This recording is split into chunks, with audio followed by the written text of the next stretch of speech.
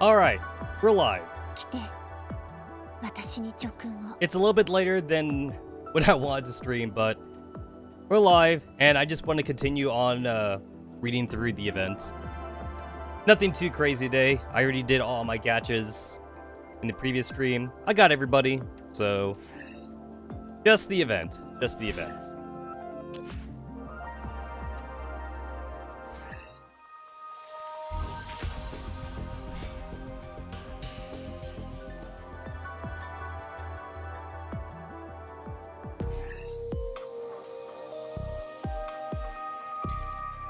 It's been a couple days, so I'm gonna have to like double check like what happened in the previous event. Let me double check. So I'm at part 10 right now, and stage 15 looks like it's gonna be another one of those story stuff because you go in here and you only have access to Persicaria, so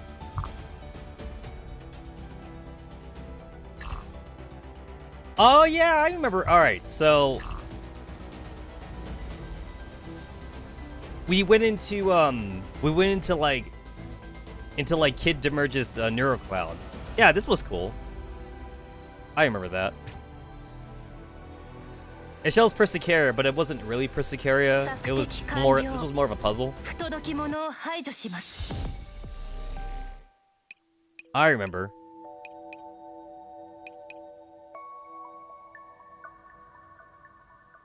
So like the whole point was that like I guess Malkira kind of like set this up because like the best way to like meet with the professor, I suppose, was to jack into the second layer of a Neurocloud. They're already in the cloud, but like I don't know, it's a little confusing. They're already in the cloud, but they still had to like physically meet up with each other. But if they jack into the same network, then they could just meet up whenever. I'm not sure how that works, but since Demerge is entropic, that means Malkira can like go inside all entropic Neuroclouds, I guess. So Demerge like hooked up like her cable to I guess the port on the professor's head, which I didn't think that we had.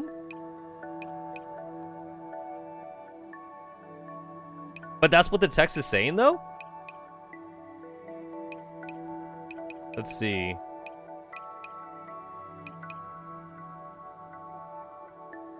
Yeah, like this part confuses me, because I didn't think we had a fucking connection port. Points to the connected cable on her before pointing to the back of the human's head. Yeah, I didn't even think we had that, but I guess we did. I mean, it makes sense for the agents, because the dolls would have ports on the back of their head too, or whatever, or somewhere in their body to charge up in the real life. We saw a couple of cutscenes like this in Girls Frontline 1, with like 45 and G11. I believe their ports was not on their head, though. It was like more like on their back, like in their spinal cord or some shit. I don't know, but here, we got a port in the back of our head, though.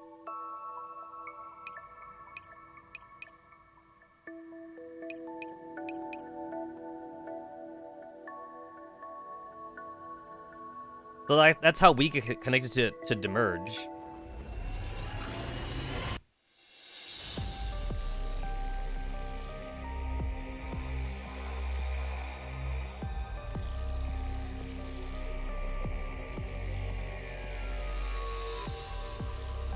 And then, like, I'm still trying to figure out, like, what this symbolizes. It's like Demerge here is like, oh, like, you're connected to, like, my Neurocloud. So, like, follow my directions, and then that way, like, it won't hurt or something. So we follow her directions through, like, her Neurocloud. I don't know, like, maybe, like, incompatibility between, like, networks or something? because like the professor is human and Demerge is an entropic, I guess. So Demerge is like telling the professor like which connection port to take. Like this could symbolize like connection lines. I have no idea. Not sure. But then like we have a whole like fucking conversation with Malkira about nothing actually. Like not a whole lot really happened. It was really just a lot of riddles by Malkira saying like, oh, you didn't like my gift? It's like some gift. You had Soul like come out here and try to kill us and shit.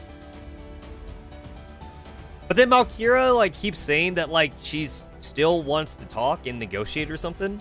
But like she didn't even tell us like what she really wanted. Because she was all like, oh, it's not time yet. It's not time for me to tell you what I want yet. So have fun guessing. But you're a smart guy. I'm sure you'll figure it out. So that's all that happened. Like, in the meantime, Soul is still fighting Persica. That's still going on. Yeah. Yeah, this is still happening.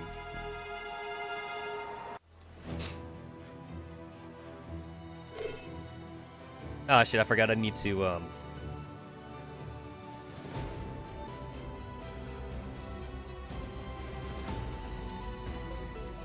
There we go. I had to, like, plug in my controller so that way I can, use that to progress through the text and stuff, since that's more natural to me.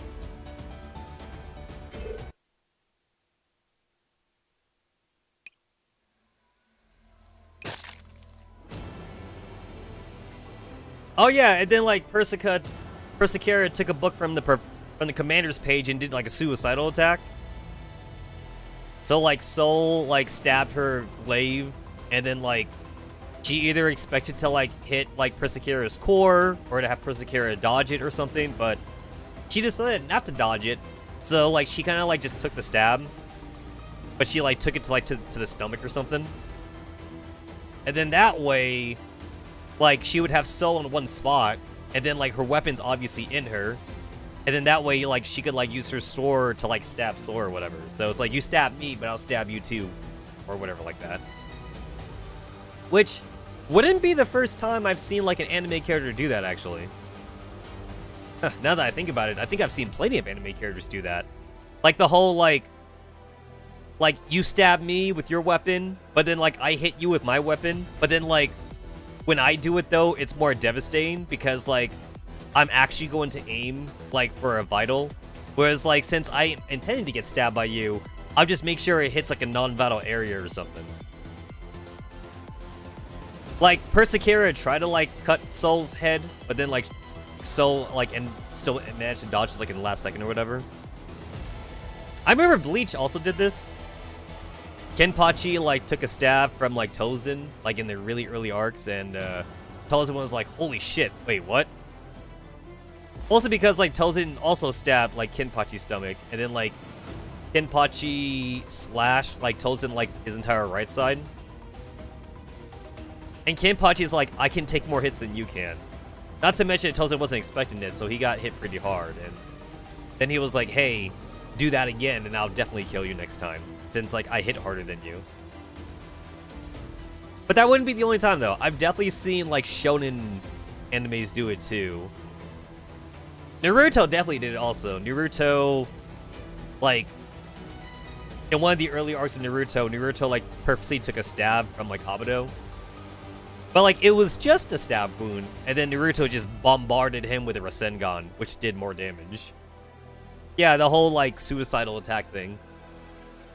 Except it's more like a calculated suicide attack, since like the person being stabbed like controls where they get hit, and they kind of like prepare like a stronger attack to like hit their opponent with.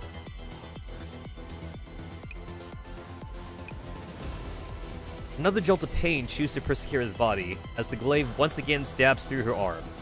Yeah, it's like her arm. Like if Persicara can like forfeit an arm to like stab Soul like in the neurocloud. In her neurocore, like that's all the better then.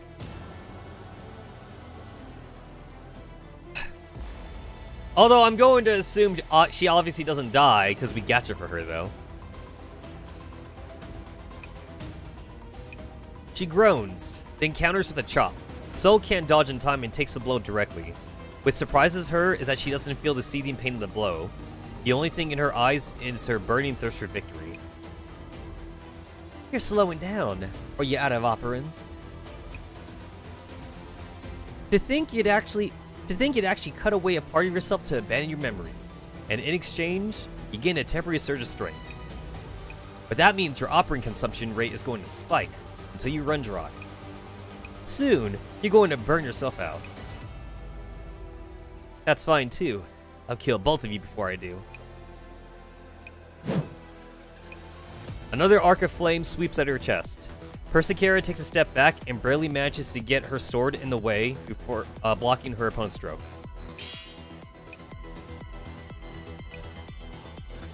The deadly edge is getting closer and closer to her chest, but her sword arm feels as heavy as a sinking ship. Why are you laughing? What are you looking at? I'm looking at the thing you threw away. Persicara ducks to the right and lets the sharp blade graze past her, leaving a shallow wound on her chest. The fabric there is shredded, exposing everything beneath and her necklace to the open air. The girl in black finds her gaze drawn to the green leaf in the bottle. It seems to be glowing with a strange radiance in the reflected firelight. It's feeling again. It's warm yet painful. Damn it! Why am I so fascinated with that damn necklace? It's like I'm possessed or something. Persicara seizes on Soul's moment of distraction and grabs the chain from the ground, then whirls and quickly tosses it at her opponent. What? The chain snares Soul's glaive. The pink-haired girl pulls it taut, then closes in at top speed, throwing herself at Soul with all her might as she reverses her sword and hammers Soul hard with the back of the blade. Soul stumbles backwards in the impact and falls to the ground in a daze. This is the stick and chain from my chest. Even though I cast them aside, they're still binding me. You shouldn't have abandoned them. The chain is now wrapped tightly around her glaive and arm. Her formerly raging flames have almost gone out. The operants oozing from her chest are like sparks from a fire, and soon dissipate into the air. The echoes of the fight are still reverberating through the air, but as the operants fade, she feels the fatigue close in on her. Persicara presses her sword to Soul's core. After seeing this, her crimson eyes gradually glow dull. You've lost. Yes, how will you deal with me? The two of them stare at each other in silence. Persicara closes her eyes. Her neurocloud is filled with sweet memories of a past that is now forever beyond reach. Man, so many flashbacks in this event. When she opens her eyes again, Persicara looks at the girl in black and speaks slowly. I'll bring the fallen sun home with my own two hands. I'll take her back with the sword that she left me. The pink-haired girl turns to Soul's chest and raises Arvok high. Your neurocloud belonged to Soul. It's time to return to its owner.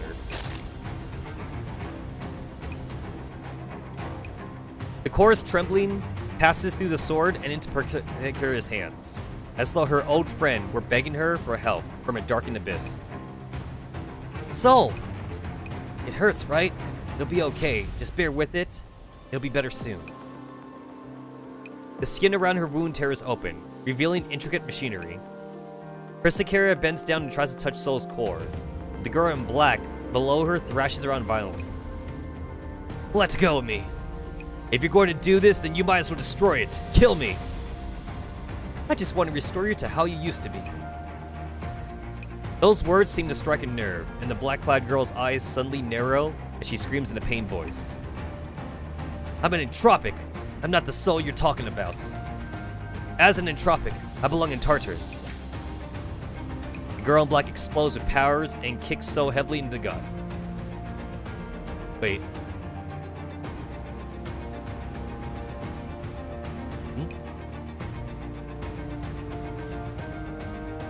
Okay, I'm pretty sure that... Okay, that's gotta be a typo.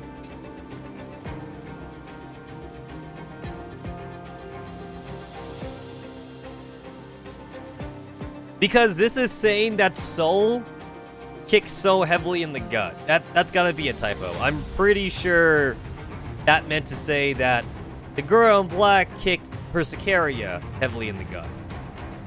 Yeah, that's a typo. That's definitely a typo. I knew what they meant. I knew what they meant. Agonizing pain spreads, but Persicaria refuses to release the chain in her hand. Nevertheless, the chain inevitably slips with her movement. The girl in black seizes this opportunity to steady her trembling body by sheer force of will, reigniting her flames from her core outwards. I won't fade away, and I won't let you pass. As the fire scorches it, her core stops trembling. The girl in black collapses, leaving a trail in the air like a meteor. There is a dull thud as her body hits the floor, and the fires weaving her gradually go out. Welting her gradually go out. The words suddenly go silent. The canary with broken wings lies still and lifeless on the ground. Why? Persicaria looks at her friend who lays fallen once again. A similar situation overlaps with her memories, and helplessness wells up in her heart like a rising tide. Why did it end up like this, Soul? All I wanted was to bring you back. We all missed you. I missed you too. Had she been wrong all this time? Whose fault was it? The sun has fallen, leaving behind those who could not bear the dark. Was it the fault of the fallen sun? She once burned herself to warm the world. Even if she could no longer shine, how could the people who had felt her warmth bear to censure her? Then, was it the fault of people who stranded in the darkness who saw it warmed? Still full of the dark, they longed to bathe in the sunlight once again. But that too was natural, and beyond reproach. So, Persicaria stares dumbly at the chain she's holding. The liquid entropy still remaining on the stake drips to the ground. The black-clad girl ripped it out of her chest despite the pain of doing so, in order to escape the bonds of her memories. Everything seemed to be telling her that she's been blinded by her selfish desires, and that she shackled her old friend once again, cutting off the new path she's found for herself. Was I the chain that was binding you, Soul? However, before Persicaria can arrive at an answer, a strange change takes place in the girl's body. Are her wounds healing? The gory wound, where her core is located, is closing up at a speed visible to the naked eye. The signal fluctuations representing her life are gradually recovering, as though their gruesome duel just now was nothing more than a blood-soaked nightmare. She died, and now she has come back to life. Persicaria once heard of a situation before. The professor told her about it. Esferus ought to have sustained a fatal wound, but instead he sits there dumbly. The operants around his wound begin to reverse their flow, as though they have a will of its own. Esferus, your wound. He hears it. He sees it. Go on, speak it out loud. Recite what you see on your system notifications for the Sanctifier beside you to hear. Listen, and you would know what is so laughable and what fills you with dread. Yes, that's right. That's the look. Don't doubt it. What you hear is exactly the same as what I just heard. I tried countless times. I heard it countless times. I prayed. I hoped you would be the exception. But as I thought, we all sinners in the same cage. There are no exceptions. Shut up! Esferus grabs my hand and keeps me from speaking. His fingers tremble as he brings up a screen. Warning, fatal error detected. Terminating procedurally generated network training exercise. Oh! Ah.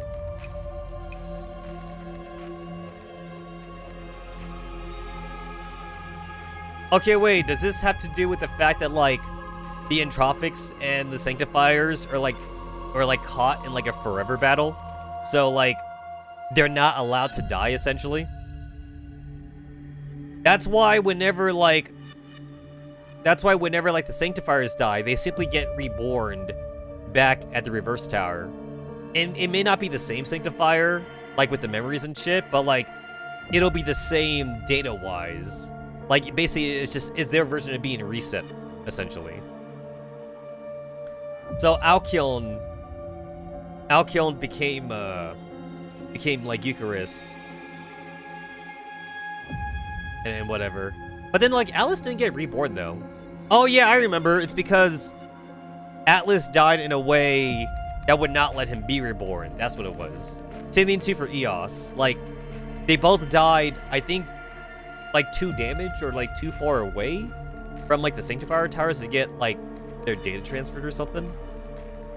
I might have to reread that story again, but Atlas and Eos died in a way that like would not let them get reborn or something.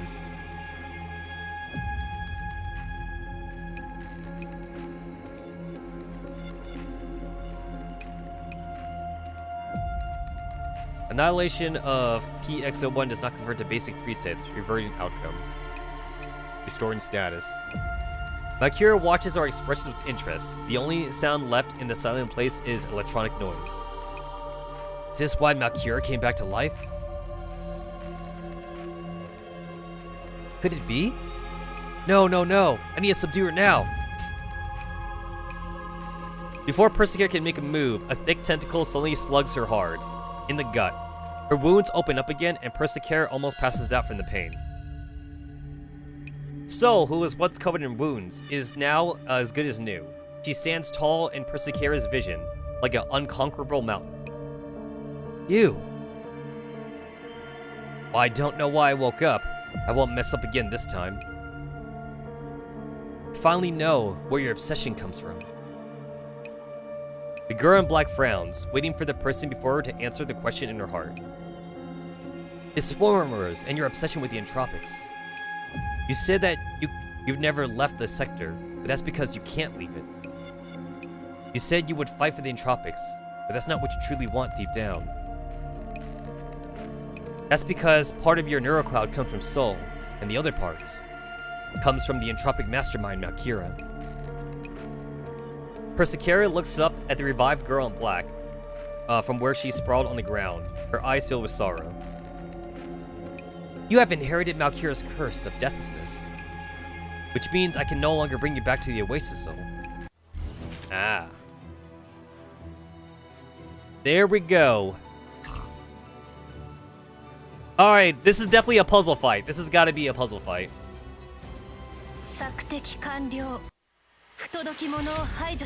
It's literally just one fucking layer. I don't even think like this even matters. This probably doesn't matter.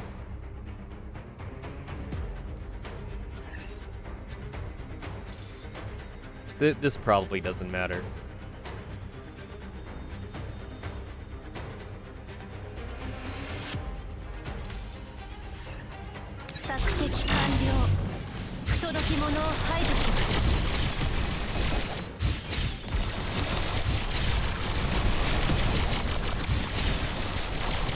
Oh, she's not dying. Oh, I get it. I get it. She's not dying.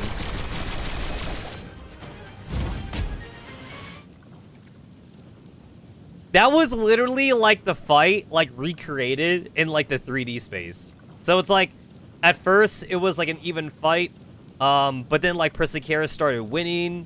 We saw Soul's HP go down to 0, and then like all of a sudden like Persecutor's HP went down to 0, but then we saw Soul's HP go up. It's literally the fight, but like not in cutscene form. I don't know what you're talking about. You're linked to the entropic progenitor, that is. You've inherited Valkyria's undying body. In turn, you would be trapped within Tartarus all your life, unable to take a step out. Yeah, because that's the same with Valkyria. Like, Valkyria cannot leave Tartarus. But however, I believe Valkyria is even worse, though. Valkyria can't leave the throne room. Like, Valkyria is, like linked to the throne room or something. So, like, the only way Valkyria can even, like, talk, like, outside the throne room is to, like, talk through somebody. Like, at least So can walk around Tartarus, but Valkyria just can't leave her chair, like, at all.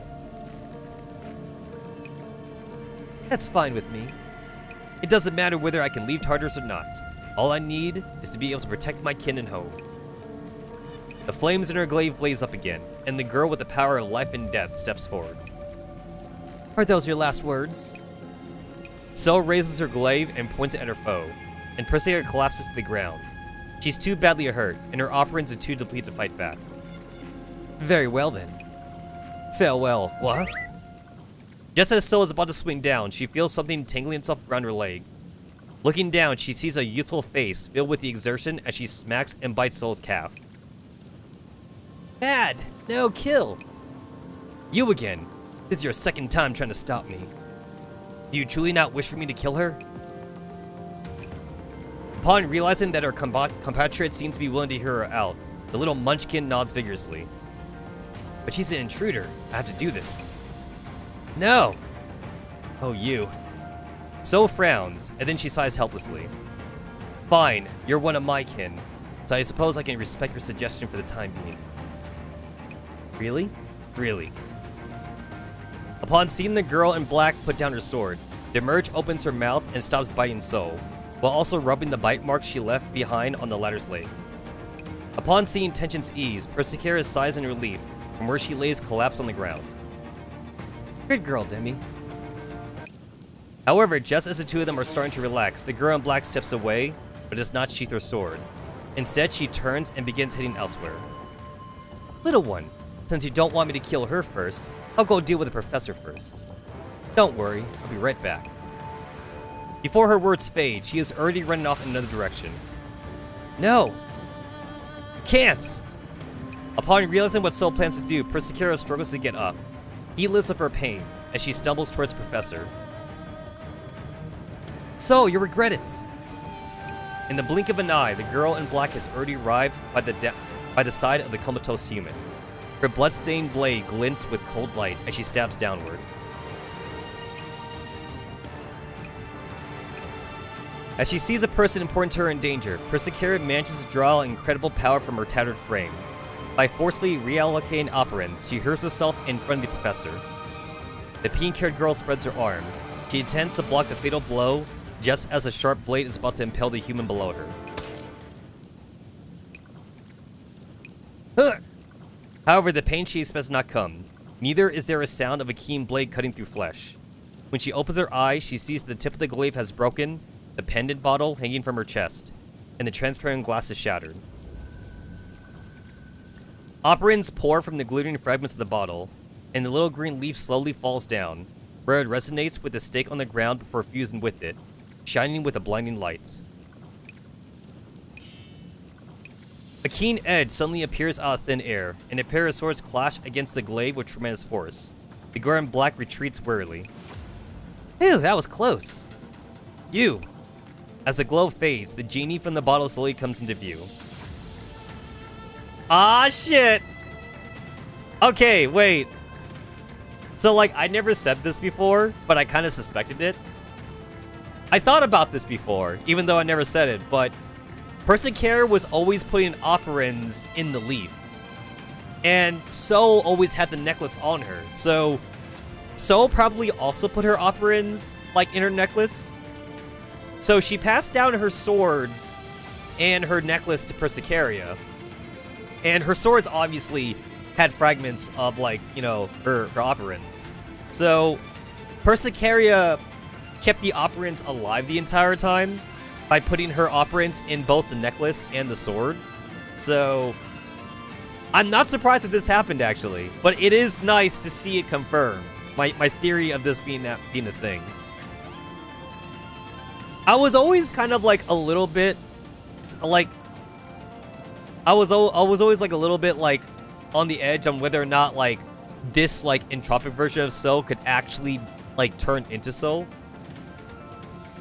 And then the gacha, the fact that she's a gachable character almost kind of like, I don't know, it kind of justified my theory a little bit. It's like, yeah, no, like she has to be like generally like a different character or something. I was right. I was right.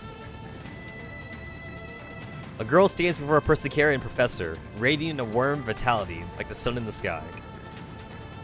Bullying the wounded is hardly a test of your skill. I'll be your opponent now. And with that, the girl flashes her trademark easygoing smile. Persecara freezes in place, and then she yells the name that's been racing through her mind for a long time now. Soul! The orange-clad girl in the light tilts her head and waves. Oh hey, I'm back! You dork. A few short words can't possibly encompass the various feelings that have built up over the months and years.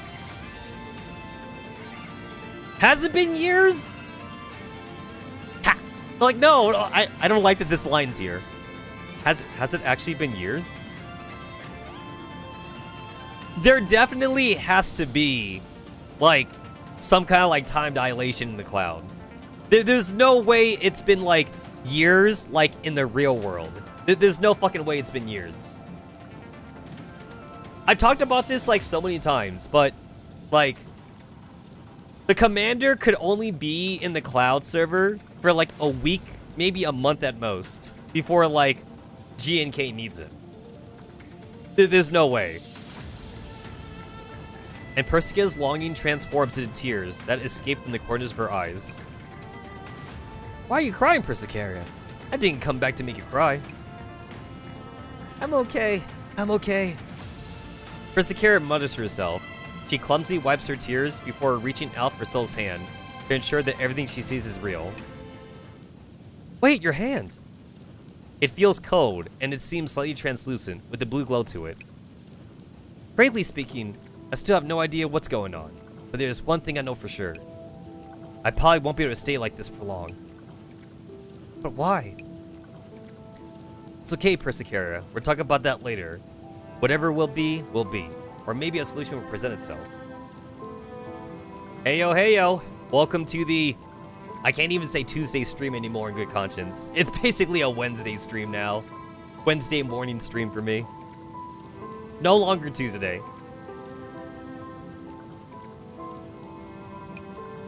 Right now, we have an enemy to fight. The girl in black stares at them incredulously, frozen in place. Can't be. Persicaria and Soul's joy at their reunion does not extend to the black-clad girl. She touches her chest and feels her core pulse.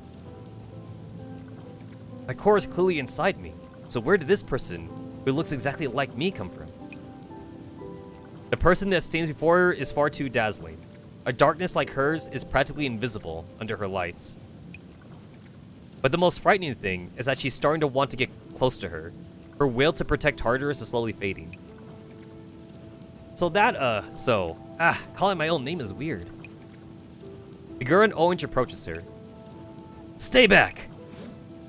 The entropic cell sweeps her glaive across in a flaming arc, separating them. Aye? I said stay back! There's a slight trembling in her voice. The girl in black knows she's afraid.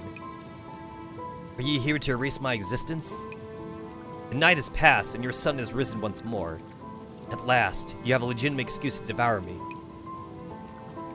Oh, are you still hung up about that? Shut up! What the hell do you know? Huh, why wouldn't I know? As she looks at how the girl before her is jumpy, as frightened as a frightened animal, Soul can't help but sigh. You see, there's a part of the stick inside my body, you know? From that portion of your neurocloud. Which means I'm a part of you. Which means I know you kept muttering to yourself about random crap. So yeah, I know you're hung up about stuff. So you were that illusion that was confusing me. Heck no, as if I could do that. Look, I know you're really confused about who you are and where you belong. But the data in your core is irreplaceable. It might contain past me, but it also contains the present you. Soul points to her chest. The stake floating where the core should be is burning brightly and shining through her translucent body. That data belongs to you. Nobody can take that away. So what are you trying to say? Huh? Do you still not get it? Man, I hardly ever spout deep and insightful lines like that. Soul smiles, collapses in an instant. Clearly, it was a great blow to her. Wow, you look serious and smart and all. But the truth is, that brain of yours is all muscle, and you get hung up on petty details. But meh. I guess that even if we sprang from the same data template, we ended up developing different personalities, thanks to our experiences and environments. And besides, we came from the same core, so I can accept you being a bit of a dork. You better learn from me, and study up in the future, young lady. In the future? You're not going to devour me? You're not going to deny my existence? Why the hell would I do that? Anyone with eyes can tell we're different people. Isn't that right, Persicaria? Wait a minute. Am I the only one who thinks that way? Forget it. In any case, both you and Persicara are thinking too much about this. You're going on and on about existence and non-existence, the sun and the moon, running away from reality and all that nonsense. But it was never actually that complicated to begin with. Since we've got a difference of opinions, let's fight it out and go with whatever the winner says. So ignores her stunned stares and stretches lazily to limber her stiff body, then takes a fighting stance. I don't have much time here, so let's finish this up quick. If I win, you get back what belongs to me. How about that? Ah, shit, and now there's two of them! Ah, there's two of them now.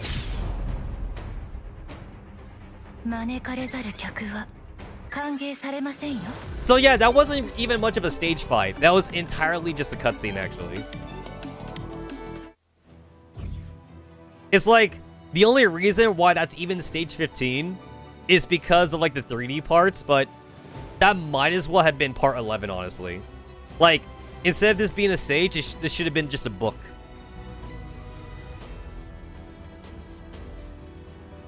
The power level here doesn't even mean anything. The power level here is like 50,000. Like, usually, like, for, like, storyline stages, like, it's not... There's, like, no power level, like, associated with them. I know that in Girls Front Line, like, they usually just keep the power level to, like, 1,000 or something to, like, signify that, like, it's not, like, a real stage or whatever. Project Neurocloud kind of does the same thing. Like, they usually make, like, the power levels for, like, the cutscene stages, like 1,000 or 2,000. But they haven't been doing that in this event for some reason. Because, like, even, like, the Demerge stage, like, had a power level, even though it didn't make much sense. The power level for the Demerge stage was 47,000. But, like, this is definitely, like, not a real stage, though. Kind of weird, honestly. It's like, I can't even tell anymore, like, what counts as a real stage and what doesn't count as a real stage. Because, like, for some reason, they have power levels. I also can't tell based on, like, the rewards either, because, like, the rewards are also the same, like, between, like, the cutscene stages and the real stages, so I can't even tell from that. So, like, my one clue about, like, what was a cutscene stage has been taken away from me. So it's like, I guess I could tell, though, like, if there's, like, there's only, like, one unit available, then I guess I could tell it's a cutscene stage.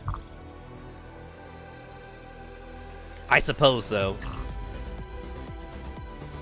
That, and I guess if it's one layer. If it's one layer, and if the game only allows me to have, like, one character, yeah, then, like, it's definitely a cutscene stage. It's not a real stage. Nice to meet you, other soul.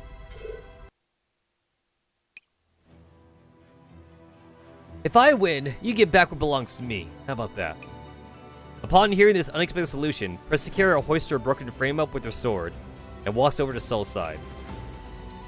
I'll do it with you. Heck no, this is a battle with our pride on the line. It'd be unfair to gang up on her 2-on-1. That said, you've been beaten up so badly, it's hard to say you count as a full fighter. Just count me in as 0.3 parts of a fighter. No, we are not going to fight her 1.3-on-1. Just sit down and heal up. Leave this to me. Don't be stupid. You're no match for her. We haven't met in so long, and I have a lot of things I want to say to you. I don't want to. As Persicara says, the deplorable state of her neurocloud means that it can no longer support her body. Just as she's about to keel over, Soul reaches out and grabs her. Relax, Persicara. Just witness our duel. As for all that stuff you're looking forward to, well, there'll be a chance for that. A chance? You mean this battle? Oh, not just now, but also. The Gurren Orange stows Persicara away safely, then takes a deep breath and grips her weapon tightly. In the future. Soul's words are resonant and powerful. The moment she finishes, she charges her enemy like lightning. Come on! Look at that, they have the same, like, battle cry, too. With her foe just a hair's breadth away, the orange-clad Soul leaps into the air and gathers all her operants before channeling it in a downwards chop. The entropicized girl blocks out Soul's all-out attack while deflecting her sword to the side. Now burn! Wisps of violent flames stream out from her glaive, blossoming into trending waves of heat that roar as they engulf Soul. Soul, get back! Soul springs back and just barely manages to avoid being consumed by the flames. She knows all your moves, so be careful. Oh, seeing someone use my techniques is kind of scary. See, I get it now. Soul raises her sword again. She shows no signs of retreating. Don't worry, I caused her confusion, so I'll help clear it up for her. A swing of a sword bursts an arc of flame. She rides the wind towards her opponent. Now watch closely. This is how you use that move. Swift Flame Slash! Two figures clash in an instant, their swords pressing against each other in an unyielding struggle. Not bad. That's kind of like me. Quit dreaming. How could I? Have you realized it? Damn it. Why did you show up again? A familiar shadow has appeared behind her at some point, whispering its deception in low tones. So, you have realized it. No matter how much you try to deny it, you and her are very similar. You are nothing more than a shadow cast by the sunlight. Everyone else treats you as a substitute for the sun. Soul, don't make me laugh. Even your name was stolen from her. What exactly about you is your own? No, that's not right. The girl in black channels her anger into strength, then throws it all into her blade. However, her impulsive strike is easily sidestepped by Soul, who grabs her opponent's elbow while kneeing her in the gut. Oof. Despite having her attack countered, Soul refuses to accept her defeat and darts forward. Alright, This is confusing. They should put like a Soul question mark right here. So that way, like, I know it's like the Entropic Soul and not the regular Soul. Can't beat me like this. Soul dodges Entropic Soul's clumsy maneuver once again. There we go. Like, that's what I need. I need that. There's a thunk as Entropic Soul's glaive thrusts straight forward, is unable to check its motion, and ends up plunging into a wall. Soul seizes the opportunity and punches her opponent in the chest. The black-clad girl is knocked off balance and stumbles back. Ugh! Her entropized body falls heavily to the ground. Soul looks at her opponent, who is clearly troubled by something, and frowns as she asks the question on her mind. Hey, why didn't you duck? You should have zigged like this. Whoosh. Then you could have drawn your sword and done the blazing blade of Leo. You can't beat me if you keep getting in your own way. I don't want to use your moves. Huh? The girl in black keeps her head down. Her voice is quiet. If I lose focus for a moment, all the decisions and moves I make end up being exactly the same as yours. Wow, my moveset that awful? I thought it was pretty good. Ah, I get it. Are you scared that I'll get mad if you copy me? Don't worry about it. I'm the generous type. But then you'll devour me. Say what? My core is yours. My memories are yours. That friend over there is yours. And now, even my moves are yours. Between the you of the past and the me of the present, which one is the real one, and which one is the lie? Who am I? Do I deserve to exist? I can't even be sure of my own existence. What can I use to fight you? Look, I told you that you're overthinking this. Soul pulls the glaive out the wall and hands it to Entropized Girl. Don't get distracted when you fight. Does it even matter where you learn your skills from if they end up being part of you? Why do you have to be so particular about drawing the line? I'm taking you seriously as an opponent here, so you need to get serious and beat me too. Show some spirit. You're part of me? The girl in black pauses for a moment as she looks at the glaive that's been handed to her. Yep, all that crap about cores and memories and whatever, sure, they're all mine. But guess what? They're unequally yours too. What's yours is yours. Nobody can shake it. Nobody can take it away. Just calm yourself down and accept the facts. That way you won't tie yourself up in knots. Even if that's true, then who should I be? Should I be the soul they're talking about, or an entropic? You dork, why are you letting other people decide who you are? Everything you have, everything you think, even that stupid way you love to keep obsessing over dumb little details, is you. Listen up, and stop worrying about that crap, okay? You are you. I'm me? Entropic Cell mutters to herself, feeling an invisible knot in her heart slowly start to unravel. Suddenly, she has an answer to the doubt, confusion, and uneasiness that has been coiling around her heart all this time. As it turns out, she was never being bound by anything or consumed by any shadows. As she looks down on the two-colored neural spaces, she realizes that even those chains and shadows are a part of her. They should always have been part of her. I think I get it now. The girl in black takes her glaive from Soul. As she looks at its sharp blade, the fog of chaos lifts from her mind, like a star shining brightly in the darkness of the night. When she truly accepts it and comes to terms with it, she finds that all her frustrations of the past were nothing more than a trial along the way to a wider future. Alright, I accept what you said. But how can you even call me a dork? Aren't you the dork? Who even tries to help their enemy with their issues on the battlefield anyway? I mean, you did wait for me to finish talking to Persecutor before fighting, right? How was just shocked back then? Also, you ambushed me while you were talking too. That's just cheap. Okay, fine, you have a point there. Still, I really am going all out now. Take care that you don't get beaten down. You do realize that you're still inside a halo, and it's weakening you, right? You should take care of yourself first. Plus, you're facing a legendary warrior here. Try to last more than a minute in front of my blade. The two of them exchange looks and then simultaneously burst into merry laughter. Haha! Entropic Soul touches the hollowed portion on her chest. Ever since she pulled the stake out, she's been feeling empty, inside in a way that nothing could fill. But now the void has been filled up, and she's found her direction again. Therefore... Once from the top, so... Hell yeah! Show me a good time, other soul. I like that it was playing like the Burbank sector music, because like, the last time it kind of played that was when Soul was fighting Nasita for the first time. I like that.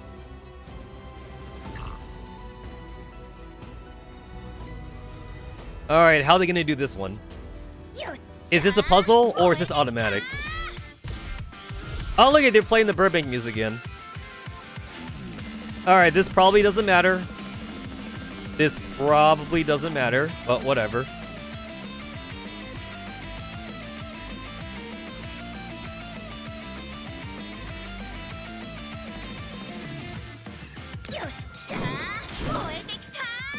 It's my turn now. Blazing Blade of Leo. Nice one, but I've got to answer that with all my might. Brilliant Scathe of Branches. Oh, wait, is it playing at regular speed? Oh. It's... Even though I had the game on ×2 speed, it's actually playing on normal speed. It's ignoring the ×2 speed I have set up.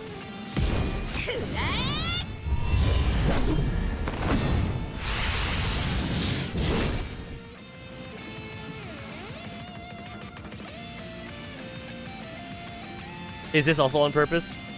I don't know if this is on purpose. Am I supposed to click on something? Oh, no, the game is glitched out. All right. The game is glitched out.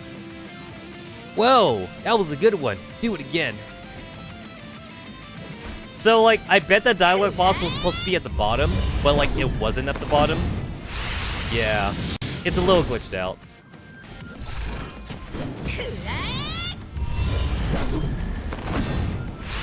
I can still read it, but that kind of sucked.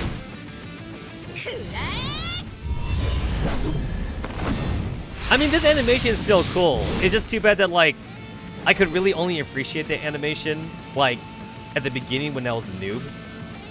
Ugh, I'm running out. Am I running out of operants? Okay, there we go. The dialogue boxes are fixed. Come on, is that all you have? Huh, I won't go down so easily. Hash rate warrior problems. If we had like Hana Alma inscripted back then, like maybe Soul wouldn't have been so bad. But yeah, Soul was just terrible. Actually, Soul's technically losing right now, but like, for some reason, like the game is just like giving her like fast bars, so I assume this because it's a cutscene. Because normally Soul wouldn't like have the meter for this. Like this is making Soul look really good right now, but like it's not. Like real Soul did not like operate like this.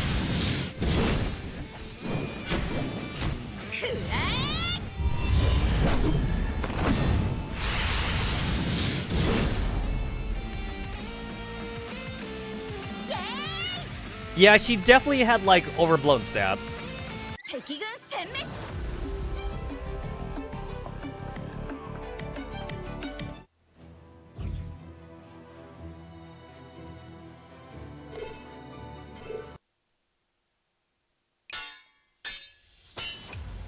The intense battle is nearing an end, and the panting duo meet each other's gaze and smile. His Hellflame Slasher new move looks pretty cool. Not as cool as mine, though. Big talk from someone who got smacked down.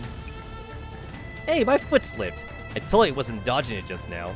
Like, come on. I've been asleep for a long time without fighting. Cut me some slack, will you?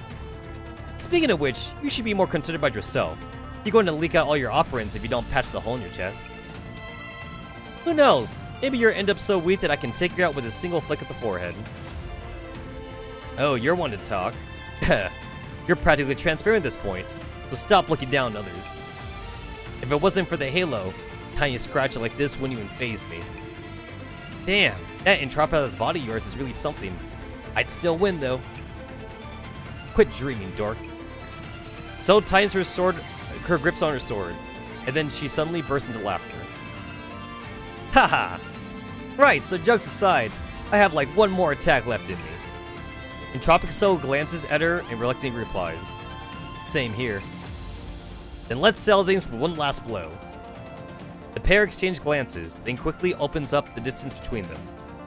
Then with an unspoken synchrony, they pivot, leap where they're standing, and draw their blades. Swift Flame Slash! Hell Flame Slash! The two blades collide in midair. Operants take concrete forms as flames, with rage into each other. On the sidelines, Persecare protects the human in her arms, and the young Entropic behind her, sheltering them from the wave of heat that's washing over them. As the blaze dies down, so does the storm of raging operants. The battling pair are standing still and watching each other. The keenness is gone from their gazes, replaced by stubbornness and fatigue. The sound of a weapon falling to the ground breaks its tense standoff. The girl in black wobbles, and then she slowly collapses. I've lost. Ha! If you held out a bit longer, I would have been the one who went down. As Soul said, she is a very tenuous state. She was barely managing to sustain her physical body with a limited supply of operants, and the massive expenditure in the battle just now has rendered her body translucent. Even so, she uses her sword as a crutch and limps over to the Entropic Soul. You're really strong. Thank you for letting me enjoy that fight. Same here. I haven't had this much fun in a while. Well, to the victor goes the spoil. I'll give you your core back. Entropic Soul's hand trembles as she touches her core, but then a pair of hands grabs them and stops her. Who says I want your core? Rather, I should be giving you back the stake from your chest. Soul! Persecare grabs Soul's arm. The look in her eyes says she doesn't get it at all. Are you saying that you can still survive without her core? Well, I don't know actually. The truth is, I don't even know how I end up here in this state. What on earth is going on? All I remember is when the bottle broke.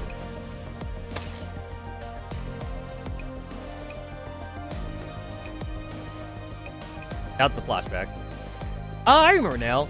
In the past, I thought that it would be a pain to manually infuse operants into the battle containing that leaf, so I left a neurofragment in the bottle. That way, the leaf would be nourished by fragments as long as I was still alive. However, I didn't think that would happen after I died. It should have withered away immediately once the fragment operants were used up. In which word does someone put a piece of their neurocloud into a plant they're caring for, you mega dork? Still, thanks to you being a dork, and me constantly infusing the bottle with operants, the fragment managed to survive. We could call this good luck. Heh, it's definitely not just because of luck. It's all because I've been studying them. Still, I do seem to recall you regularly pouring operants to the bottle, as well as all the stuff you were muttering to it. Stuff like how a ton of new dolls came to the Oasis while I was gone, that there was a woman there named called Sangoma, who kept pestering the professor, and how she had the most enormous pair of breath. That's enough so! Persicaria's face turns red. So what else do you remember? Apart from your voice, I also heard the other soul's voice. Soul looks at the girl in black. You were talking to yourself, going, "Shut up, don't consume me," and whatnot. That's all in the past. So you're saying there was a resonance with a neurofragment in the bottle because her body contained a core that was originally yours. The stake and its chains contain your neurocloud data, and when it made contact with the neurofragment in the bottle, it somehow managed to piece together a largely intact neurocloud. And then the steady streams of operants leaking from the Evolve's core fragment constituting a power supply for the composite cloud, which led you to manifest in this form. I don't get the whole neurocloud data and power supply thing, but the important thing is I'm here. Don't worry about the reason for it. However, this composite neurocloud can't process operants on its own. You're only here because your operant supply hasn't been depleted yet. At this rate, you're going to disappear. Persicaria looks at the black-clad girl who's fallen to the ground, and she suddenly realizes that there's a way to keep her friend from disappearing. She takes Soul by the shoulders and describes her suggestion in a serious tone of voice. So, if we take your core back, your neurocloud would be restored to its complete state, and you wouldn't run the risk of running dry on operants. So... Persicaria, I can't do that. Soul's words extinguished the hope that had only just started blooming in Persicaria's heart. Why? No matter how great Antonina is, she can't make a frame without a bodywork. Don't you want to go back? You said something about how we could still do stuff in the future. Of course I want to go back. But Persicaria, that core isn't mine anymore. Those words stun Persicaria, and the hand she has placed on Soul's shoulders go stiff. I died, you know. The fact that I'm here is all a miracle. There shouldn't be anything on the cloud that belongs to me. Right now, that is her core. She is herself and not a substitute for me, or anyone, for that matter. So, during her previous fight with Persicaria, the girl in black struggled and yelled with all her might. I'm an entropic, not the soul you're talking about. And as an entropic, I belong in Tartarus. Persicaria, do you remember what I told you before? It was before Seamo's first field expedition after being reset. You asked me what I would do if I were reset and couldn't remember you guys. Of course I do. How could I forget? You said that if you forgot everyone, I should yell your name, and you'd remember me upon seeing my face. No, that's not the point. So karate chop Persicaria in the forehead. The important part is the conversation after that. But what have you forgotten us for so long that you don't remember my face? Damn, Persicaria, you really do like thinking about this stuff, don't you? Let me see. If that happens, then the Pulse Reset me will have lots of new experiences and new memories. So wouldn't that make us completely different people? Which means what happens in the future shouldn't be up to me to decide. Rather, she should make that decision. Persicaria, she deserves a life of her own. Soul is right. The girl in black before us is a brand new entity in her own right. I have no right to take her life in order to fulfill my selfish desire to chase someone who's already gone. I see. Now she has no more reason to stop Soul. Persicaria lets go and lets her decide what to do next. Thank you, Persicaria. Soul looks back in the face that resembles hers, though filled with doubt and confusion, and now appeals so full of life. Soul closes her eyes and reaches into her translucent body, fighting back her discomfort as she pulls out the burning stake within. Ugh. Her body becomes even more and more transparent. The more she pulls the stake from it, by the time it's completely out of her, Soul is so fragile that she looks like she might disappear at any moment. Good thing I don't feel pain. So yeah, this is yours. Take good care of it, okay?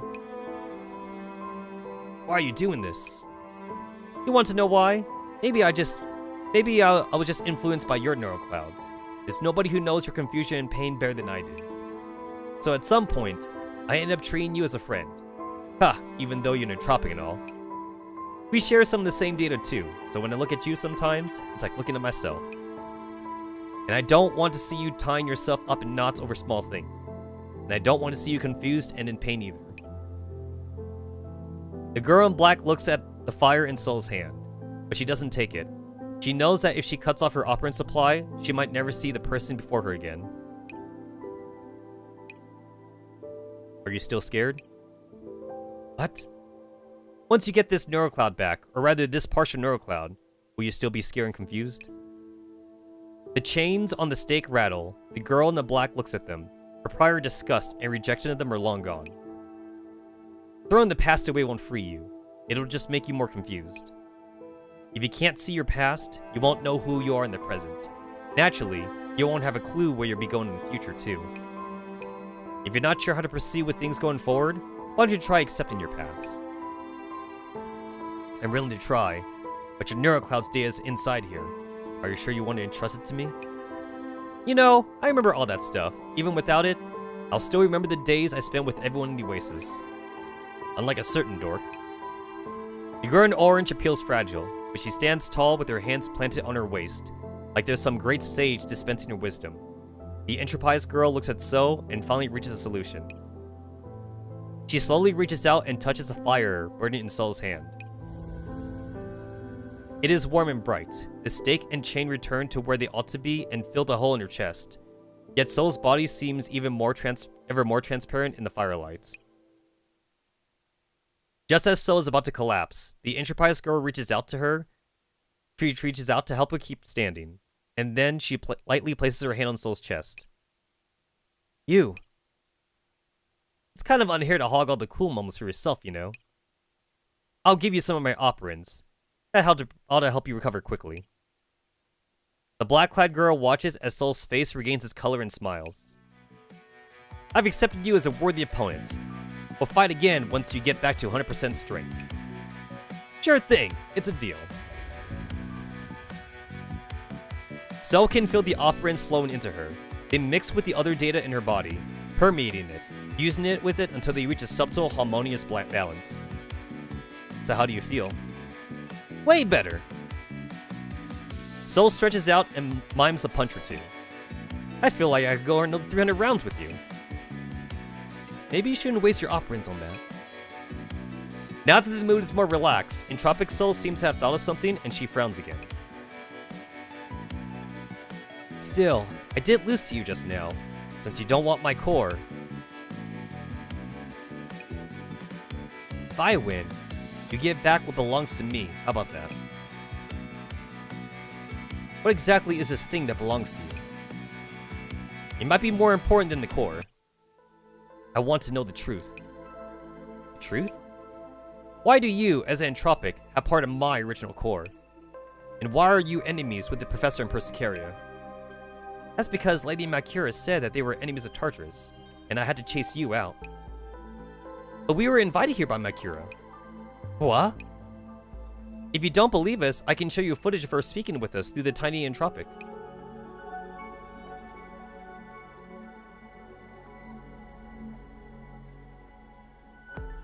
That tone of voice, it's definitely Lady Makura.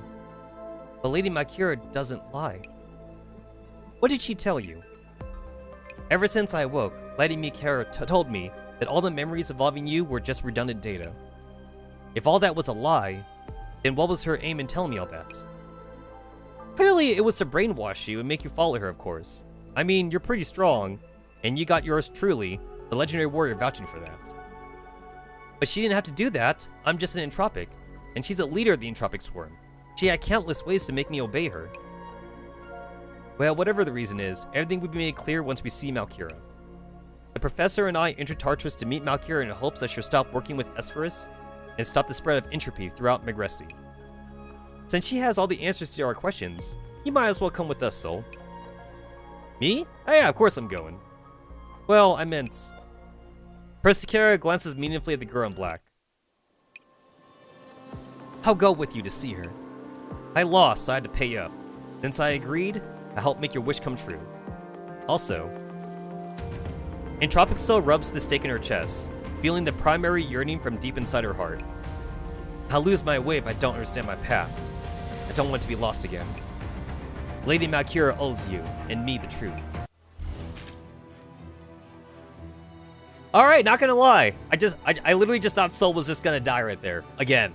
But I guess I didn't see Entropic Soul, like, giving her operants. Didn't see that coming.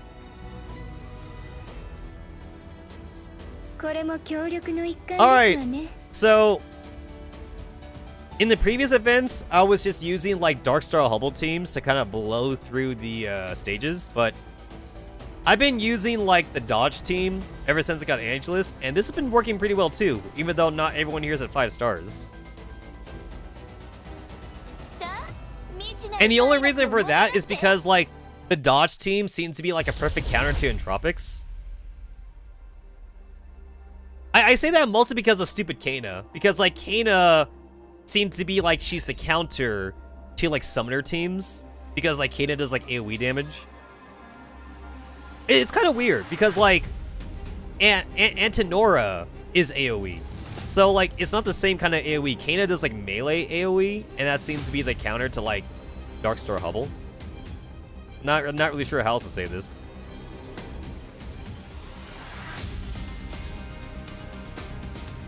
Ally attack and hash rate are increased by percent. Upgrade rate, next 50%. Let's go with this.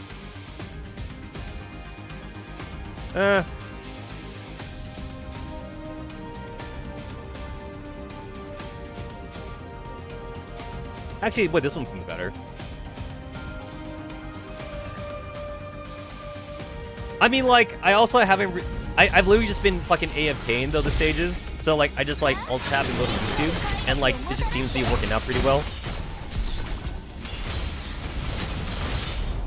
Probably the only weak part of this team is probably Florence actually, because like I think this team actually doesn't actually even need a healer, but like Florence is just there as insurance, and even with like all 3 challenges, like on auto mode, this seems to like be getting by so far, but I'm also, like, not at the final stage either, so, like, I'm also not sure.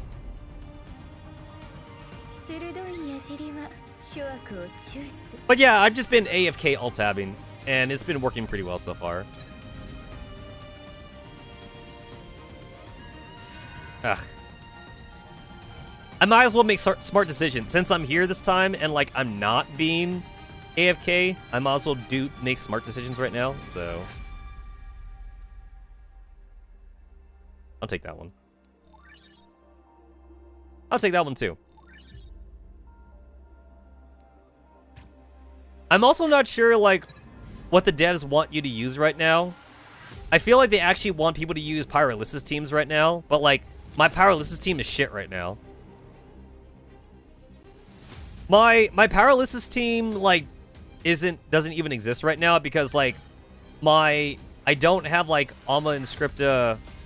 like Persicaria up. I don't have Ringhorn, and the only one that I have at full Omnoscript is like Kroku. And Kroku is like not even like a major player for a Pyrolysis team. She's a guard that works with it, but she's not a major player for it though. Like she's not like an enabler for it.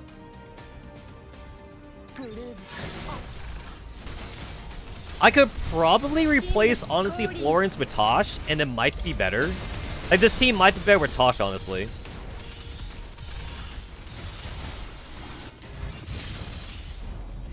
Oh, that didn't even matter. that fucking didn't even matter.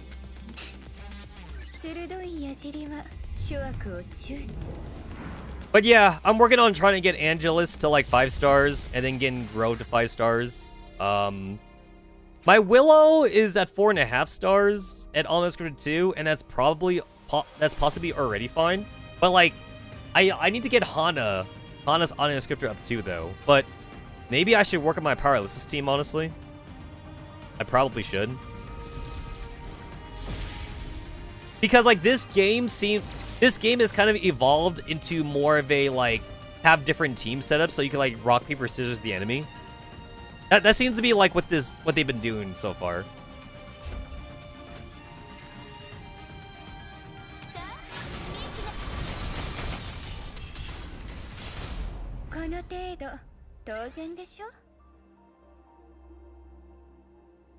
The only reason why I know that Kana's even like the final boss for some of these stages is because like when I came back from AFKing, like after using like a Darkstar Hubble team, my Darkstar Hubble team died. And then like when I went back on the stage, I saw that it was Kana. And Kana always seems to beat my Darkstar Hubble teams.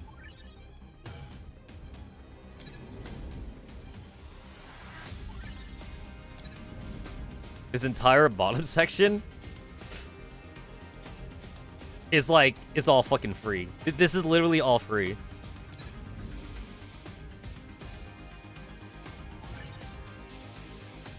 Yeah, this shit is so free.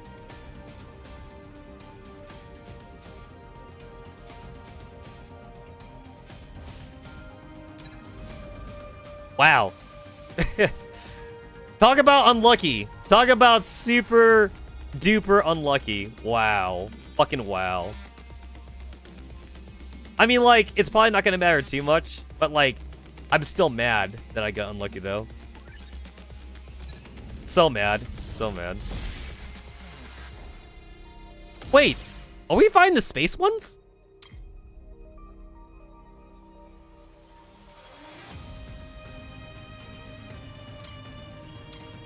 Wait, this is not even like the regular entropics. I'm finding the fucking space ones. Why am I finding the space ones here? Now that's just weird.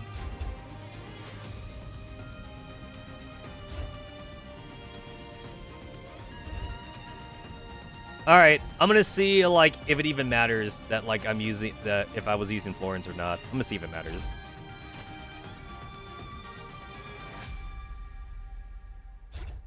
Right here probably.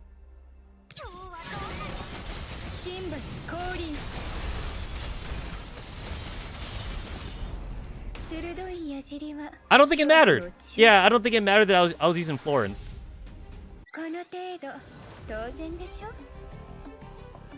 Also, no Kana. Kana wasn't there actually. I could have used Darkstar Hubble.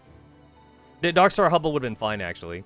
So the only reason why I was using the dodge team was because like I think it was like the third stage that had Kana, and then Kana on challenge mode just like destroyed me. I do think Kana might be a counter to Darkstar Hubble, since she always seems to like just blow her up. Yeah, what stage was it? I think it was this one. I think it was this one. This one was but that one was Kana. So maybe I could just use Darkstar Hubble for like the regular stages. It's gotta be like these extra stages that is like giving me like actual boss fights. Also, wait, what the fuck is this? Oh. Oh, okay, wait. It's one of those things. Okay, it's got the skull on it. So this is not like a tower defense thing. It's one of those like combat stages without the function lines. That's what that is. Basically, it's just one layer, but like it's gonna be like 15 fights, like back to back or something. Oh, look at that! People are still using Darkstar Hubble. Yeah, so Darkstar Hubble is still good. I see people are also using like Pyrolysis teams though. Oh, look at that! Another Darkstar Hubble. Yeah, so Darkstar Hubble is still doing it, honestly. Darkstar Hubble teams still work.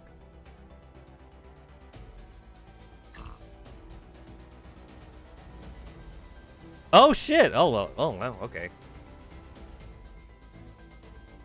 The game is forcing me to use Inferno Cell and Regular Cell, and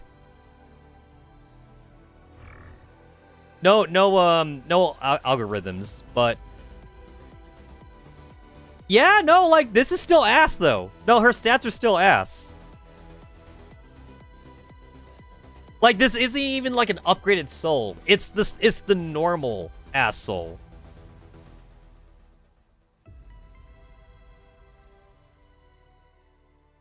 Alright, if I can upgrade Soul just even like a little bit. Soul has an 80% chance of parry, and then like when from range attacks, and then she reduces damage taken by 40%. I would increase that to 0 damage, honestly. Because Soul's kind of squishy, honestly. So I would keep the 80%. Maybe I would keep the 80%, but like I'll just make it that when she does parry range attacks, like she just takes no damage at all. All right, we gotta fix Swift Flame Slash. So instead of like 150%, either make that like 300%, or like they need to like buff her hash rate to be a lot higher, because her hash rate is ass right now.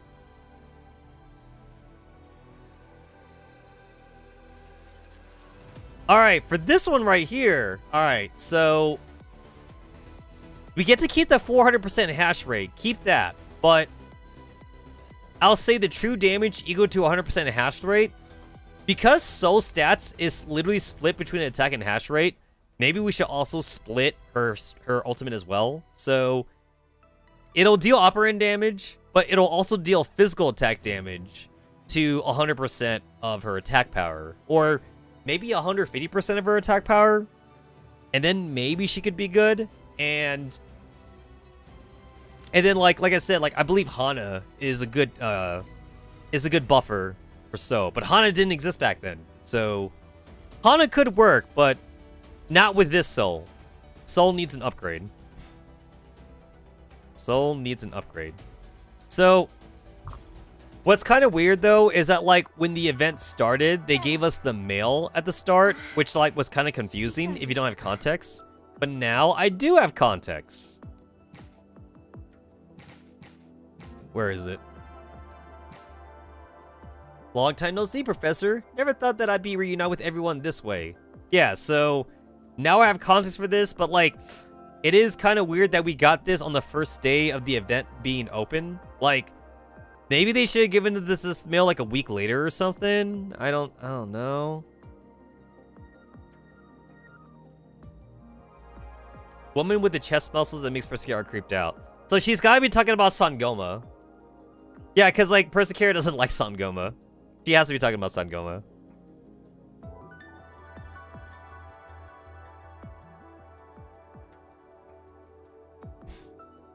I know she's not talking about Maghilda because like she already met Maghilda beforehand. So she's definitely not talking about Maghilda. Oh yeah, I forgot. Can I almond script Lyn? I totally forgot about that. Where's she at? Right. Oh shit. I'm at 95 out of 28 fragments. Alright, yeah, I could do this. Shit, what did that do for me? Innate damage decreases target stats resist by 50 for 10 seconds.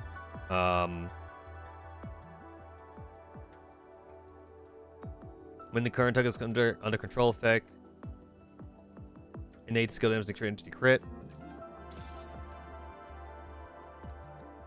So she pairs up really well with Antonina, actually.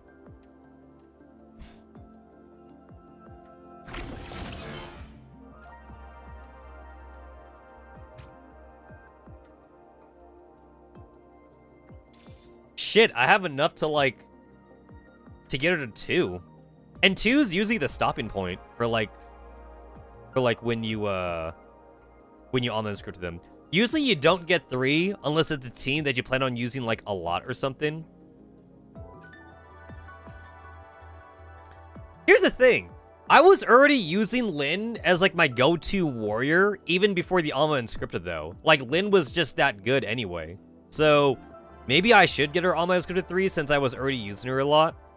But then like I have such a limited amount of like Alma like Inscripted cores. I kind of want to save it for like Ana and possibly Zhangyu. But Zhangyu's not meta though. Unfortunately. Deals 4 instances. Okay, wait. For each enemy hit, told multipliers increase by 150. Final hit deals great damage resistance to all enemies afflicted. Alright, so yeah, that just makes her her CC better. Got it.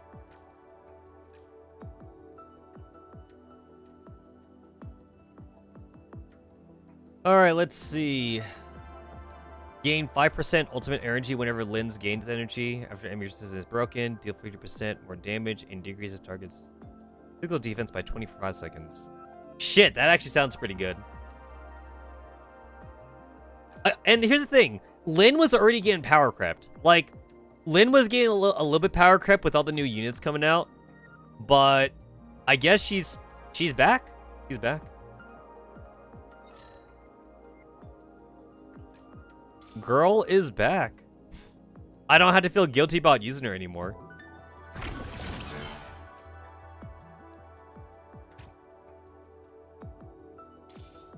Another thing is that, like, also, like, I was kind of like, okay, so, like, I already, like, spent, like, the fragments and shit to, like, get her to 5 stars in the first place since she's a limited character. So, like, I kind of felt like I was sort of justified to keep on using her even after she was being power crept, just because, like, look, I even, like, fucking, like, yeah, I fucking, like, reformatted, like, her algorithms and shit. So I kind of felt like I just had to use her because of that, even though she's getting power crept. Where's all my warriors at? Like, who do I even have built up as my warriors? Oh god, like, I don't even know why. I built up Cascadia to 5 stars because, like, I thought she was gonna be meta, but she wasn't, and I'm kind of mad at myself. I spent a lot of farming to get her to 5 stars. I'm not sure where I was going with this. Like, I just did. I'm mad at myself. I should have read up more guides, but, like, I was like, oh yeah, like, she seemed pretty good. So, like, I just got her to 5 stars for, like, no apparent reason. The time that I spent getting Cascadia to 5 stars, that could have been spent giving, like, any of the other girls who had Alma and Scriptus, like, to 5 stars, but I didn't for some reason. And also, like, I never... This is also dumb of me too, but, like, for some reason, the time I spent into Cascadia, I also could have used that time to get Hana to 5 stars, because we all knew Hana's Alma Scriptor was coming, and yet for some reason, I didn't, and I don't know why. So here she is at 3 stars, at Intimacy 15. I can't even Alma Scriptor her right now. I gotta get her to fucking 4 stars first. So, I can't use her. But we all knew it was coming, though. So why did I get Cascadia to 5 stars? I don't know. I don't know why I did that to myself. And then, like, any extra time I spent on, like, trying to farm Hana right now, that could have been going to Ringhan, since Ringhan's pretty good for, like, Pyrolysis teams. So yeah, I fucked myself. I really fucked myself. I'm mad. I'm mad at myself for that.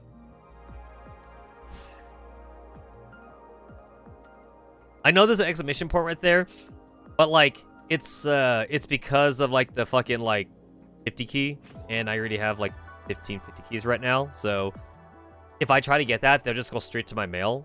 So I want to make sure that I use up, like, my limited keys, as well as, like, my challenge keys first.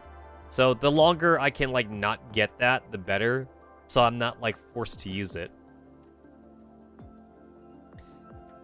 I wish I could, like, just say that I could farm whenever, but, like, it's kind of pointless to.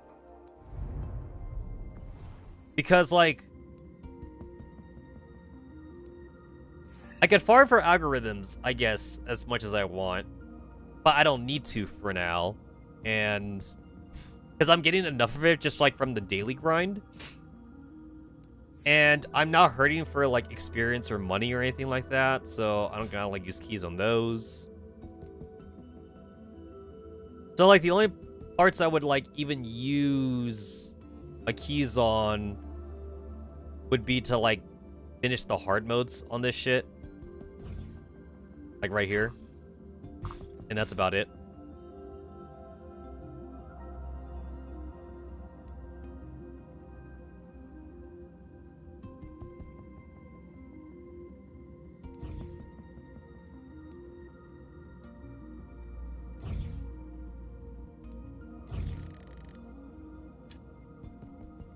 Yep, I finished that one too.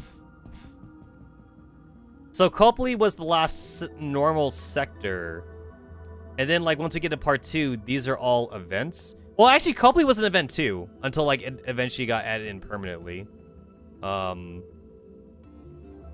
chained those when they started to, like, mess with the formula. So, like, yeah, like, it's not the same as all the other ones.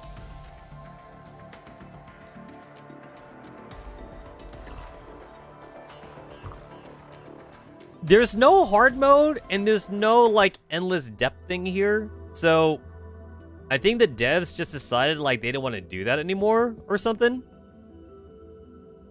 I guess?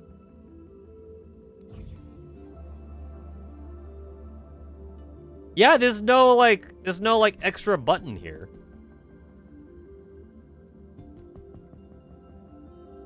Yeah, there's no hard mode. There's no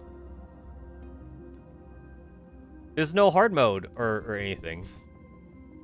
It's just like, it's just the event.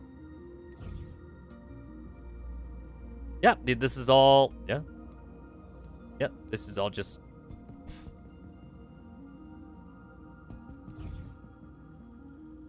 This one has hard mode for some reason. I don't know why they skipped doing hard mode for all the other ones, but like this one has it for some reason.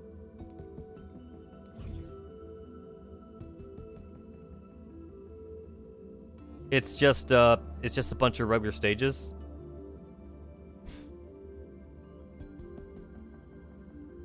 And then we have 12. No hard mode. No hard mode here. And... okay, wait, this actually... there was no combat stages here, actually. There's no combat stages here. This is just story. Yeah, just story. Which, honestly, like, I'm kind of fine with this, because, like, it's not like we needed more combat in the Juitin sector, like, after, like, the whole of, like, the other thing. Yeah, like, this wasn't really...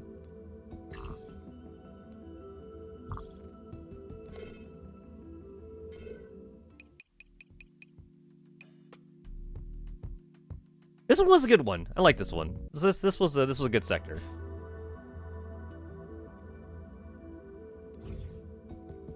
No hard mode here? Yeah, no hard mode.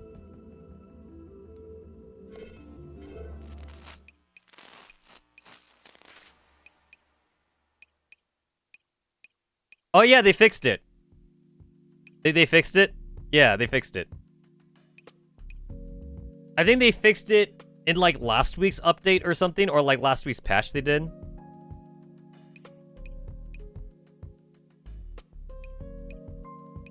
Holy shit, look at it. Oh my god, it's actually, like, normal sentences. Oh my god, it actually says DeLacy.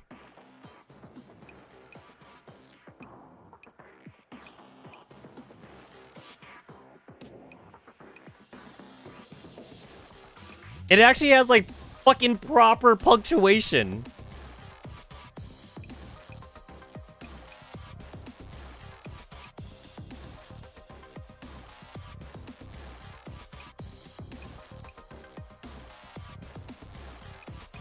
Okay, wait, how did she introduce Sangoma this time? Because I remember how she introduced Sangoma last time.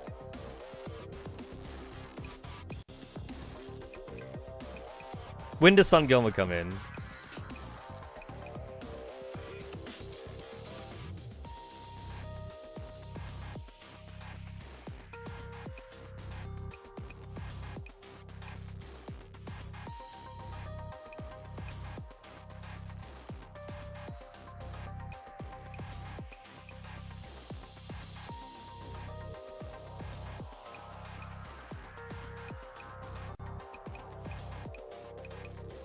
Oh, yeah, Sangoma is just normal.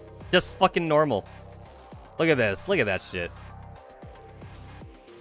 Now people can stop bitching. Now everyone can stop bitching. It's just regular. It's just regular now.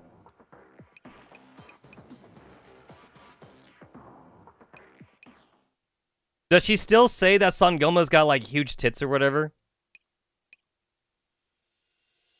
Oh yeah, it's like this is the part where she's all like, oh my god, she got like big boobs or whatever like that.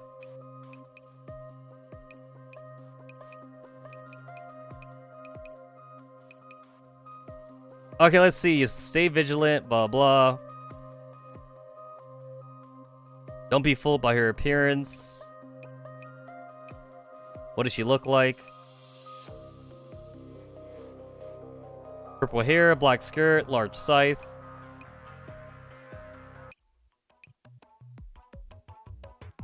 Okay, wait. What did it say before? I'd had to look at my own streams to look at the text before. I think in the butchered one, it was like her chest is big. They used the word her chest is big, but this time they're saying breast now. Oh, she didn't say teenagers. I definitely remember. She did not say teenagers last time. I think the butcher translation was like something about like just like she just like brings in men or something. I think that's what it was.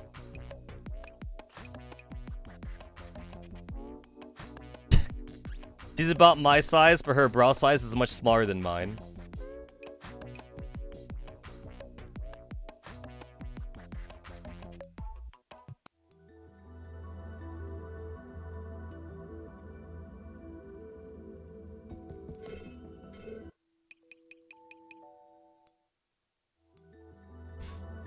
Oh, did they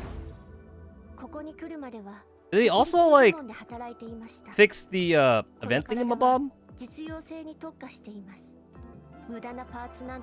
Would that be under major events? No, it is not major events. Wait, is it? No, wait, is it?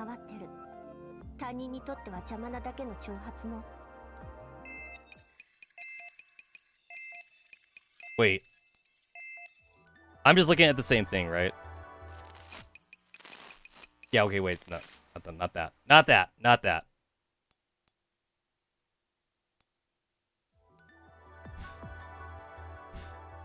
Seasonal events? No?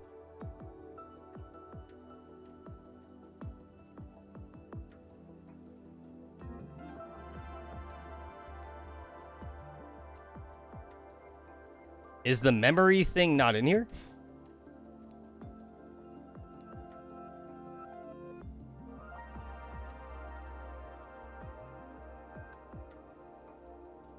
The memory thing was kind of important to, like, Sangoma's thing.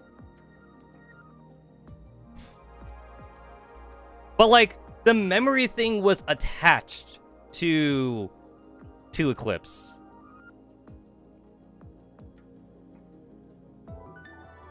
Is it, like, under, like, a different section or something? No, it doesn't look like it. Oh, here it is. I had to scroll down. I had to scroll down for that. There it is. Yep. Because the music doesn't change. That was like my one gripe. That was my one gripe about this, that the music doesn't change.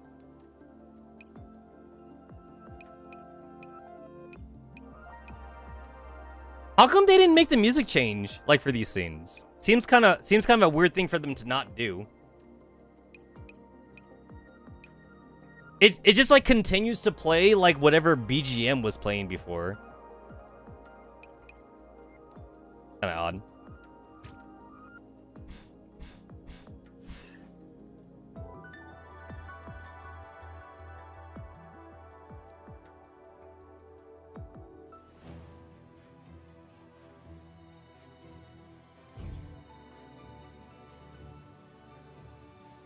Alright. Fucking easy-ass challenge missions. Whatever.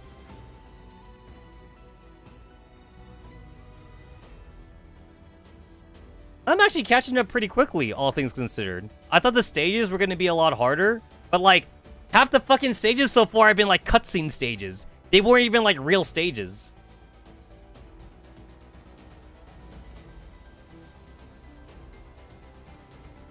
Actually, like, these stages don't even need to be here, because, like, it's literally, like, just a fucking repeat of, like, what we just read. But, like, here, let's do the same thing again, except, like, in chibi form or whatever. Like, it didn't even have to be there. Alright, let's go meet Malkira. Alright, Malkira, why did you lie to Entropic Soul even though you invited us to Tartarus? What's your game? Sticky slime drops from my torso. I open my eyes, straining to take in the light around me, but no matter how I try, the world before me is nothing but pure darkness.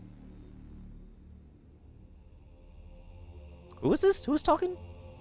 An invisible yet powerful force surrounds me, as though I was bound by countless stout ropes, tightly binding my limbs. My mightiest shouts are reduced to nothing but weak whimperings that ripple away from me, before they vanish into the endless chasm of despair. Enough time has passed that the very idea of duration has lost its meaning. My mind slowly fades away from the infinite silence, and there's only one thing that stands out to me. I'll never escape this dark cage that's hidden from the sun. Wait, we're still like in the fucking narration for like Entropic Cell? I thought we were done with this. Oh no, this is us. This is us. Professor. Proof, wake up. Should we do mouth to mouth? Man, how fucking real is the cloud? So it's like, we need to breathe? We need to fucking breathe? I mean, like, back in the Copley sector, they did make it seem like the professor was gonna drown in the ocean or something.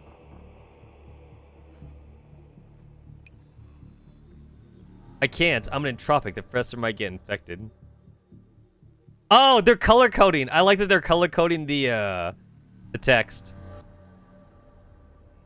Okay, like it's pink. So like that's Persicaria. It's orange. So that's regular soul. And like that's like purple. It's a very light purple, but that's light purple. So like that's entropic soul.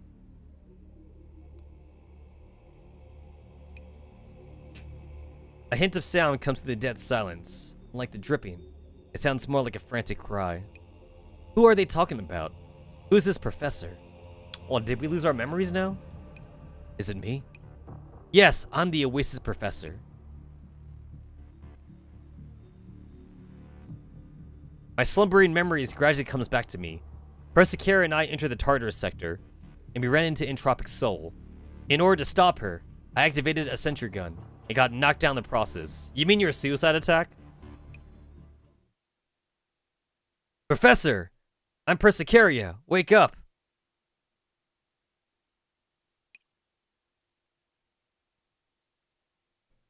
A warm light shines through the darkness, illuminating a tired face in the abyss. Persicaria? I reach out to try and grasp the sole source of light in the night. The moment my fingertips touch it, the light intensifies, expanding rapidly like a breaking dawn. One familiar face after another appears before me. Professor! Now that's weird. I'm seeing double. I'm seeing a regular soul, and I'm seeing an entropic soul, like in my vision. Are you awake at last? I thought we'd had to drag you to meet Malkira. You're not surprised to see me? Well, that's a proof for you. Always calm no matter what kind of fresh hell rears its ugly head. Definitely someone who's seen things you wouldn't believe. So, continuing that, like, we're supposed to be the commander, like, after Continuum Turbulence, that she's kind of right about that, honestly. Persicaria. Soul. Still fresh from the darkness, I reflexively call her name in a daze. And the black-garbed girl standing off to the side nods to me by way of answer. Ah, shit! I'm seeing double! At first, I thought Soul had shaken off her entropization through some miracle. However, circumstances suggest otherwise. Then this Soul. The girl in orange waves her hand to me to test my reaction, and note that her fingers are translucent. Wow, you're so slow. Did that cannon blast give you a concussion or something? Well, if she can say that, she must be the original Soul. So you're still entropized. Does that mean you're a projection of which you've been resurrected by some other scientific method? Soul put her neurofragment into her necklace bottle before she died. After coming to Tartarus, the fragment resonated with the parts of the entropic soul's neurocloud contained within her stake, and they combined into a new core. Also, with Entropic Soul infusing her with operins, she ought to be able to hang around for a while. Hey, what do you mean hanging around? Did you forget how I saved your asses right after I came back? I see. Looks like many factors came together to create a miracle. In any case, I'm glad to see you again. Welcome back, Soul. I'm glad to be back, Proof. Soul gives me a big hug. Her familiar strength fills me with warmth. Still, you've only just woken up. Perhaps a quick checkup's in order? I'm fine. I was just knocked out by the blast from the sentry gun and fell asleep. Aw, man. You missed my finest hour while you were out cold, Proof. Did I now? What a shame.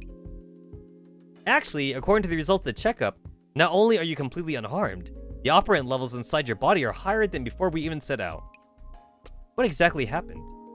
Oh, is that because we were attached to Demerge's neurocloud? We got operants from Demerge, I guess? Well, thanks to Malkira, that nap of mine wasn't exactly fruitless. So you're saying? Yes, after I passed out, Demerge led me to an unfamiliar neurocloud space, where I met Malkira.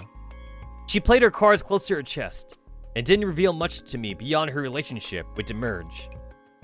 Before she left, however, she used some technique to trap my neurocloud in darkness.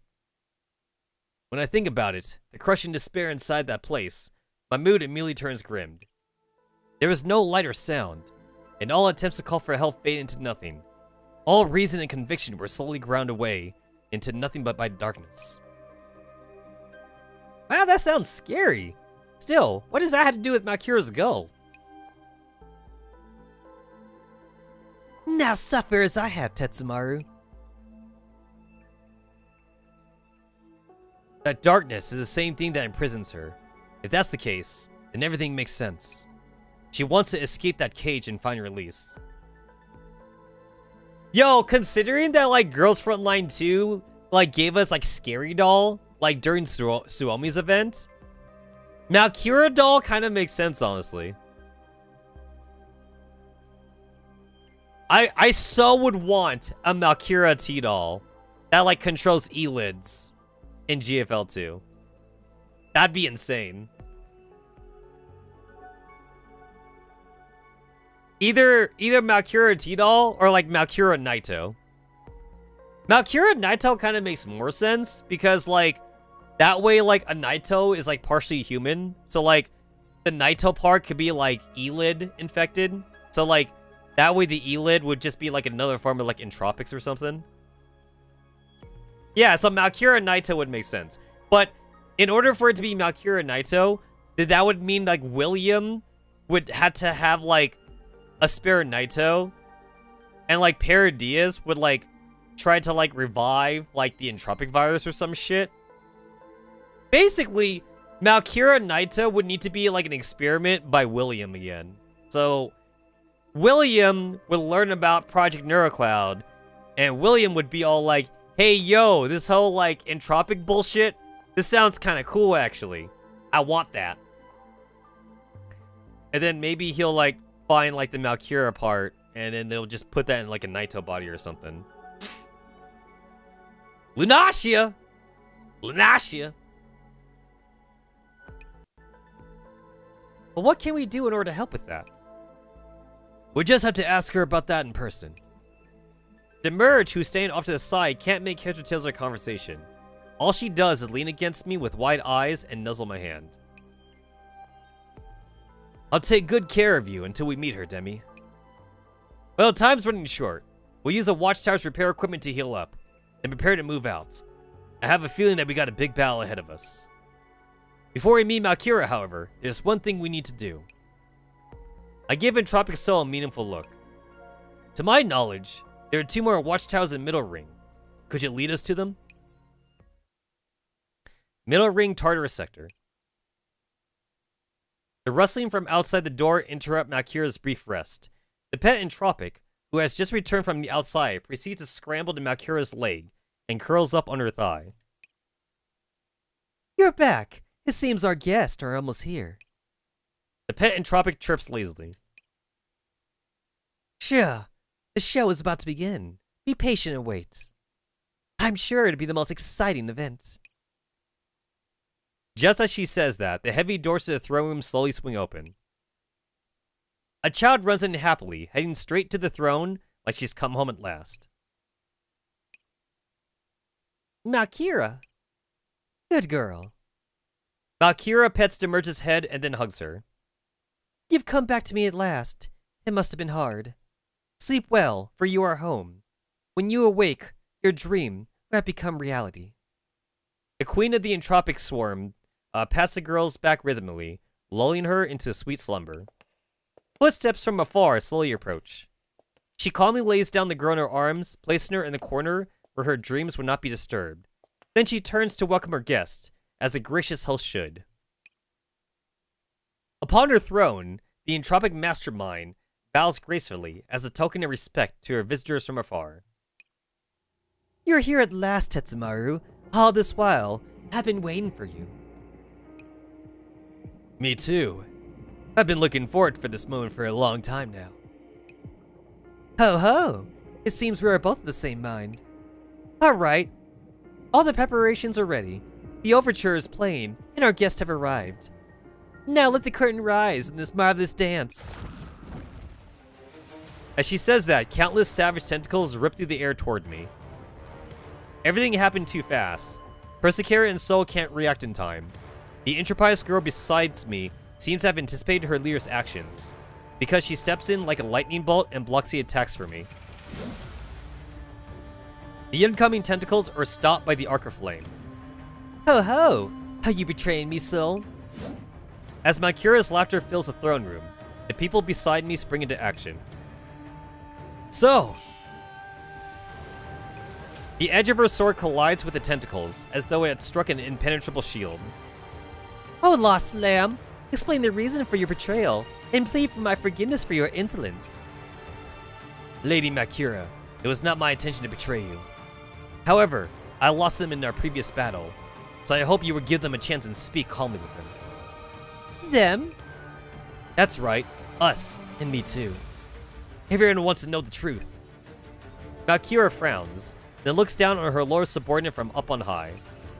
Ho ho, the truth! I have no idea what you're talking about. The data in my neurocloud was not redundant, but actual memories. Why did you lie to me and say they were all fake?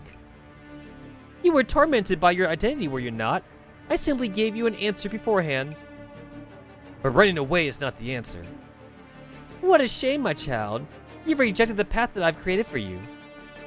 I'll be blazing a new path on my own. Then show me your resolve. Malkira's menacing, contrarian voice fills the air. Suddenly, her gaze turns sharp, and she lashes out with several tentacles that are hard as steel. The tentacles hit the black-clad girl right in the gut.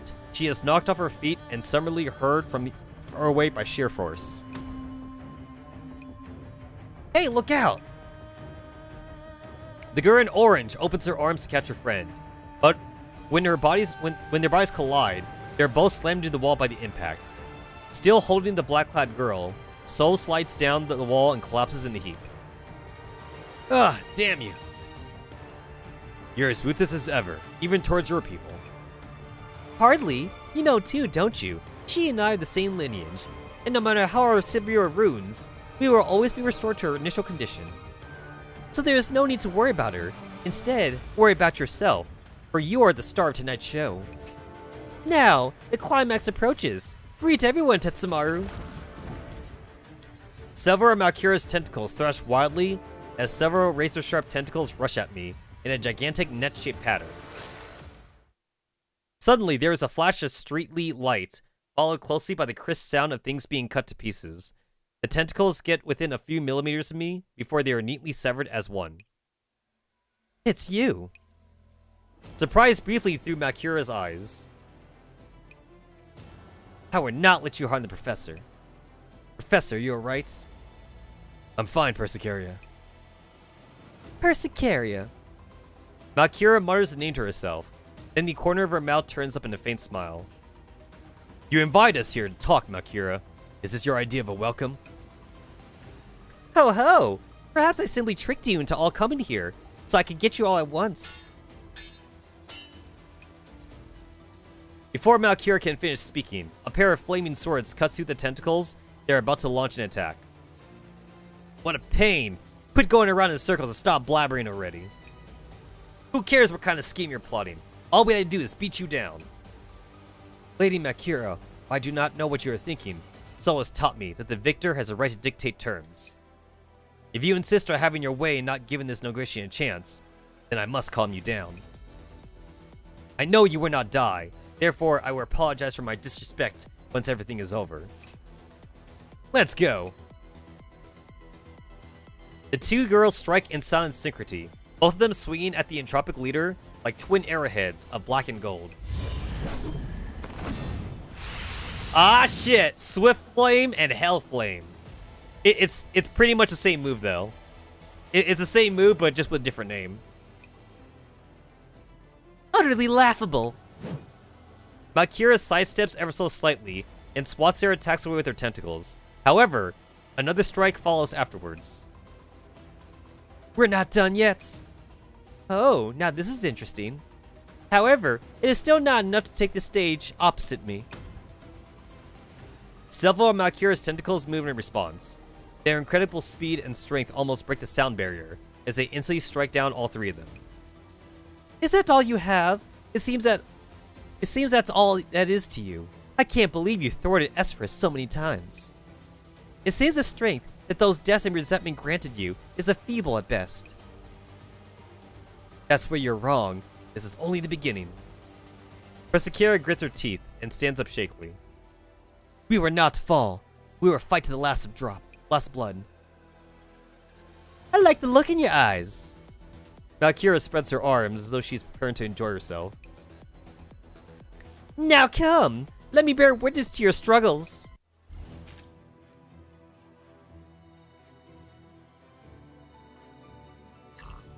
Alright, is this a cutscene battle? I don't even get a chance to pick like backstage characters, so I feel like this is just gonna be a cutscene battle.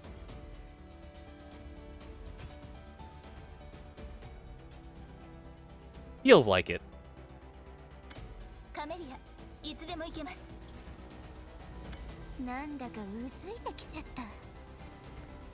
It kind of feels like medics aren't even a thing anymore because like a lot of the top meta teams now aren't even using medics. It's just like if you're strong enough, then like, you know, you just kill the enemy before they kill you basically. Or you're using a character that kind of has like a small heal and the small healing is good enough basically. Like you don't really even need like a dedicated healer.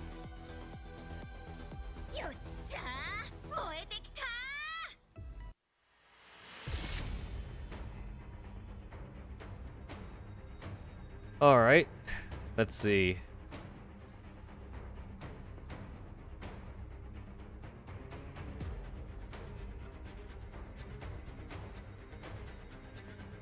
Well, I don't have any snipers on my team.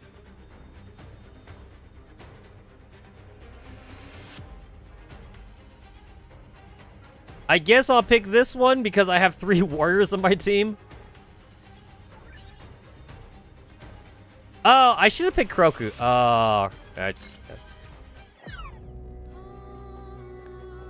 For some reason, I didn't realize that, like, the game is kind of forcing me to pick, like, a Pyrolysis team. So I guess that's what I'm going to do. I didn't think about that. Alright, Pyrolysis team it is. So, Kroku. And, we don't really actually have a Pyrolysis medic, actually. Because I don't think Belladonna counts. Yeah, she's not Pyrolysis. Kimi is for dodge teams. DeLacy is technically not a healer. She's more of a buffer. Jin is for AoE healing. Emotep is for offensive healing. Just Tosh? Do I even need a healer? I probably don't even need a healer. So I guess Tosh then. I have Ringhan, but my Ringhan's like not even built though. So like I can't even use her, honestly. She's only at 3.5 stars, so I can't even, like, Alma inscript to her.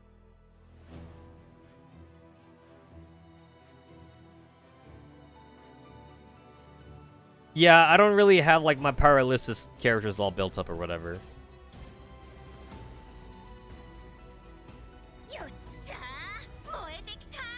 But the game is graciously giving me, like, a 5-star Persecura to work with, though.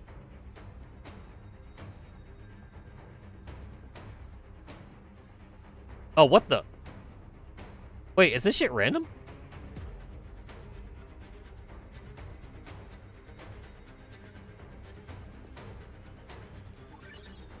Is this... Wait, is this shit random?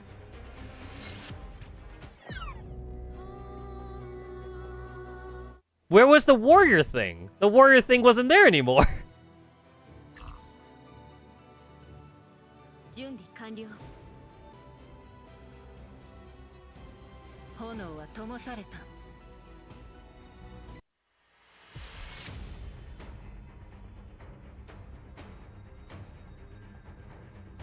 Huh.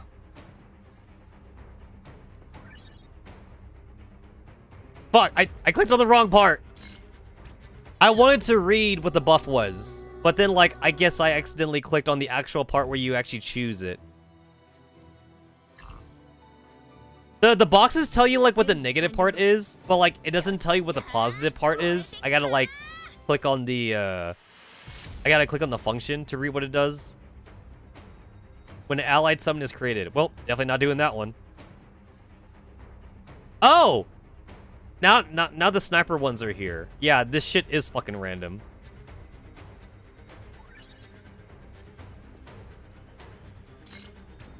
I have like 3 fucking warriors on the team. Give me like the fucking warrior function.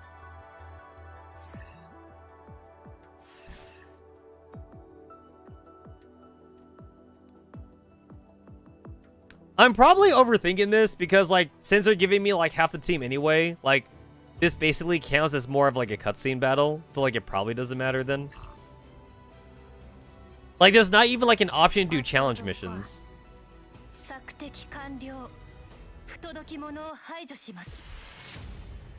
Oh, good. There's the warrior one. I'll take it.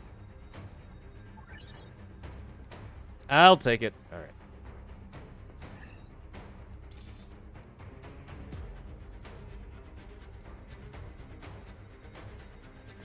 Rapid raid. That's nice for warriors. All right, so it's just one layer. It's just one fucking layer. So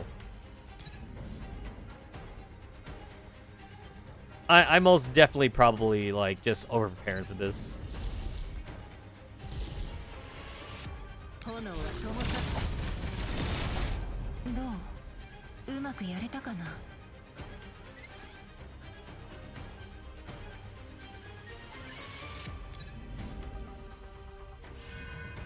Yeah, they seem to die instantly.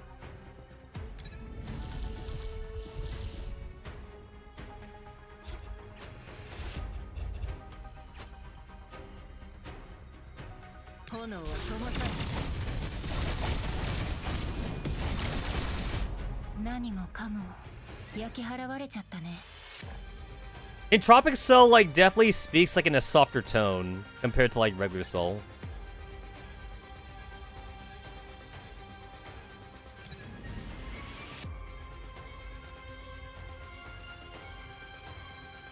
What? You fish a lottery machine out of a pool of liquid entropy. It seems someone has already put coins in it. This is the I-Hill Antinora lottery machine, which is totally not a scam. If you don't like the prizes, you can spend cash coins to refresh the list of prizes. No red-haired swordfish allowed. It still, like, boggles my mind that Kana's supposed to be a swordfish. Perhaps you could give it a try. Will you take the already pulled prize or spin again? Obtain a random blue quality function. Obtain the Overlord Protocol special marksman. I don't like these prizes. Snipers can trigger...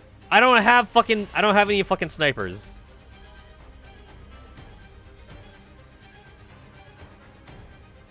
Oh.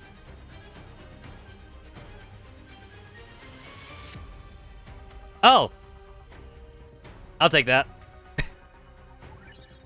Awesome. Yeah! Alright, that's awesome. That's awesome. That was a good one. And that only costed me like 30 cash coins. That's pretty good. That's pretty good.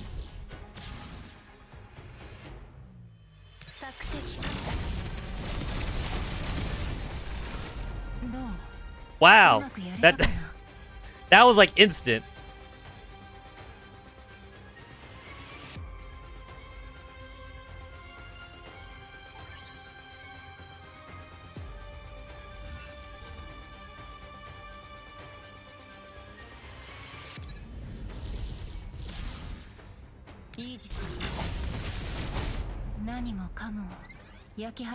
Thank you, Antonora.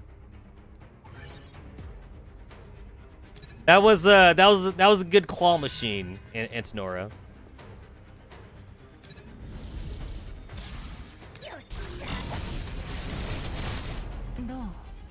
This is making Soul look really good, even though we all know that Soul is trash. So, it's not that Soul is good, it's that her teammates are good.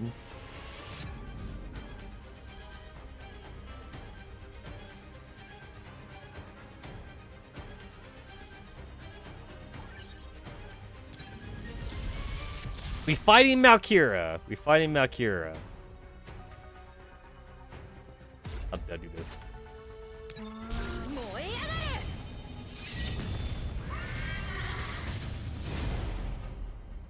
Malkira never stood a chance. Yep. This was definitely...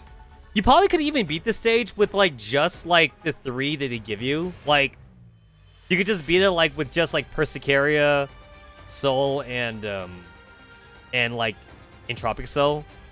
Like, I probably, like, did not even need Kroku or, like, whatever. I definitely overthought this. The buffs did not matter, honestly.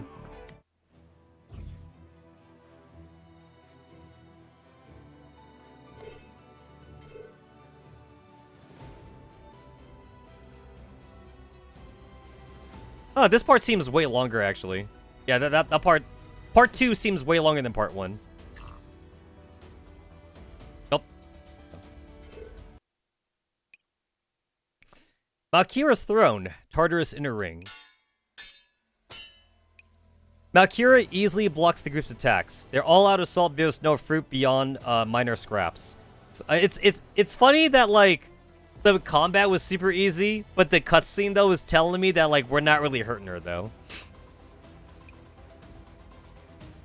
Minor scrapes. Is that all? This is far too weak. It's not even a tenth of my power. What right do the likes of you have to talk about convictions and justice? Invisible power radiates from Malkira's body, and a shockwave of entropic might engulfs the battlefield. It doesn't matter what you say. You're still the ones trying to entropize all Magressi. The chaos in the cloud will be cleansed by the blade of order and justice. Well, if you're so convinced of that, then show me whether this irredeemable villain will crush justice first, or if the justice of which you speak will destroy the evil. Haha.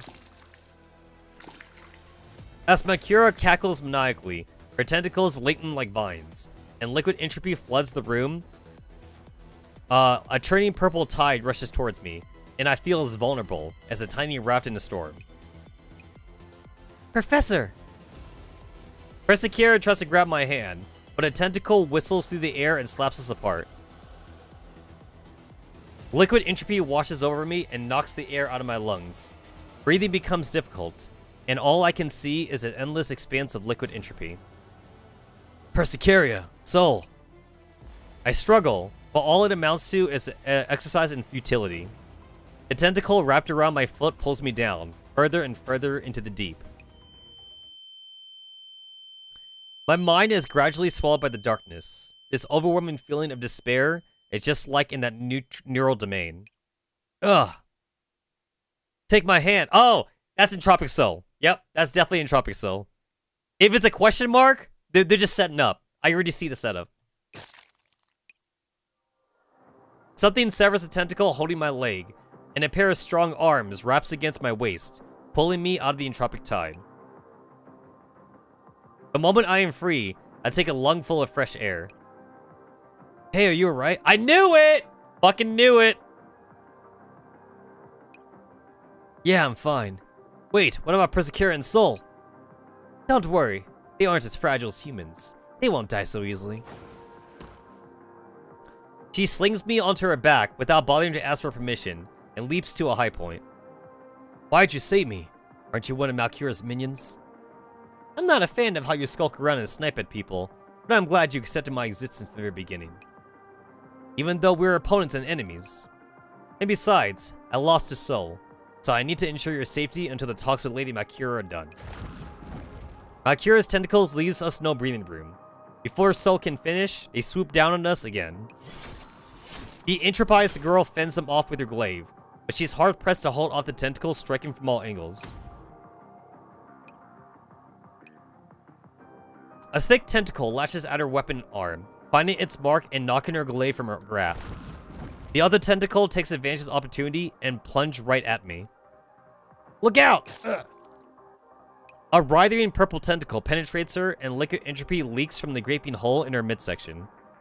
Soul! I told you I'd keep you safe until the negotiations are over. Right after that, the tentacle suddenly tenses up and savagely flings the black-clad girl into the distance. Damn it! Persecura struggles free of the entropic tide and charges at Malkira, heedless to her own severe injuries. Keep your hands off Professor! It's useless, Miss Persecura. To put on the grand show requires virtuously. To play with boorish brute force will grant nothing but an unsatisfactory interpretation. In other words, your present resolve is still lacking. I don't need to hear that from you. The pink-haired girl gathers all her operants along the edge of her sword and casts them out with a swing, sending a dazzling arc of bladed light into the chaotic entropy field around Malkira. The two forces collide in midair. Neither can fully overpower the other. The entropic mastermind's oppressive aura continues spreading, and my heart suddenly fills with a sense of foreboding. Something's not right. Considering how much liquid entropy Malkira can call forth, she clearly has the strength to spare. She could have crushed us in moments, yet she did not do so. Also, she's been taunting and aggravating us ever since we came in, deliberately playing on our bloodlust, but why? Could it be that? The sound of an incoming transmission suddenly chimes in amidst the clamor of battlefield. Though the voice is a quiet one, it is perfectly clear as it enters my ear. The entropic queen senses that something is amiss, and extricates herself from her stalemate with Persecura before resuming her usual elegant demeanor. The countdown is over. I believe it is time to reveal the answer. Go listen to what good news your Sanctifier Alice have brought you, Tetsamaru. Oh, Hesperus is dead, right? Is that what this is? Hesperus is dead? I slowly turn on my communicator as she watches. The scene that chills me makes my heart sink. What happened, Professor? Before we arrived at the inner ring, Hesperus brought me into the his neural domain and made a final request to me. And this transmission came from the reverse tower. As I look at the concerned faces surrounding me, I work to keep my voice calm. Hesperus has fallen. Unfortunately, it seems that another ace of yours has been sent to the discard pile. Now, how do you expect to face Hesperus, huh? So what if Hesperus is dead? The Sanctifier missions would never die, and they were passed down their duties and convictions. Oh yes, here comes a new boss. Same as the old boss, linking the fire and all that, ho ho. I've long since lost count of the number of Sanctifiers that threw themselves into death's embrace like moss to a flame, all to protect the hollow order that humans built. What foolish programs they are. All their struggles amount to nothing more than ripples in a stagnant puddle. They're utterly futile. As the entropic queen waxes sentimental, I suddenly feel as though Hesperus' will and faith have reached me from a great distance, and they solidify my determination further. I see. So you didn't go all out because you were waiting for news of Hesperus' death. Still, that suits me just fine, because I too have been waiting. What? Waiting for the right moment to deal with you a fatal blow. So, right here, proof. So has been biding her time for a while now, ignites her swords and hacks at Malkira, but the latter reflexively blocks her attacks. The tentacles form a wall that keeps the flame out, and Soul's swords are about as effective against them as they would be on a mountainside. Nothing but parlor tricks. You actually thought that was all? Right after that, Malkira feels a gust of wind from behind her. Let's cut open a path to the future. Persecara leaps and launches an attack from Malkira's blind spot. Her body turns as she spins in midair, bringing them down on the Entropic Queen with heavy strikes. Far in the distance, inside Tartra's middle ring, the Halo system switches on. A ripple of holy energy fills the battlefield. I finished what you asked for. I recreated the Watchtower's program from Esperus' neurofragment and made a device to remotely activate the Halo. Thank goodness you completed before we head out to Tartarus. Thank you, Antonina. Don't make light of this genius network engineer skills. Still, it's not as handy as you might think. You need to connect it to the appropriate Watchtower control console before it'll work. So you still have to visit all the Watchtowers in person, and spend some time connecting with them first. Oh yes, I also wrote a program that intensifies the powers of the Halo system. Keep it well. How come you know the Sanctifier's program so well? For some reason, the Colin style was very familiar, so I finished it quickly. I hope it helps. Halo system, full power activation. Oh ho! What a surprise you've given me! As the sacred radiance of the Sanctifiers floods all the Tartarus in a ring, Malkira visibly wilts under the effect of the Halo. Persecara gains the upper hand in their standoff. She suddenly ups her operand output, and searing energy crashes into Malkira's body, shaking the entire chamber.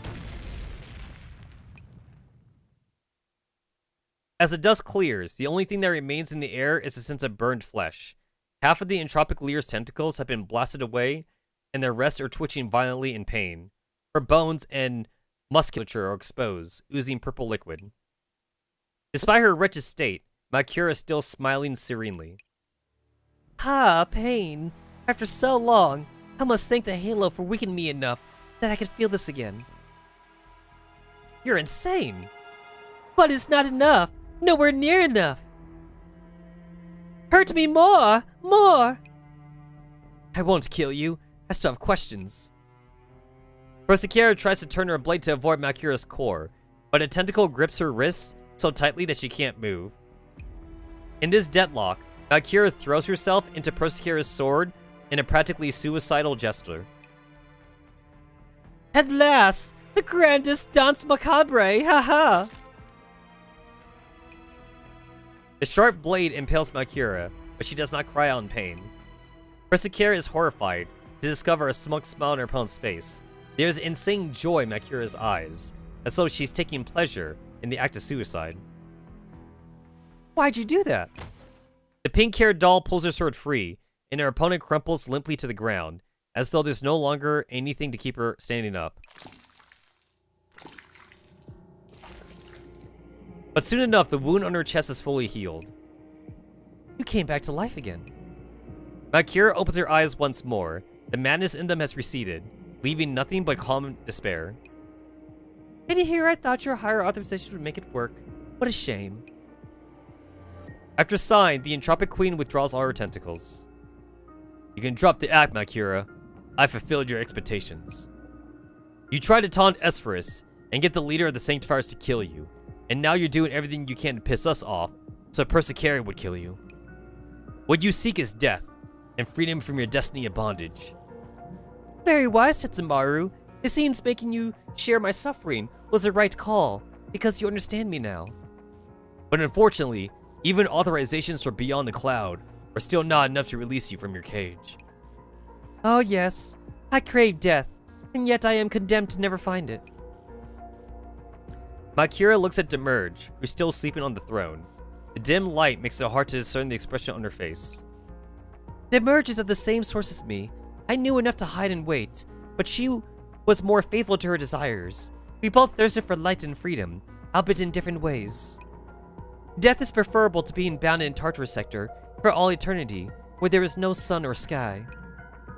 Ever since she was born, the entropic leader has been shackled to her throne, becoming the progenitor for entropic hordes, watching her children die miserably under the Sanctifier's guns, day in and day out. But death is not pain. To my children, it's a chance to be reborn, and a freedom that liberates a soul. At times, I do envy them. Not once have I been able to experience that happiness, to escape this eternal imprisonment, even for just a moment. Purple veins begin to creep along across the ground, slowly makes their way towards me. You want freedom, and I want to stop the entropisation of Agressi. Since you and I have both revealed our cards, we should have an honest heart-to-heart talk. You're right. I suppose it's about time for that. Valkyria laughs, and the purple veins on the ground suddenly transforms into countless tiny tentacles that spring up from the ground behind me. As Proskira looks in my direction, she suddenly freezes up. Professor, behind you! The thin tentacles pierce my skin and enter my back, and my freshly awakened consciousness is once again pulled away in a sinister fashion, drawn into endless chaos. Are we going into Neurocloud again?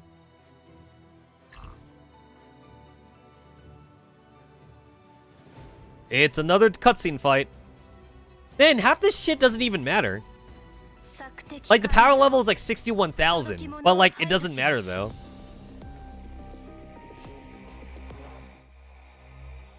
Good. Now it's just you and me. This time, however, I would not let that child help you again. This time, you must make your way to me by yourself, step by step. To keep this journey of yours from being too boring, let's have a little chat. Until the time comes for us to officially negotiate, I would like you to understand our position on the matter, O Divine One. Wait a minute, is it the same? Wait, I think I remember. Yeah, I think I remember. Is it the same? Okay, wait. It's literally like all the bottom ones, and then like when I get to the very end, it's top, middle, down. It's the same shit, isn't it? It's gotta be the same shit.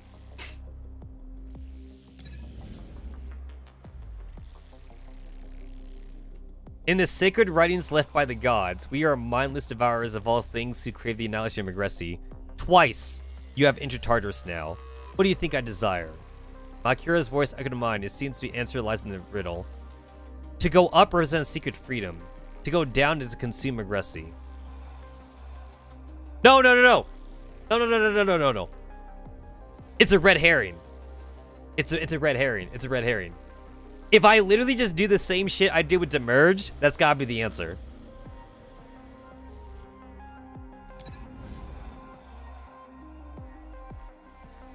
It's time to see if it went the wrong way.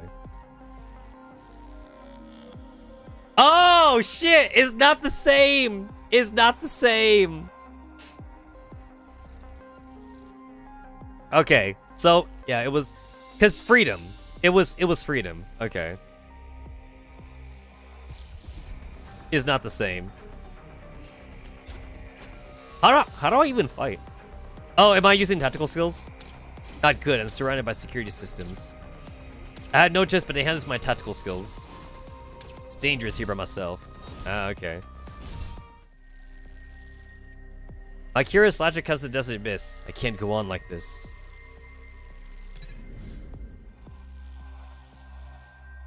My body is immortal and indestructible, while my neurocloud endures for eternity. This must be a most wondrous blessing in human legends. But Professor, do you think this is a blessing or a curse? Akira's voice echoes in my mind. To go up, it's a blessing. Going down is a curse. So then... I'll go down. So basically, I gotta think like Valkyria. Got it. It's not the same. It's not the same. I was kind of hoping it would be the same, though. Because, like, you know, it'd be kind of a cool thing. But, okay. So, I actually have to read.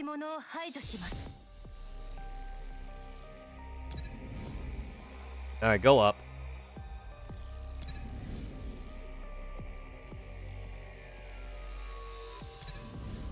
Go down.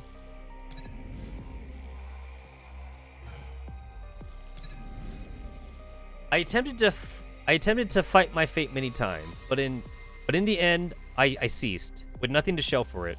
No matter how I struggled, I could not take even a single step out of this cage. And so, I chose to lurk and lie in wait. Waiting for Hesperus, waiting for Hesperus, waiting for you. Lying in wait, does that mean the bottommost path?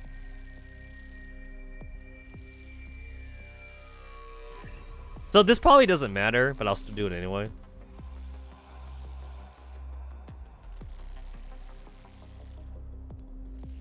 I don't even think like the non-class ones here like even work for like professor skills. They probably don't work for professor skills. They probably don't.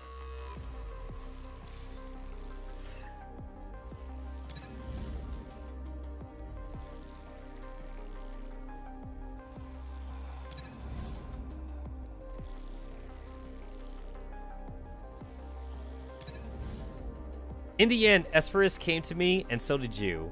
Now I am only a step away from my go.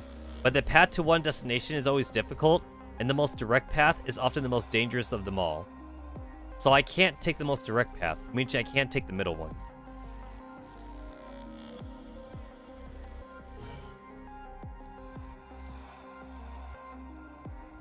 So, one way to think about this is... Hesperus came to see me, and then you.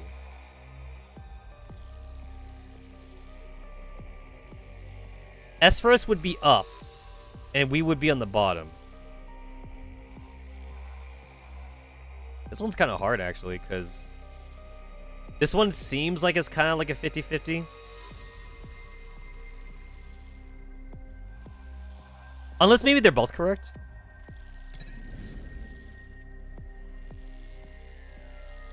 All right, cool. It's highly stable. It might be alternating. It could be alternating. Hesperus came to see me, and then you. So I'm gonna go down then. Oh shit! I'm right. I'm right. It is alternating.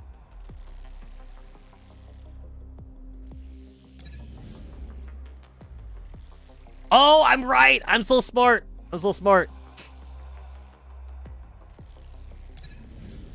Good! You are now drawing closer to your objective. As one of the gods, I invite you to descend from the heavens and join me in the abyss. The chaotic streams leave me unable to tell which way is which, and my curious laughter reverberates in my ears. The heavens are the top path, while the abyss is the bottom. So I need to gradually descend then. Oh, okay, okay. So it's the same thing with demerge. So top, middle, down. Top, middle, down.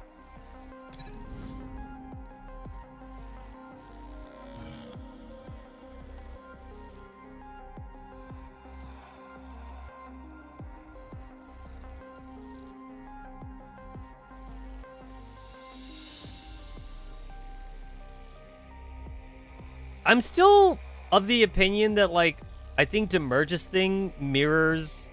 I think that's what I'm getting from this. I think the path. Okay, so this is the same map as Demerge. This is literally the same map as Demerge. So the path you take is a reflection of like the mindset between Valkyria and Demerge. So if the first path is like whether or not it's a blessing or is freedom or whatever like that, Demerge goes on the bottom because she doesn't want freedom, I guess. And then with this one, is it a blessing or curse? I guess she also sees it as a curse, so go down or whatever. I think it's still technically the same as Demerge's, but like we just had to like think like Makura, I suppose. But then like this part's a little different here because like it's not alternating, it's just like on the bottom. However, like Demerge was thinking. Welcome to the Abyss, Makura.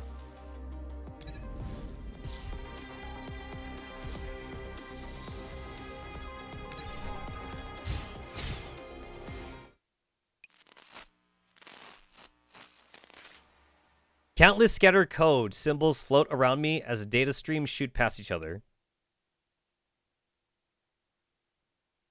It's the same scene as before, with the same people present.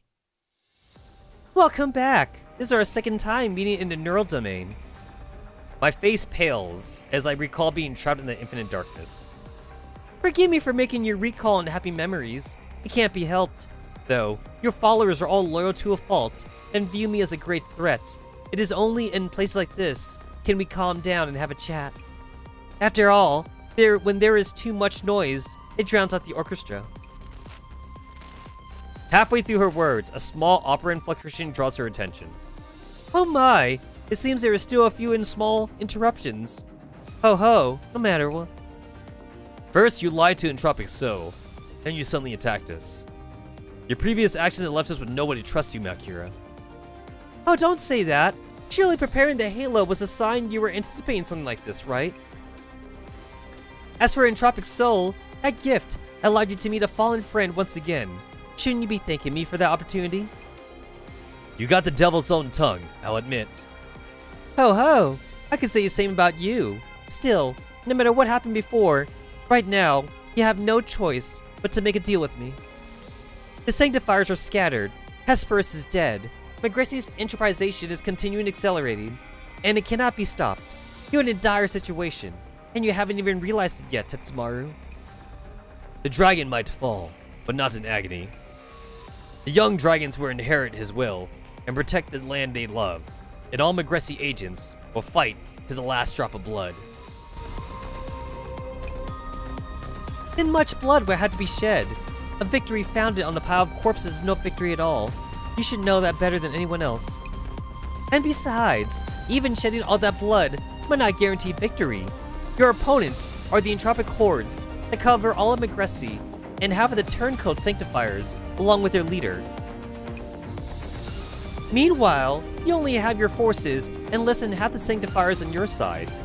The agents of each sector are too busy fending for themselves to aid you. As you can see, your fate is sealed. I hardly need you to remind me of that. Just get to the point. All you have to do is make a single sacrifice, and this can be averted. State your terms. How refreshingly direct. As you know, humans have bound me to this throne through my authorization as the leader of the Entropic Swarm. In turn, I am immortal, unable to leave the throne, and the only way to free myself of this curse is to abandon those authorizations. But you can't do that. Indeed, those merciless gods have written it into my base layer code. It is not just me. All the data on this cloud server cannot shake the will of the gods. The only way for me to be free of the cage is for someone with higher authorizations than me to accept this task. And you, who have human authorizations, can change my fate. You want me to accept the authorization of the Entropic leader? Indeed. If you're willing to become the Entropic's new leader, I will be able to escape this curse of eternal bondage. Meanwhile, you regain the power of the entropy. You'll be able to command the Entropic Swarm to contend with Hesperus. Well, is that not the most tempting choice? It does seem that way, if you ignore all the fine prints that came with it. Becoming the Entropic leader doesn't just entail having your mindset and perceptions changed by improvisation, but also being bound to the throne of Tartarus, just like you. And if that were to happen, how would I contend with Hesperus, as you said? Ho ho, cautious aren't we? Don't worry. While the transfer of authorization is irreversible, it would take some time to complete. Do you not have ways to suppress improvisation? You can use them to extend this transfer period. Surely, that'd be more than enough time to counterattack Hesperus, to avenge the deaths of your friends before the improvisation process completes, and you are forcibly summoned back to the throne of Tartarus, no? We have other options too. We can analyze the entropic source code through demerge and halt the improvisation. But you don't have enough time for that. Alright, it seems that these terms are not enough for you to make up your mind. You have more to offer? The gift I prepared for you, Entropic So, contains part of my neurocloud. As such, she too shares my curse. As long as I'm alive, she will be trapped in Tartarus forever. If you are willing to take my place, I will sever my link with her, and you will be able to fight alongside each other as friends once again. Ah, what a moving sight that would be. Valkyria bends down and whispers into my ear. You are free to refuse, of course, but know this. All visitors to Tartarus today, including Entropic So, will remain trapped here forever. She smiles as she says that, but her tone is vicious. The unspoken threat hidden in her words carries over loud and clear. Upon seeing that I am not responding, Valkyria calls up scenes from various battlefields. The plaza where the Sanctifiers swore their oaths is nothing but scorched earth, with a sword planted in the ground. The improvisation in the reverse tower is getting worse. Improvised Sanctifiers are forced to battle their comrades. The Oasis defense line is battered in many places. The dolls who are still fighting are covered in wounds, dragging their tired bodies back into the breach again and again. Rossum is no longer a flourishing sector. Alarms ring out from all around, and Enterprise agents wander the streets like zombies. And then there's Cyclops, Helios, and Enigma. Scene after tragic scene plays out, and the screams and cries of those suffering urge me to take action. Now, what will you do, Tetsamaru? The entropic mastermind smiles inanimably, my cold, stern face reflected in her eyes. She extends a hand to me and bids me to take a seat upon her throne. Come, Professor of the Oasis, Savior of Magressi. Yo! This cutscene kind of slaps, man. Also, like, I'm definitely enjoying the spike legs. I like those. You got all the tentacles. You got, like, her crown and shit. You got, like, the symbolic, like spears in her hands and shit.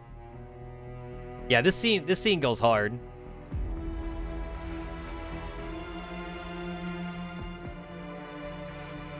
You know what? That depends. Like, it would depend on whether or not, like if, like, her sword hands are actually, like, tangible. Because, like, maybe you could phase. Maybe, like, they're phaseable or some shit, you know? Maybe they're light. They might be just pure light or some shit. I don't know.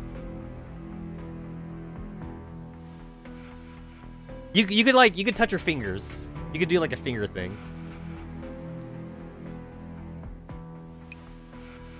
Her darkened palm is like a slavering maw of some great beast, eyeing me hungrily.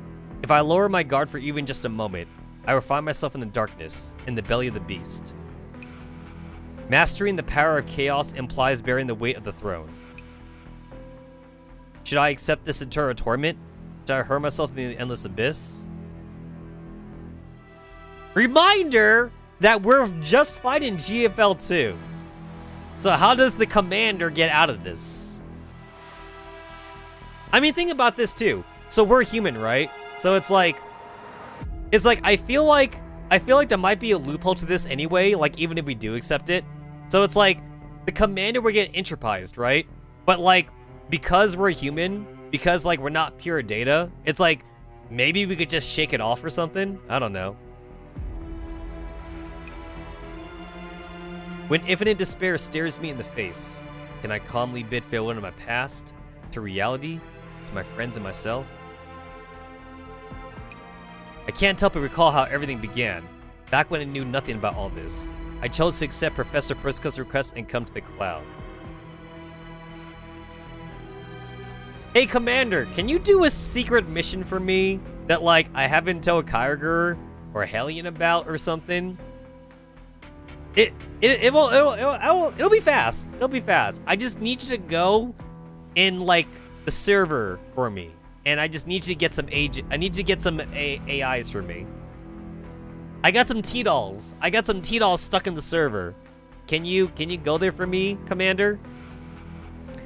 And this is the Commander coming out of Continuum Turbulence, right? So it's all like, you know what, Persica? Sure, why not? I owe you. I owe you for, like, making the Hawks. Because remember, we got saved by the Hawks back in CT because, like, we needed the Hawks to, like, blow up, like all the dudes and shit. So, yeah. Let's go in and now 20-minute adventure. Good old Rick and Morty. Good old Rick and Morty. Oh shit, look at that. That OG. Isn't this like the very first CG of the game? Like, this is the very first cutscene, basically. Life surveillance system, standby. Emergency life support, standby. Vital signs normal. Blood oxygen normal. Heartbeat normal. Consciousness normal. Blood pressure normal. I have been searching for that professor all this time, but I've almost given up hope after so many years have passed. I never would have guessed that this significant offset backup would prove to be the last hope to find her in those dolls. Yo, like, Irina has got to be, like, Persica's, like, BFF or something. Because, damn. Like, was Persica, really looking for Irina, like, all this time?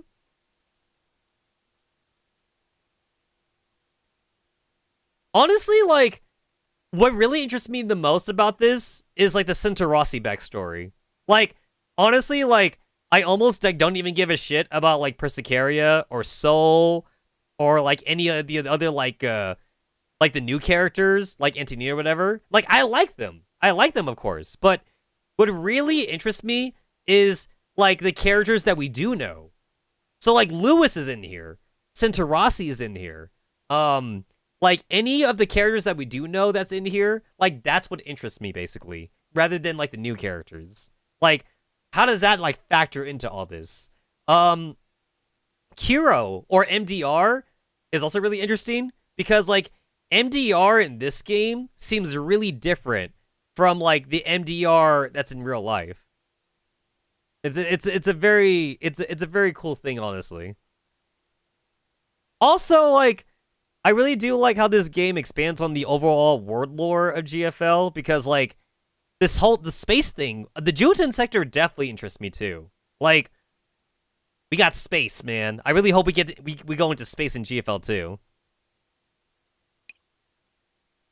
All this is thanks to your investigations, Commander.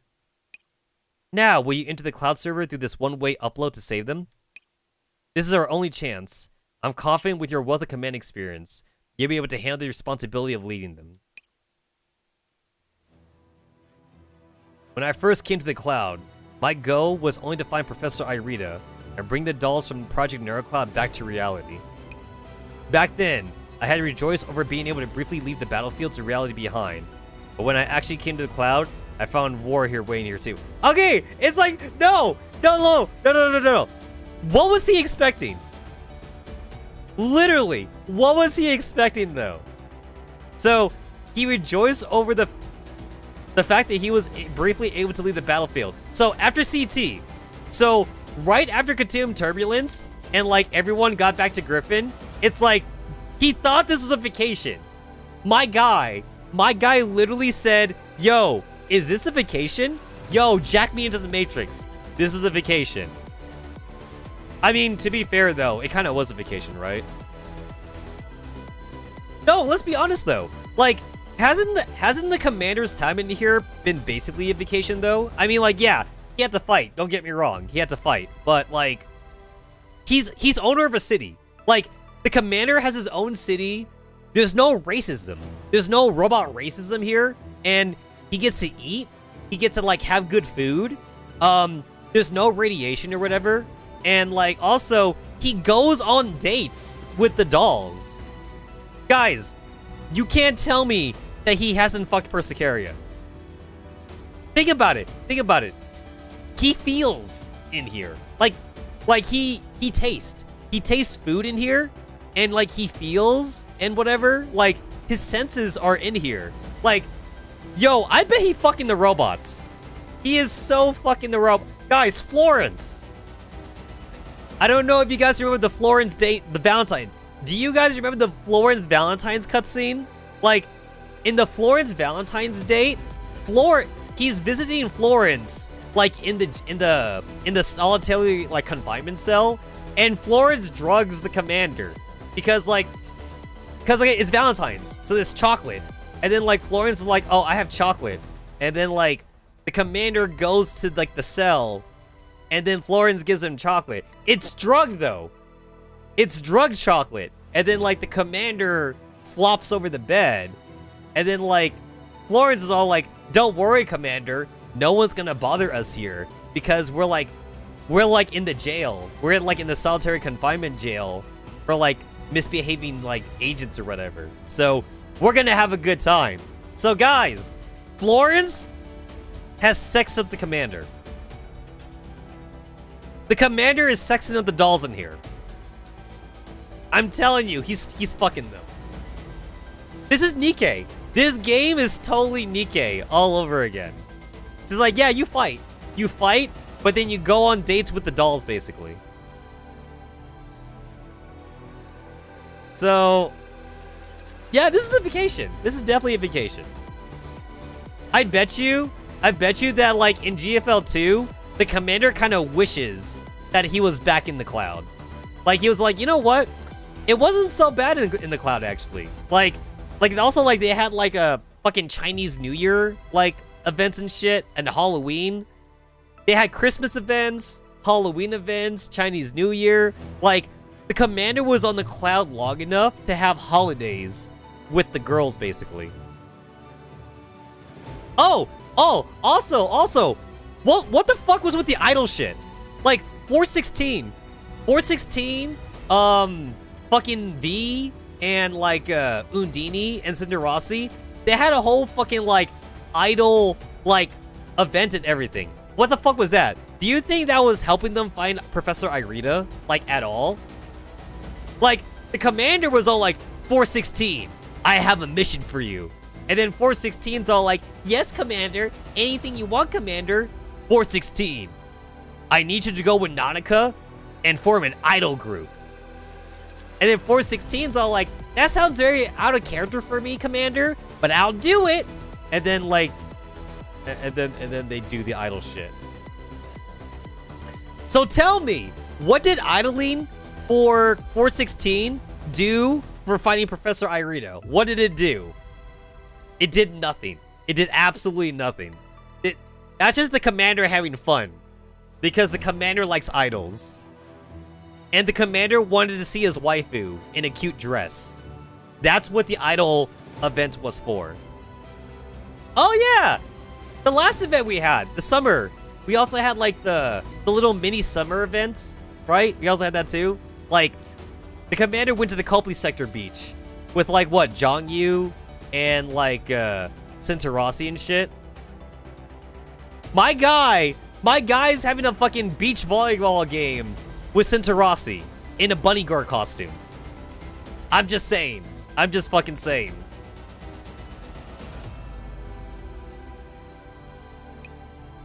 When did I start to truly fit into this virtual world? When had it started feeling like home to me? See? See? He don't want to leave. He does not want to leave. My guy wants to live here. Why would you want to go back to the real world?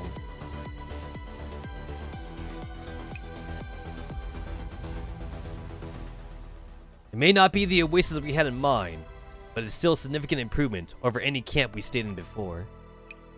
More importantly, we get to make our own oasis, one that's all ours. Doesn't that sound great?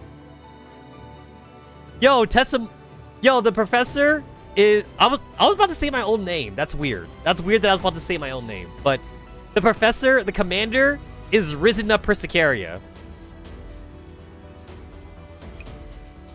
If there isn't an oasis, then make an oasis. If there isn't a way, then make a way. Why didn't I take the blue pill? No! Guys! Do you know what the GFL 2 plot twist is? You know how... Okay, wait, guys. You know how, like, there's the Matrix theory? That, like, Neo never left the Matrix? And that, like, there's a second level of the Matrix? What if that's this? Guys, that's the real plot twist for GFL 2. I'm telling you. No. The real plot twist, the real plot twist is that we never left. We never left Project NeuroCloud. We are still in Project NeuroCloud. No, you guys want to know the ending? I'm going to spoil the ending for you. Okay, the Juten sector. No, guys, the Juten sector simulates all the plants and shit, right? The Juten sector has Earth. So like, no. we go to Earth.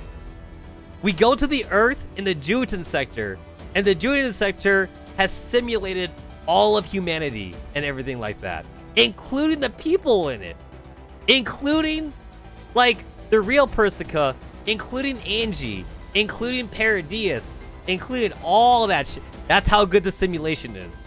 The simulation is that realistic. The commander never left Project Narrowcloud.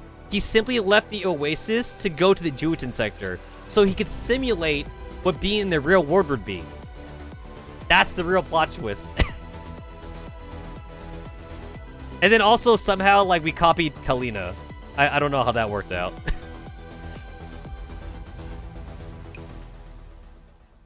Shaping even the dimmest hopes in the brightest future. Persicaria. That's what you dedicate yourself to all this time. You once asked me what we'd do if the Oasis turned out to be not the salvation everyone dreamed of. We still have plenty of time. We'll shape it into the haven we thought it'd be. Before we return to reality, this will be our home. I really hope there's an Oasis city, like in GFL 2. Like, an Oasis city like full of T-dolls or something. I want like a doll city or whatever. This is getting too close to Solid Snake, Venom Snake BS.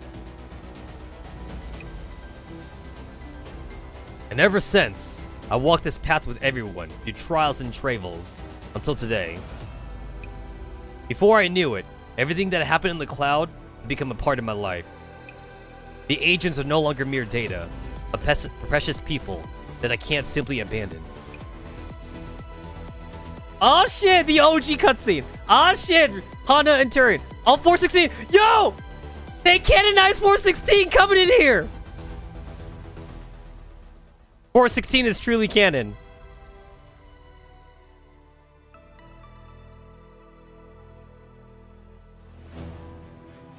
No, seriously though, guys. No, okay, wait. Real talk though, real talk. So like, I have like read like a little bit of spoilers about like the 416 event, like on the CN server. And as far as I know, it's a lot of fucking like waifu bullshit with like 416 and like WA 2000, like fighting over like the commander and shit.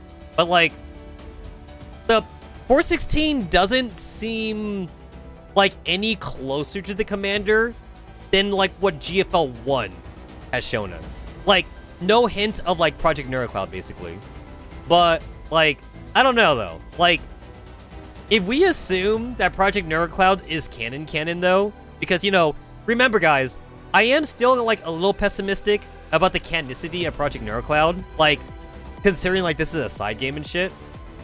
But like, if we assume this game though is like canon and like the collab in the future will like actually solidify it though, like it does mean that 416 is probably the closest T-doll to the commander then, right?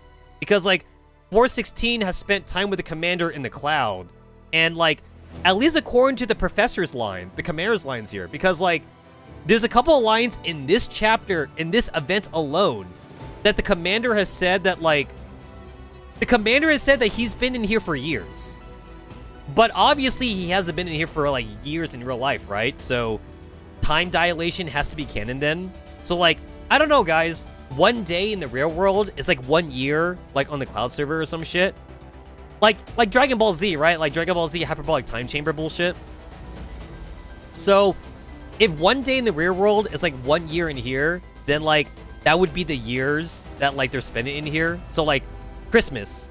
So Christmas, Chinese New Year, or whatever like that, you know,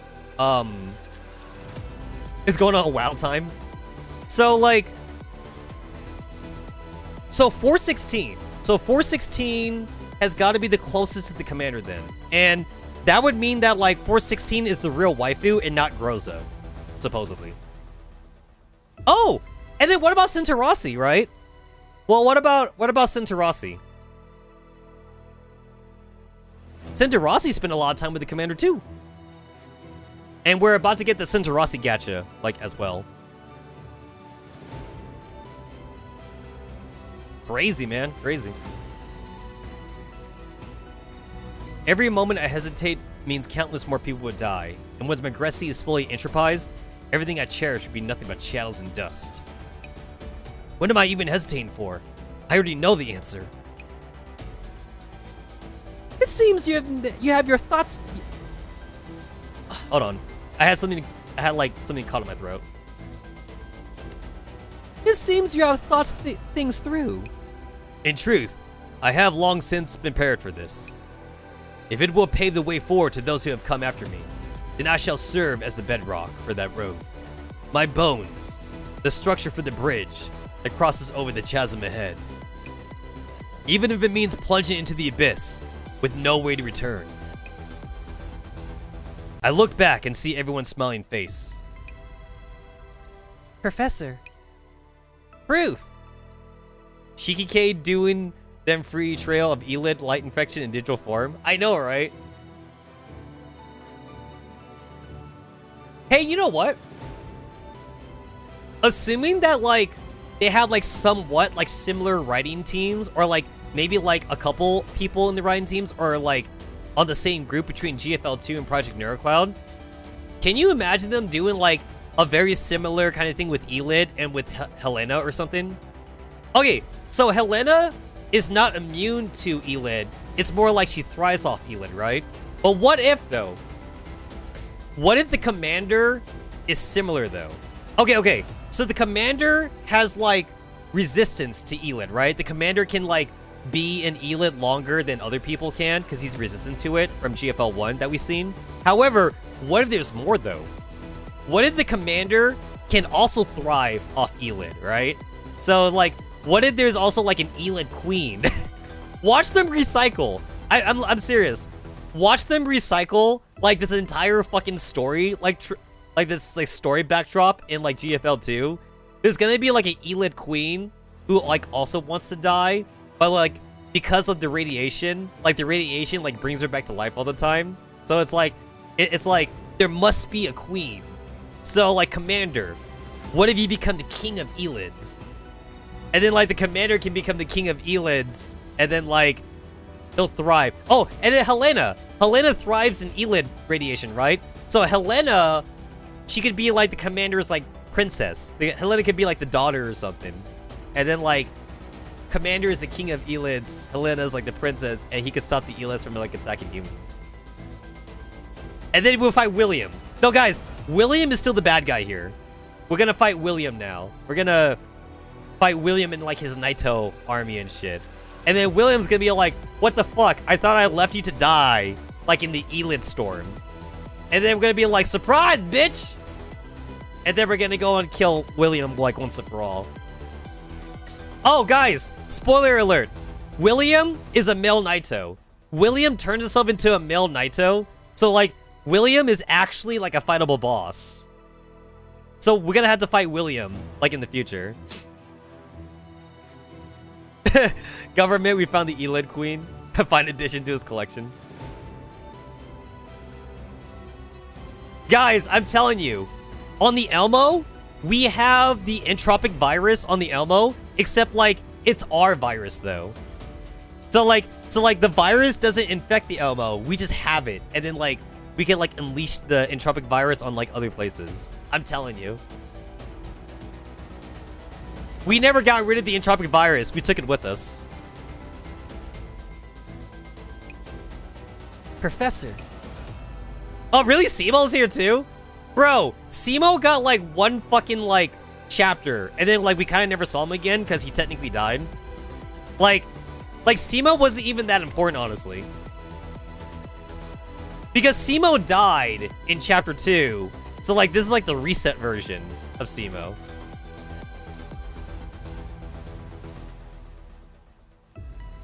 We take the virus and antivirus. Oh, yeah, Sanctifiers. I told you, yeah. So, like, Sanctifier is the antivirus. And then, like, Entropics is the virus. Wait. Bullshit. Wait. Simo was literally not part of the OG team. How come Simo shows up before Kroku? That's bullshit. That's fucking bullshit. Okay, Persicarius first. Makes sense. Solo's second. Antonina's third. And then Simo comes in before Kroku. That's some mega BS. Simo gets topper billing than Kroku does, even though Simo also died in Chapter 2. So it's not even the same Simo. Why is Simo part of the OG cast? Okay, wait. So, I do understand. Okay, wait. Don't get me wrong. So, I do understand, like, during the Sangoma event. So, the Sangoma event showed, like the first, like, agents that, like, grouped together and shit. Like, Sentorasi was there, too. Sentorasi was also here and shit. And Simo was there. But, like, that was original Simo. And then this is, like, reset Simo. So, I don't even think Simo should even be here anymore. If anything, Sentorasi should be here. So Sentorasi should be over here. But I don't know, like, what was the thought process for this right here. I'm going to assume they have Simo here, either like as a man T-Doll representative. Like, they got all the girls here, so they have to have like one guy T-Doll here. Or I guess they're including Simo as part of the OG team, even though, like, I don't think he should be included in the OG team. I don't know. The guy was never seen that important. And then, like, we kind of, like, only ever see him sometimes, like, in bits and pieces, like, in future, like, chapters and shit. Wait, if anything, I feel like DeLacy should be here then. Because, like, DeLacy shows up, like, in way more cutscenes compared to Simo then. Like, after Chapter 2. Because, like, DeLacy was always kind of like our messenger, right? Between, like, Arcadia and, like, Oasis. So, DeLacy's, like, equally important then. I don't know. I just feel like Simo should be kicked off the OG team. After all, I'm everyone's professor. I feel like Helena should just call the commander professor in GFL 2. Like, because, like, Helena was calling, like, the commander doctor, because, like, she thought the commander was doctor at first. He should be all like, nah. Call me professor. But now, like, Helena's calling the commander sensei or teacher or whatever like that.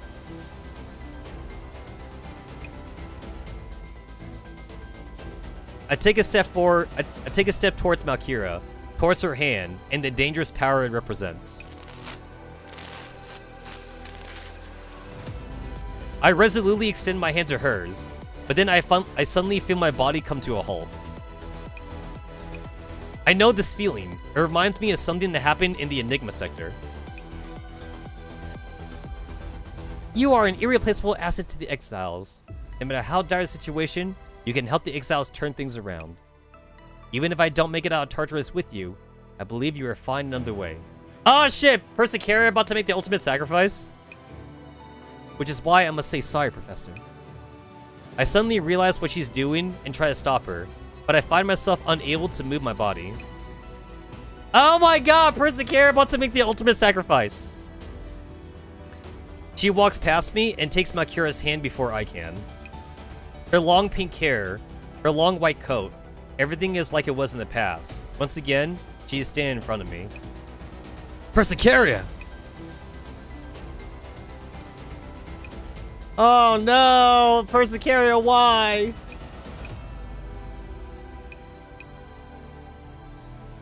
Are you my professor? Oh no! The cutscene in the Enigma sector! Yeah, this is like right after like we saved Enoch and shit.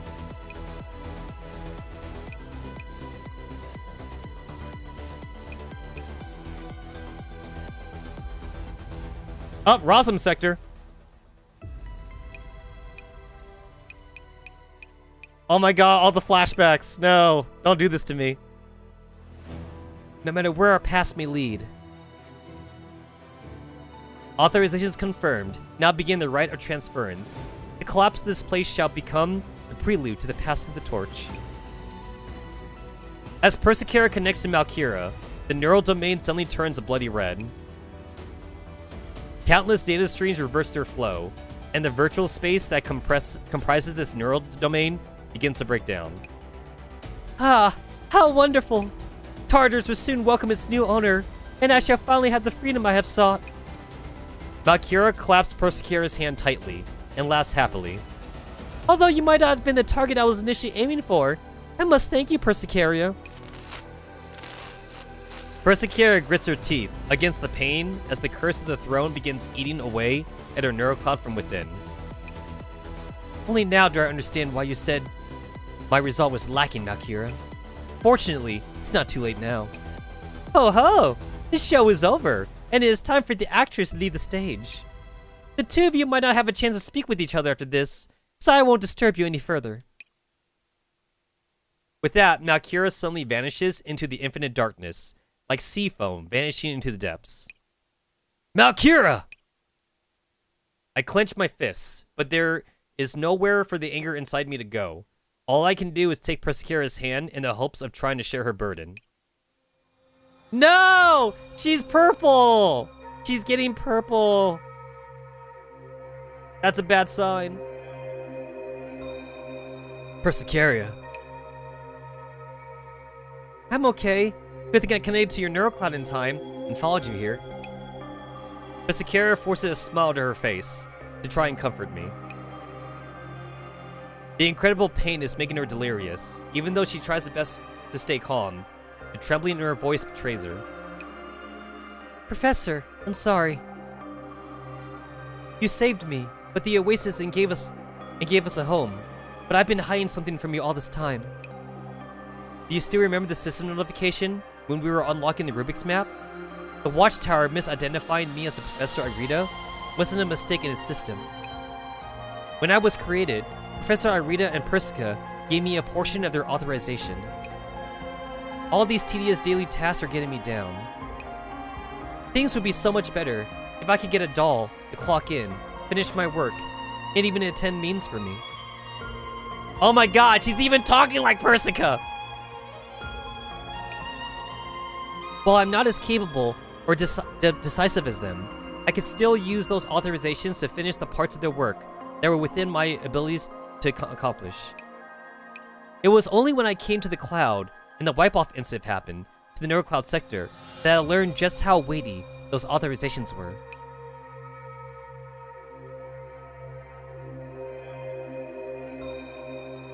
Persicura finally awakens after slumbering for 3 years. She nervously eyes her alien surroundings. The neurocloud sector and her friends are gone. The only thing that she can see are hostile sanctifiers who are waiting to kill her.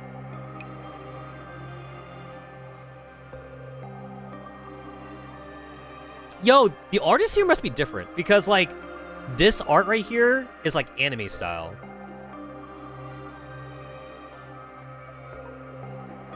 I hear, like, a lot of people, like, describe anime style as, like, being, like, less detailed than, like, regular 2D art. At first, like, I used to disagree with that, but, like, after, like, you know, after, like, fucking decades of watching anime, I agree with that now. Like, you're not gonna have the same level of detail, like, in the highlights, or, like, in the coloring, or in the shadows, or whatever like that, compared to, like, regular 2D art, just because you had to animate everything.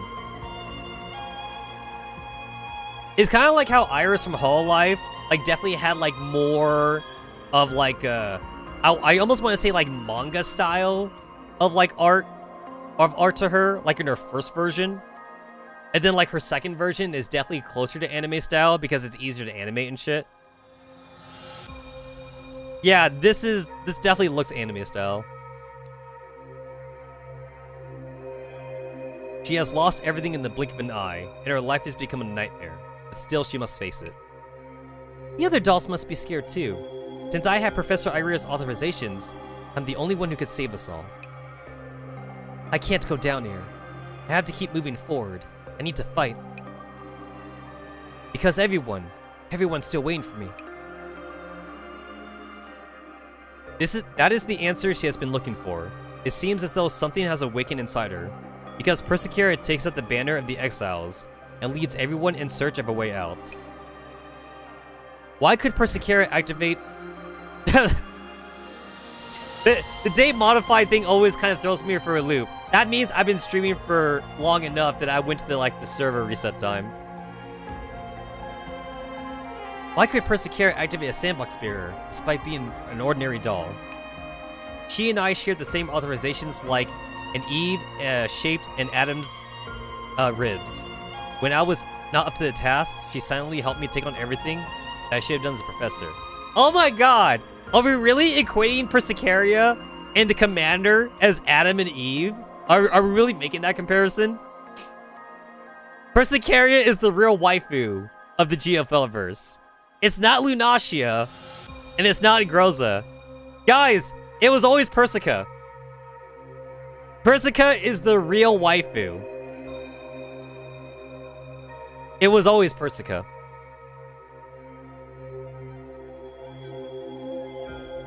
If I remember right, Persica is like, what, 20 years older than the commander? No, it's not 20. It's like, she's like 10 to 15? It's like 10 to 15 years older than the commander. So, like, she's older than the commander, but, like, she's not ancient either, though. But I believe she's, like, 50 years old. She's 55, I think. She's 55 years old in GFL2, though. And the commander is, like, what, hitting, like, his early 30s or whatever? The commander is, like, in his 30s, I believe, in GFL2.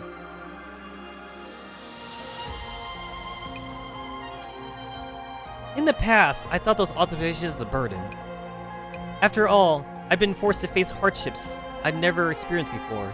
Forced to choose, again and again. Which of my friends should I let die? Would the big picture be preserved? If Professor Irita were here, would she make the same decisions as me? Or would she have gone in a complete opposite direction? These questions constantly haunted me. But fortunately, you showed up and granted salvation to a coward like me. Persicaria, will you stand with me and share the burden of leading the Oasis? Am I really fit to be by your side? I'm nowhere near as smart or decisive as Dr. Persica, and I can't seem to make any good decisions. Like I said before, you don't need to be like Dr. Persica. Persicaria, you only need to be yourself. No one can do everything alone. That's why I need you by my side. Join me, Persicaria. Although I was still uneasy and afraid, that was the moment when I started believing in the future that the professor described. I took the professor's hand. Of course, I look forward to working with you. I'm so glad that I took the hand you reached out to me. No, you were the one who saved me. When I first entered the cloud, you gave me your unconditional trust, and even knowing that I wasn't the real professor, you still spared no effort in helping me. I should be the one thanking you. Professor, I'm really happy. During our daily life at the Oasis, everyone's different skill sets meant that there was always someone who could better ease your worries than me. At times, I lamented not being capable enough to help you deal with everything. Your path was resolute, and you were always walking at the head of everyone else, but as a member of the Exiles, was looking at your back. Work harder, be calmer, be more decisive. I kept telling myself that. Because that was the only way I'd be able to catch up with you and get closer to you all. So now, please let me do this one thing for you. It might be the last thing I can do for you. Persicaria lets go of my hand and turns her back to me, so I can't see the reluctance on her face. Please allow me to remain in Tartarus after this battle, while you raise the banner of the Exiles high and lead everyone back to the real world. Your Persicaria will stay here and watch you forever. Agony ravages her neurocloud and tears through her body. The neurospace is coming apart, and we can't even see each other clearly. But I know she's smiling. She's also crying. When the storm has passed, the sunlight that comes through the clouds is exceptionally dazzling. I think I've finally seen the same things that you are. Ah, shit! Yeah, this is anime style. This is definitely anime style.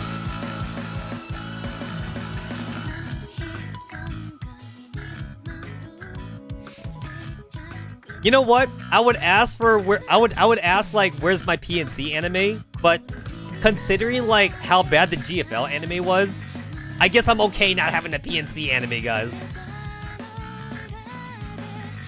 Also, it wouldn't be the full anime, right? Like, we get like 13 episodes. We get like 13 episodes of like PNC, and like it would just end on a cliffhanger anyway.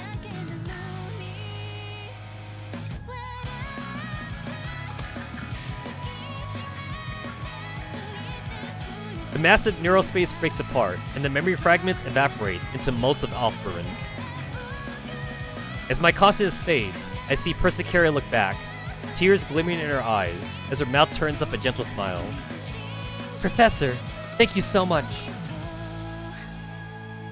Oh, what? No! Why? That's not fair! That's not fair! Why you gotta do this to me, game? Oh, why you gotta do this to me?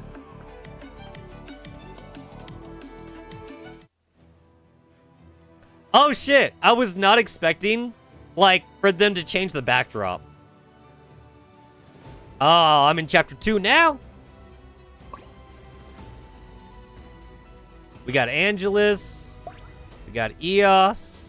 We got Persicaria. I was not expecting them to change the backdrop.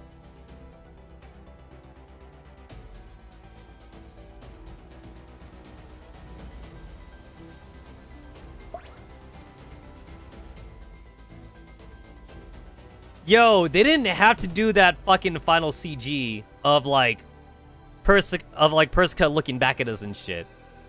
They didn't have to do that.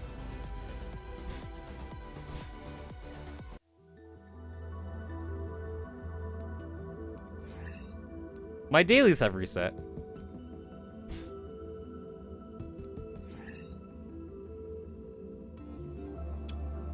I literally need like 2 more fragments just to get Angelus the 5 stars.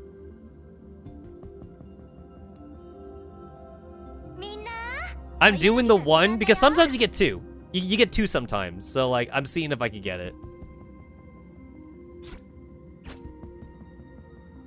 I'll see if I get lucky here.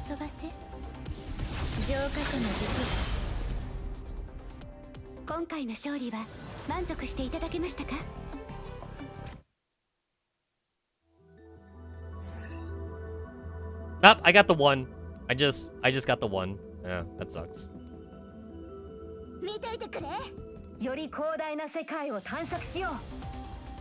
Oh yeah, I forget that Ringon has that stupid ass like astronaut voice that she uses.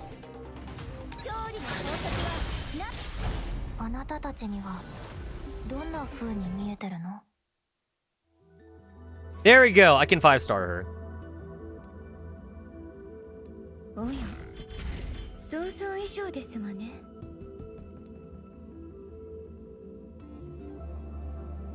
I do think it's kind of weird that like Angelus is supposed to be a dodge character. Like they could have just made her into like a glass cannon, like a glass cannon sniper, like 416, I guess. But I guess they wanted to give her like some sort of niche, so they made her into a dodger.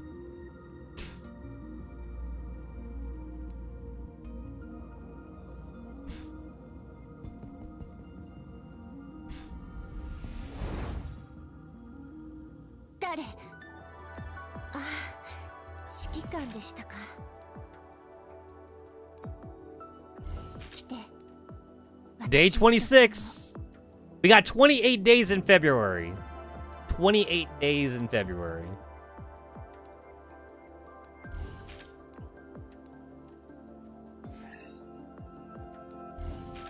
Alright, cool. So, I already had Lynn at 5 stars before. So, like, with all the free fragments they gave, like, it was enough for me to get my Lynn to, like, all manuscripted 2.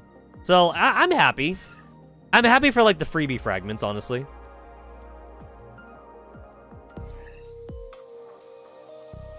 And Lynn was already good, like, without the Alma Inscripta, so... I'm already full on, like, basic searches.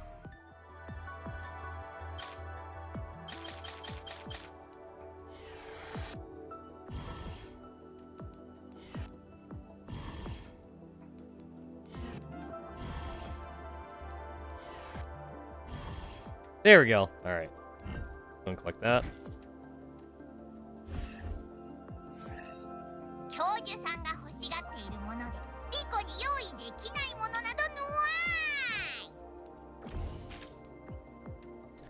Man, I don't think I've ever seen, like, so many, like, fragment packages.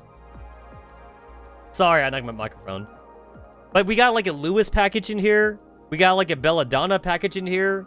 We have the Infernal Soul package in here. We got 3 fragment packages.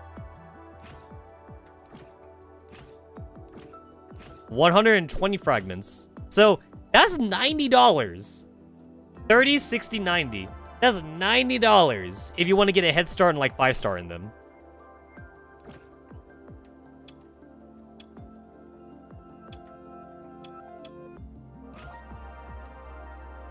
Designated doll support, $25. 1 core, 800, Alma Inscripta experience, 5. Search tickets. Shale, Bonneville, Penumbra, Ringhan, and Turin.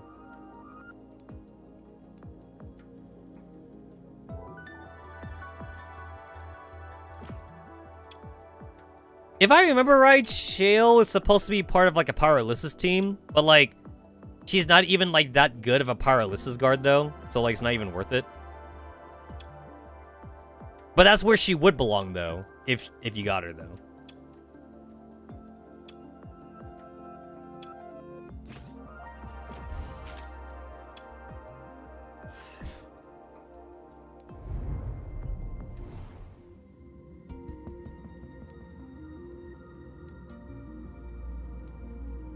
Get my daily drill for the day. Very easy challenge mission. All of that shit.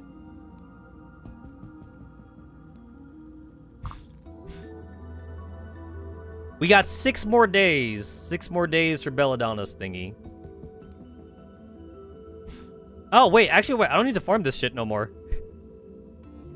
I don't even need to farm it anymore. But, like, I can't help but not do the ticket thing because, like, it feels like I should do it still, but I forgot that I'm maxed out. Like, there's no extra crap in here. There's gonna be, like, a little exclamation point on here too, so it's like I gotta do it.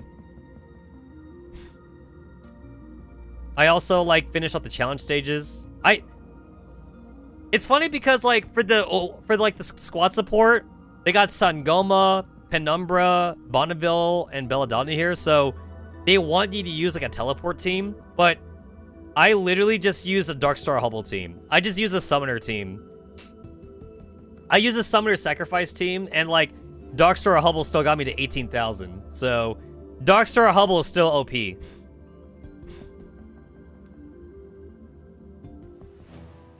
Even though, like, the challenge mission literally had buffs, though, for, like, teleport teams. It's like, oh, like, every time, like, a unit teleports, like, they gain, like, 200% attack power or something. So, like, I use a Summoner team, and, like, it still got me. It still got me to, like, you know, like, the max rewards. I didn't even need the summon. I didn't even need the extra power.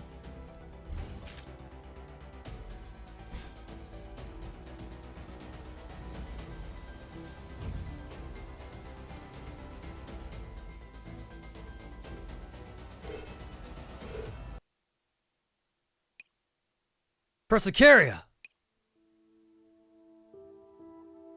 Oh no, it's the sad music. Oh, it's the sad music, guys. Guys, we had to trade. This is the monkey's paw thing. We wanted Soul back, right? We wanted Soul back, but we lost Persicaria. We had to give up a soul for a soul. Oh, this is the Soul Stone. This is the Soul Stone from Marvel. A soul for a soul.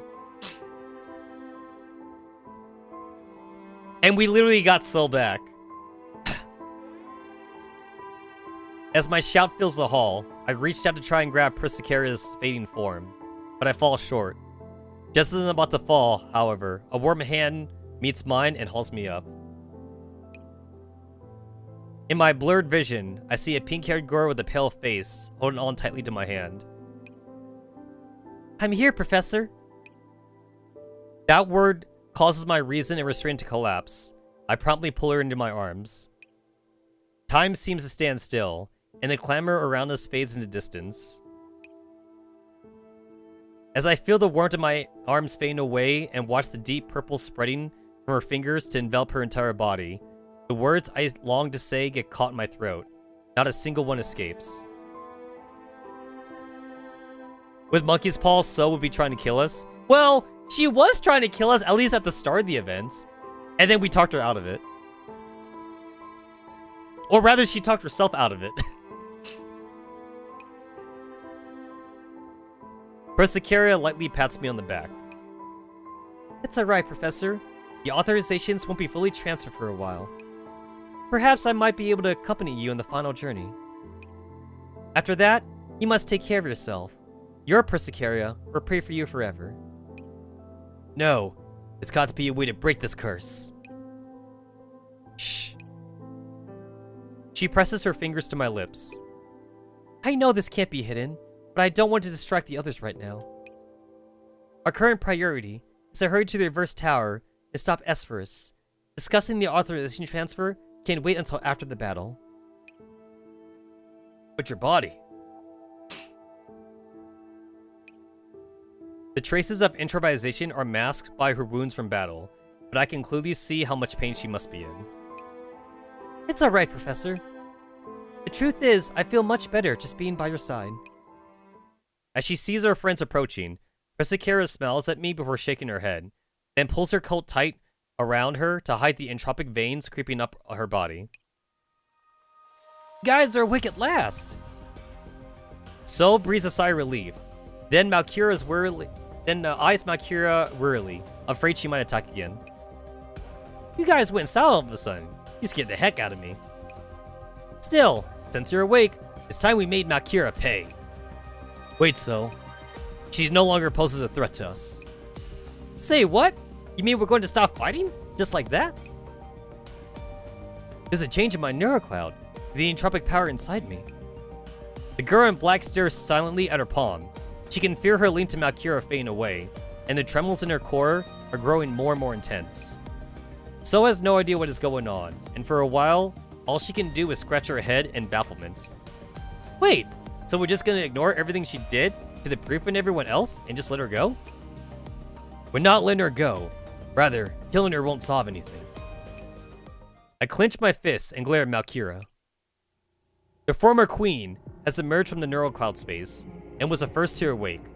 Malkira doesn't seem to be mindful or hateful glances. Instead, she speaks in a casual tone. Well, the negotiations are over, so there shouldn't be any reason left for us to be glaring at each other, Tetsamaru. Oh yes, you've already achieved your aim after all. Now, don't be so negative. It's a win-win situation. Ho ho, it must be difficult for outsiders to understand our little secret. However, I'm sure you understand better than everyone else that everything in this world is fair, and that every choice has its own hidden price. You've lost one of your beloved followers, and in turn, gained the power to oppose Esphorus. A worthy trade, don't you think? Plus, she was eager to pay the price on your behalf. You should be happily accepting her goodwill. You're just using the kindness of others to cover up your own despicable deeds. What about you? What price did you pay in all this? Me? Oh yes, what kind of price did I pay?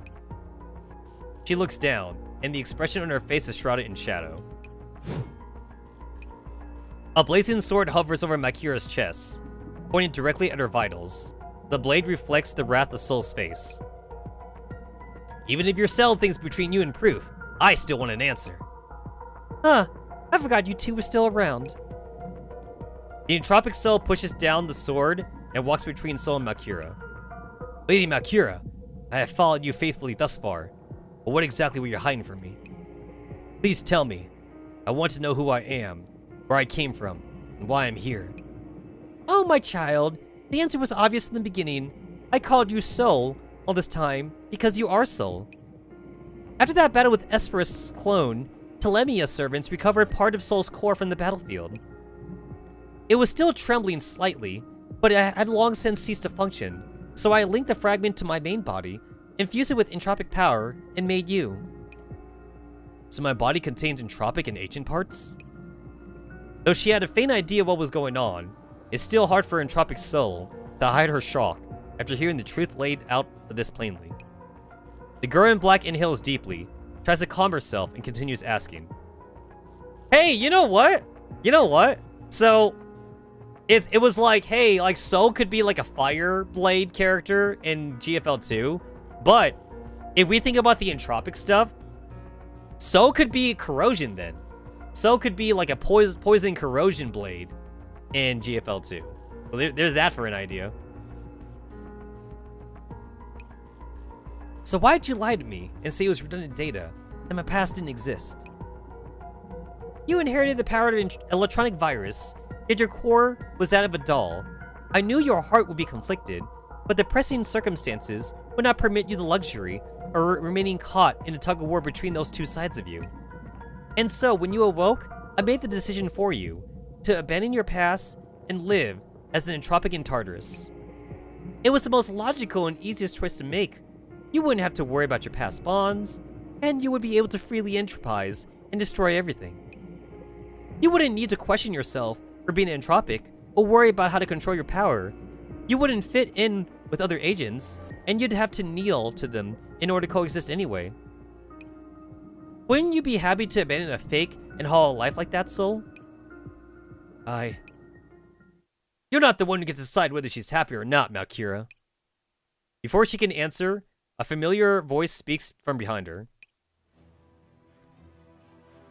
What the? Oh, we're seeing ourselves. She needed to know the truth, and then make her choice. Whether to face it or run would then come down to her will. It should not have been the result of violating her own nature because of your fake goodwill. By covering up the truth and lying about her circumstances, all you did was reduce her into a convenient tool. So don't go making pretty excuses for your selfishness. Yeah, that's right. If she'd chosen to fight us, then we'd have fought her. And if she'd chosen to be our friend, we'd have accepted her too, and waited for her to come back with us. Entropic Soul looks back. Persicaria and the girl in orange are looking expectantly at her, while the professor's gaze is accepting and understanding. And now, you know everything. You have a chance to choose anew. Whether you choose to return with us or not, we respect your decision. So, we're keeping this secret of, like, Persicaria being the new Entropic Queen a secret right now. But, like, the thing is that, like, even if an Entropic Soul decides to stay in Tartarus, she wouldn't be alone, to be fair. Like, she would be with Persicaria. So, it'd be the same, kind of.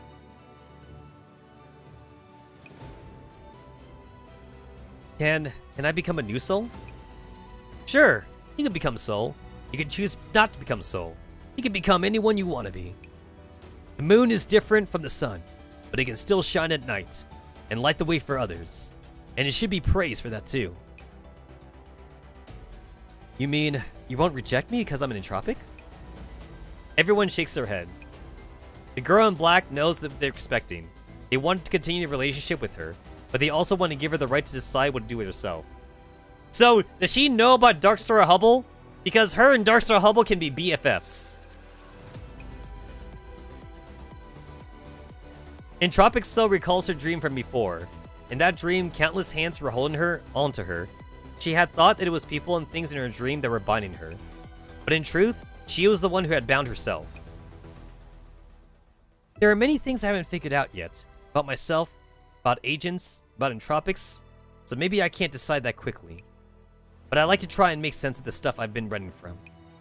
Soul, I don't mind supplying you with operands, or even allocating you part of my neurocloud so you don't disappear. And Professor, I'm willing to lend you my strength and fight for you. In turn, will you help me make sense of my past and figure myself out? Entropic Soul eyes him nervously. They were friends once, and also enemies, but now... The person in white smiles. Of course. Ah, why are you making stuff so complicated? Soul puts an arm around her black-clad clone, and pulls her into her arms for a vigorous head pat. How could we possibly say no? I told you before, right? Perhaps it's because she has the same core as her, or maybe it's because they have the same memories. But when she's close to Soul, countless images run through her mind, and her past becomes clear in her head. Never mind that she hasn't been to the place of those memories, or experienced the happy life in them. Oh yeah! Want to go visit the places in your memories? Just as Soul says this, a word appears in Tropic Soul's mind. You mean, to the Oasis? Yep, the Oasis. It's not really a good time for sightseeing right now, though. Oh, so? You're always so impulsive. All of Megressi is in danger of being entropized, and we're having an emergency right now. Let's take care of the problem at hand before planning your grand tour. Since time is tight, we need to get to the reverse tower ASAP to keep Esphyrus from putting our plan into action. We'll leave the sightseeing plans for everything once once everything settles down. When the time comes, Soul will take you there. You know, calling you Soul is kind of annoying. Yes, I know you're me, and I'm me too. Ah, it's so confusing. How will we know which of us people are looking for when we're together? Especially when it comes to pot roast day at the cafeteria. We had cases where one person pretends to be another to get an extra share. We're both Soul after all. But can't they? Can't they copy paste? It's data. Can't they just copy and paste the pot roast? Is that not how that works? If they want more pot roast, I don't know, the professor could just CV, Control C, Control V. Pot roast for everyone.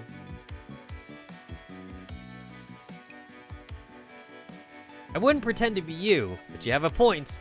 It's a little hard to tell us apart. Why don't you go by your attack name and call you Infernal Soul? Oh, that sounds really cool. Because of Hellfire Slash, right? I think it works well. Thank you, Professor. 4 syllables, a little hard to pronounce though. How about this? I'll give you a nickname. When we're together, I'll call you Suna. Suna? Yep, Soul's the goddess of the sun, but she goes by another name too. Nothing wrong with a sock puppet account or nickname, right? Haha. Sun. Sona. Alright. I assume it's Suna? Or, hold on, wait, I'm gonna look it up. I'm gonna look that up. Alt account.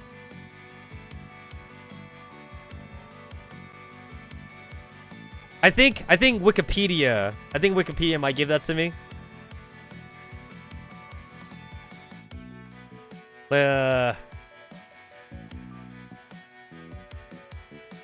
Solna?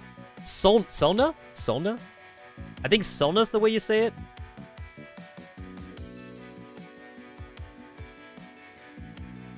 I'm on Wikipedia. I'm on Wikipedia right now. I think it's Solna? That's how you say it?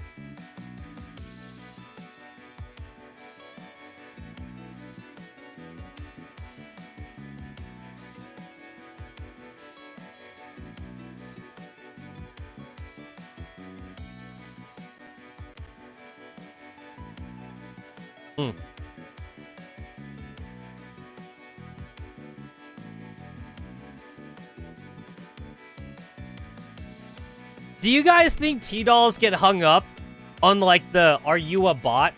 Like captchas? T-Dolls would be able to go through the captchas no problem, right? Are you a bot? Are you a bot? This website is racist towards robots. You like it? The girl in black thinks about it for a while, and then a smile slowly spreads across her face. The name Sona also refers to the sun goddess, but has a new meaning too. Well, I don't hate it. Oh yes, Professor, I asked me to get back to you. Having worked out her issues, the girl in black walks up to me and places something cool in my hand. This is Eos's earrings. I was thinking about throwing it away back then, but it looked really important, so... Thank you. I placed the earring once lost and now recovered back in my pocket. Having once again witnessed the return of a friend, it has taken on even greater significance. Demurge suddenly awakens from where she is sleeping on the throne, and raises her head while blinking her eyes and looking around in confusion.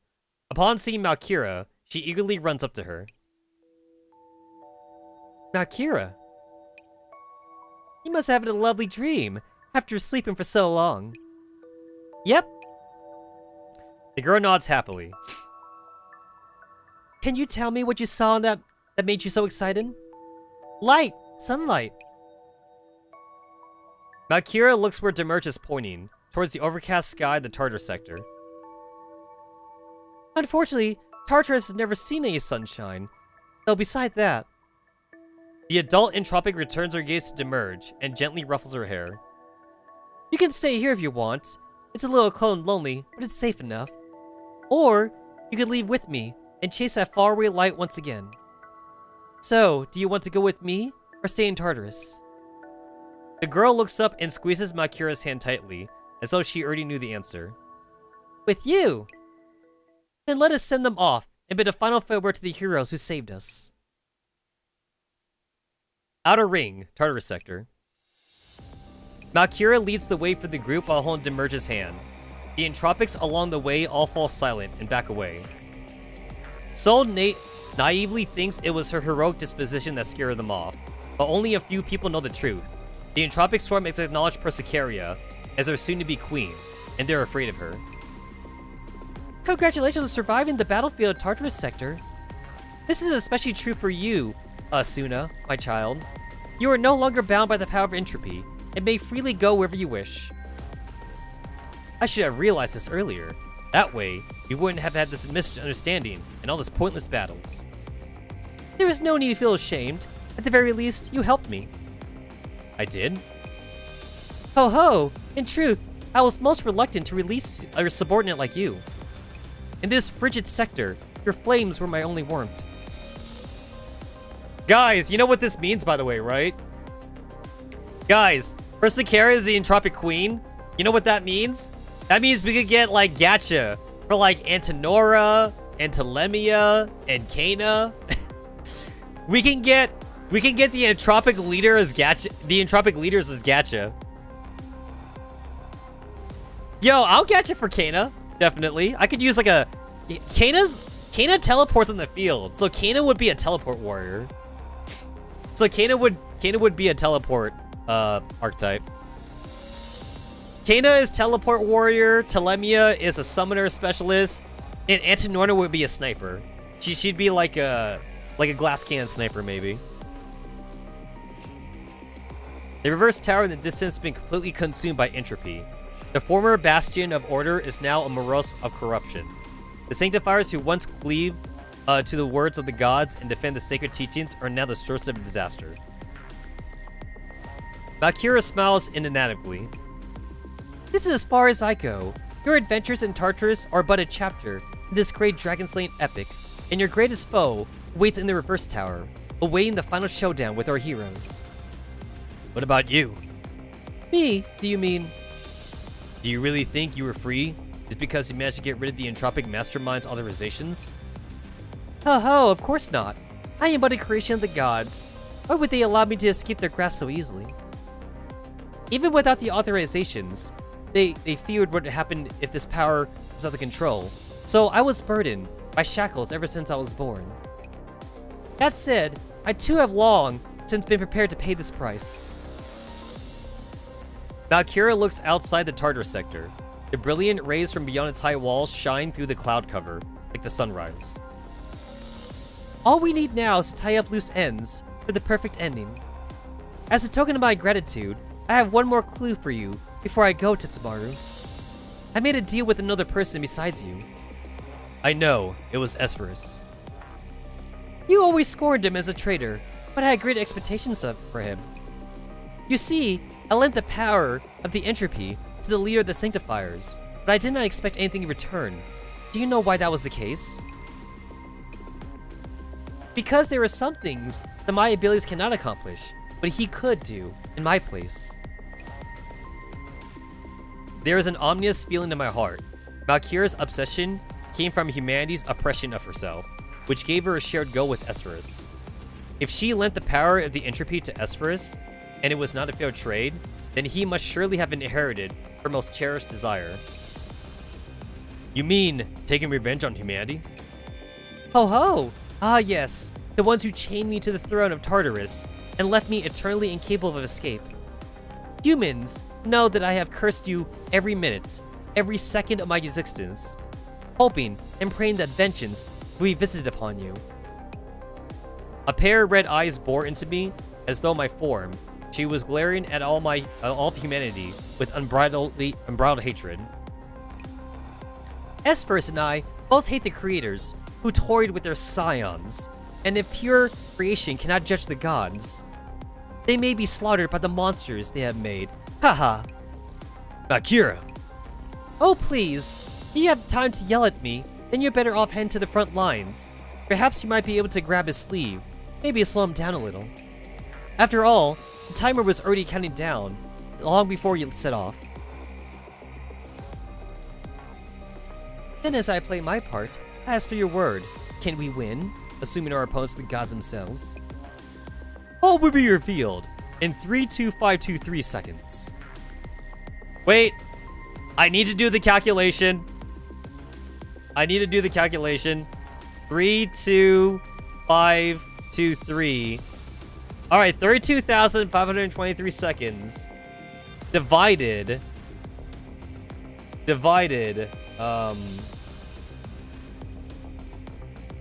by 60. That's 542 minutes. Divided by 60 again. Divided by 60. 9 hours. 9 hours. Because it's 60 and 60.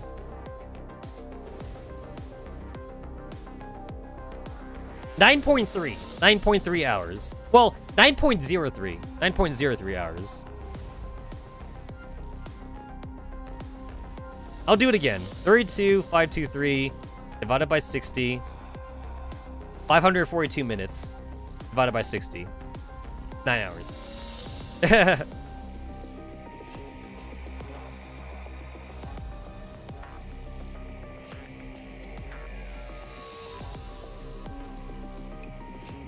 Then let us hope the outcome is to your liking. It shall definitely be to yours. It was 32,523 seconds then, and that would mean right now, you have 12,001 second. Hold up. 12,000 seconds.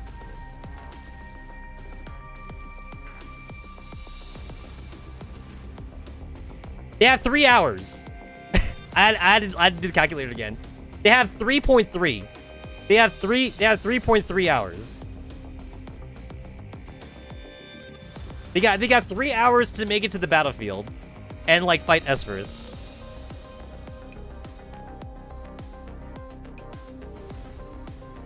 In 12,000 seconds, the passage will open, the blade of vengeance hanging over mankind will fall, and all will finally be revealed. Professor, if what she's saying is true, then we need to get to the reverse tower ASAP. We don't have any more time to waste. So it wasn't just Hesperus who was buying us time. Valkyria was also trying to delay us to buy time for Esphyrus. I punched a nearby wall angrily, then turned to lead Persecutor and the others in a dash towards the reverse tower. As the rapid footsteps fill the air, one pair slowly comes to a halt. The Enterprise girl senses a strange ripple coming from Tartarus, and she looks back towards the sector. Hey Suna, try to keep up. Over there. Suna points at the entropic hive in the distance. A pair of figures stand there, their forms especially clear in the sunlight. So, this definitely mirrors the first time we saw, like, adult emerge, like, in the Copley sector, when she was, like, trying to, like, grab the sunlight and shit. So, now we have child emerge, and we have Valkyria looking at the sun for the first time. Although, like, child emerge has seen the sun, just because, like, as a baby entropic, she was, like, in the oasis and shit.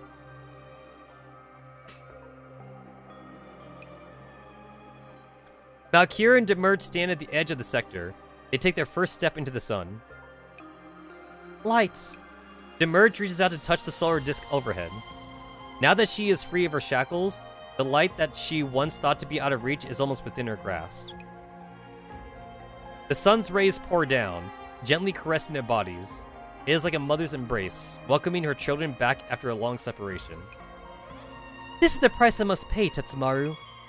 But what cost is annihilation compared to liberty?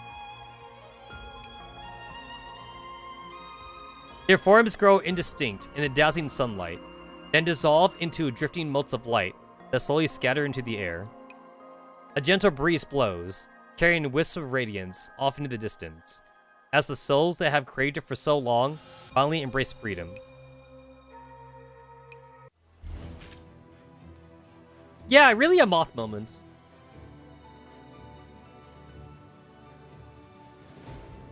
Man, like, it looks so long, like, when I scroll like this, but I'm going to assume that, like, a good half of these fights is, like, more cutscene battles again. Meaning, like, half of these stages aren't real. That's the next farm stage.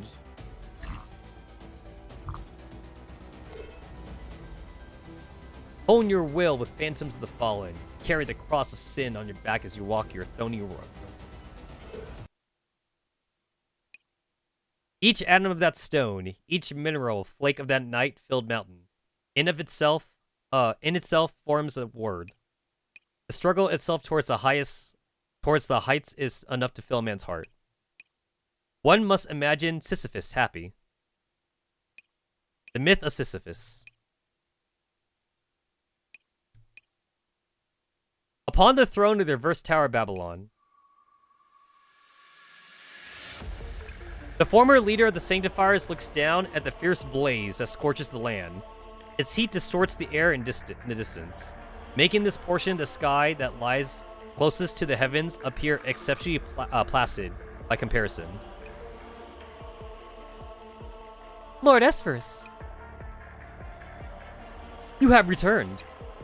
by the looks of things, you have not found it yet, have you? My deepest apologies, Lord Esphyrus. I searched all of Eucharis's usual haunts, but I do not know where she hid the sacred cannon. This is my fault. I was the one who ought to have known her best. No matter. Esphyrus turns his gaze to the control terminal that was linked to the sacred cannon. Since he is no longer authorized to access it, he cannot make any changes to the sacred cannon, but it still reflects the status of the people linked to it. His hand runs over a tome-like data construct that makes up the sacred canon. Each book represents a Sanctifier's life. Hesperus. At the heart of the countless tomes lies 2 volumes. The light that once emanated from one of them has already gone dark. Meanwhile, the other, similarly colored, is gradually lighting up in another place. Thou'st be led astray by thine false faith. The path to the heavens you could no longer perceive. Eucharist, then. Among the densely packed tomes nearby is a space indicating that one volume is missing, like its owner has disappeared. Once you risked your life in order to carry out this grand endeavor alongside me, yet you were the first to fall in a quest to slay the gods. Your story has come to an end. Oh, is that Atlas? Because, like, Atlas, like, permanently died. But all is well. For better or worse, you finally freed yourself from the eternally turning wheel of destiny. He crosses himself in midair, then lowers his index finger. As such, you do not deserve to be subject to their tender mercies. With grace, I will leave a place in the new world for you. However, Esphyrus' hand returns to the collective core of the angels. The other tome shines with a dazzling light, but it is tinted with an ominous purple. it seems I'm the only one left in this place that is closest to the heaven.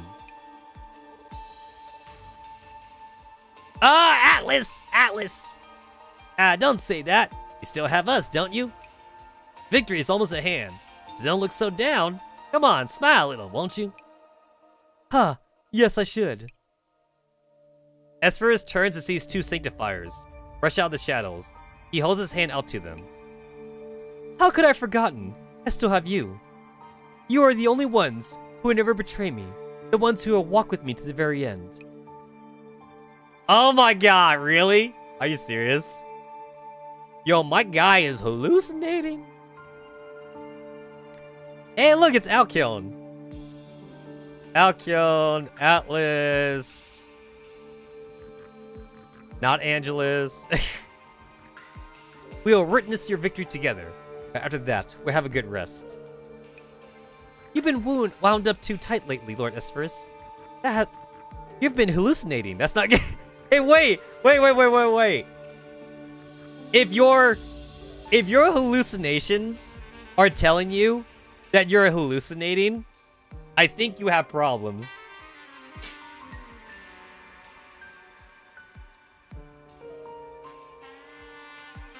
Hey, guys, that's like having your waifu tell you that she's not real.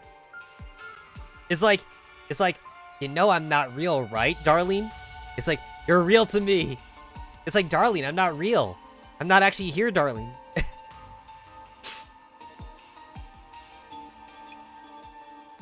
I haven't made a new beverage in a while. So why don't we try my latest concoction at the celebration party?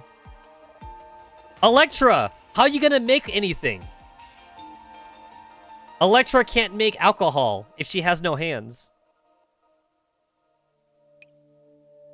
Your beverages. I'll make sure I stop you from making them this time.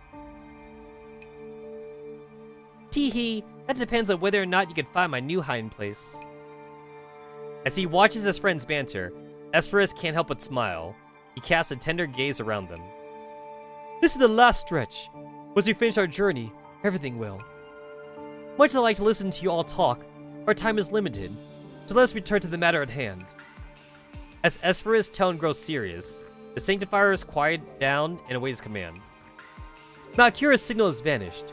However, I expected that she would not work with us to the very end. There has never been any value in the promises offered by these daemons. Her presence or absence would not affect the progress of the script.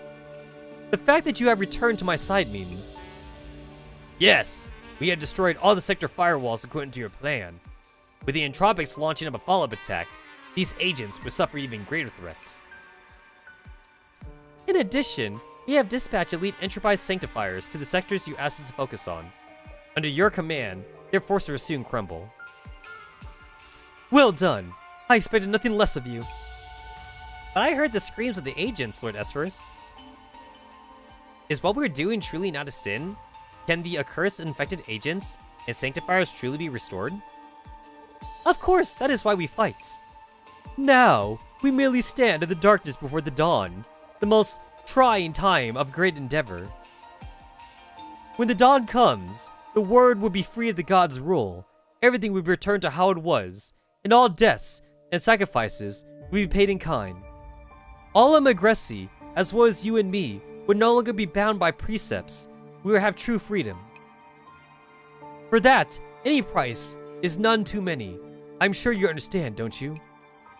Of course. We are follow you and defying the gods, no matter what. We decided that long ago. It is our mission. Alright then, as long as I have you, I can endure any hardship.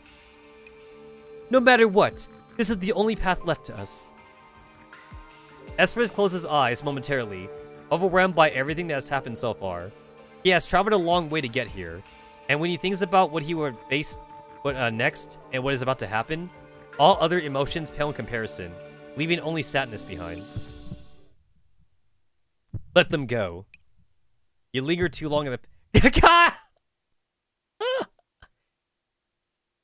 Esperus, you have to let go!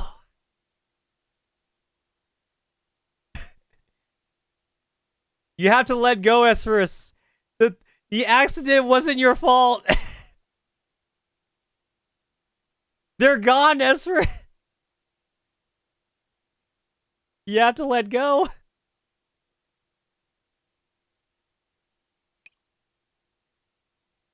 He hears the familiar voice once again. In a daze, Esperus looks up, but there's only 3 people in front of him. He reflexively looks around, but all he sees is a white figure briefly flashing through the edges of his vision. Esperus does not bother investigating further. Instead, he shakes his head and sits back down on the throne. That part should have been discarded long ago. It would seem I really am too tired. Go and complete your task. When they arrive, the final piece of the puzzle will fall into place. Let them witness the beautiful world we seek to create. The silver-haired sanctifier's voice is tired, but there is a hint of passion in his eyes. Soon, our wish will become true. Those arrogant gods will fall from the heavens and pay the price for their selfishness. The false utopia shall be destroyed, and when everything is reset, all the lives that were taken shall be returned, as it shall be. And you, my friends, shall truly be reborn.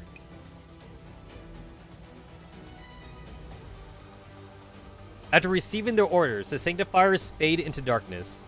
The battlefield is as silent as ever, leaving only corpses and debris behind to bear witness to this declaration. The once and future king rises from his throne, looking at the familiar eyes behind him. If it were you, I'm sure you would understand me. Tetsamaru. This is not real! Bro, it's not real, man!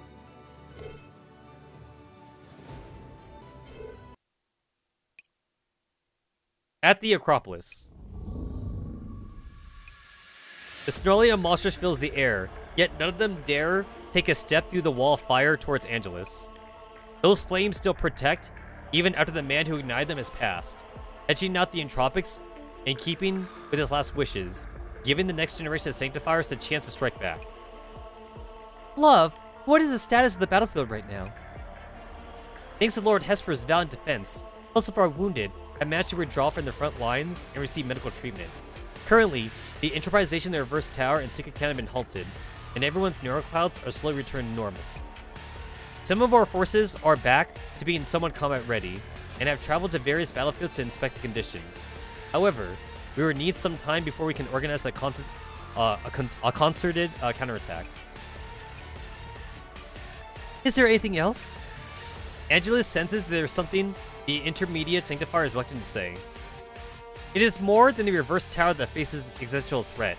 The watchtowers and firewalls that defend each sector have fallen victim to malicious sabotage, and reports from each front state that the situation is dire. The Pyridus sector has completely fallen into the entropic offensive. The Copley sector has been 63% entropized, but the Njord sector has been 84%. What about the Sanctifiers who were stationed there? We lost contact with them when the Sacred Cannon was entropized earlier. We sent fresh forces over, but...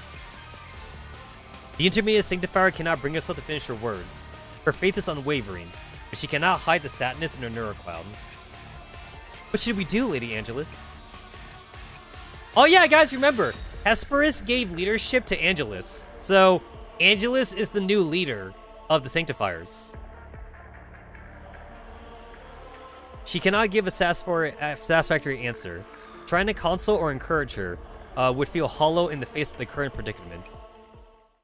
It's not time to give up yet. That voice! Is that you, Professor? Angelus is briefly stunned, but soon she comes to her senses and realizes that the person before her is not a construct born of her longing. How'd you get back from Tartarus so quickly? We had our ways. We received news of Hesperus passing. He upheld his pledge to protect everyone to the very end. Yes, he did. His will has reached each and every Sanctifier. We are only standing here because the fire he lit has not gone out. Professor, how do things on your side go? Are So and Suna, you mentioned in your transmission, not with you? The Oasis is under a concentrated attack by the Entropics. Since the situation was urgent, we sent them to provide backup. I gave the command, and as for the details, Miss Persica, your wounds. It's alright, Eos. Your healing has helped a lot. Eos does not contest Persica's facade of strength, and only escorts her to the table to join her discussion. It isn't just the Oasis. The sectors allied with us have also been focused by the Entropics, and the forces that were supposed to be reinforce us have been waylaid. Persicaria lowers her voice, and she speaks quietly, so only two of us can hear. I tried to take control of the Entropics attacking the other sectors, but while I managed to divert some of the low-order Entropics, there are still many entropized Sanctifiers and high-order Entropics obeying Esfer's command. If only I had a better grasp of this power. The more you master it, the closer you'll be to being summoned back and imprisoned at the throne of Tartarus. So don't be hasty. I still need you. I grab Persica's cool hand. She looks at me in the eye and nods. Miss Persica, just what did you go through in Tartarus? Let's save that for later. Right now, Antonina and Professor Iria's situation takes precedence. Is Esphorus still holding them in the reverse tower? That's right. The reverse tower was sealed after I left, and no other agents have entered or left besides Esphorus. So we can be sure that they're still in there. However, Esphorus has concealed the situation inside the reverse tower, and we can't scan the interior for the signals to see where exactly they are. Esphorus needs Iria's authorizations to open the passage, and Antonina is still useful to him, so we can be sure that they'll be safe until the passage is open. Meanwhile, they're just important to us. They're just as important to us. Only by finding Professor Irida and Antonina can we exert influence over the transfer passage to keep Esphorus from heading to reality. I understand. They helped cover my retreat before this, and just for that alone, I would do everything I can to help you with the rescue. According to the information you've obtained, the passage to reality will open in several hours. In order to verify this information, we have been observing the Megresi-wide movements of the entropic swarm. Angelus puts all the information she obtained in a 3D projection. These are the entropic's movements routes that Faith and the others have obtained. But they appear to be marching on the various sectors. Closer inspection reveals that many of them are actually heading in the same direction. Persicaria hides the routes that are meant as distractions on the darkened map. The point of intersection between the few paths that remain can be easily seen. That's... Yes, it's where the upload device is. In other words, their destination is the Neurocloud sector. Meanwhile, the entropic hordes will finish gathering right as the countdown ends. That verifies our guess. DeLacy. The mid-air projection shifts and a doll steps out of the shuttles cast by piles of data debris. Right on time, Professor. Guardian Squad has finished gathering at the Neurocloud sector as requested. We're ready to deploy at your command. Thank you, DeLacy. How is the Neurocloud sector doing? Not good. There are more and more entropics gathering here, and our signals are being disrupted by entropization. Havoc, and the others are trying to break into the Neurocloud sector by force, but the entropics are just too strong. All we can do now is observe from the edge of the sector. Yo, Professor! It's been a while. Javi, you're back! Are you okay? You look really hurt. Well, I was going to just wrap things up in one go. I ended up like this, so Hatsachiri and others forced me to come back for treatment. I haven't spoken to you in a long time, and now that I've gotten the chance, I'm a total mess. Talk about having an egg on my face, huh, Professor? Havoc scratches her head as if all this doesn't concern her at all. After a brief silence, she frowns a little. Professor, the entropics that are already here are a real handful, and there are even more converging in this location. This isn't the kind of job you can complete easily, even if you're paying triple my salary. There's no point in focusing on defense now. If we remain passive, we'll just end up being devoured. Havoc, could you please do your best to delay the entropics? Once we rescue Antonina and Professor Irita over here, we'll head over to you ASAP. Alright then, I'll leave the boss to you. Remember to pass on the message. I want a long vacation once all this is said and done. Havoc waves to me before ending the transmission and return to the battlefield.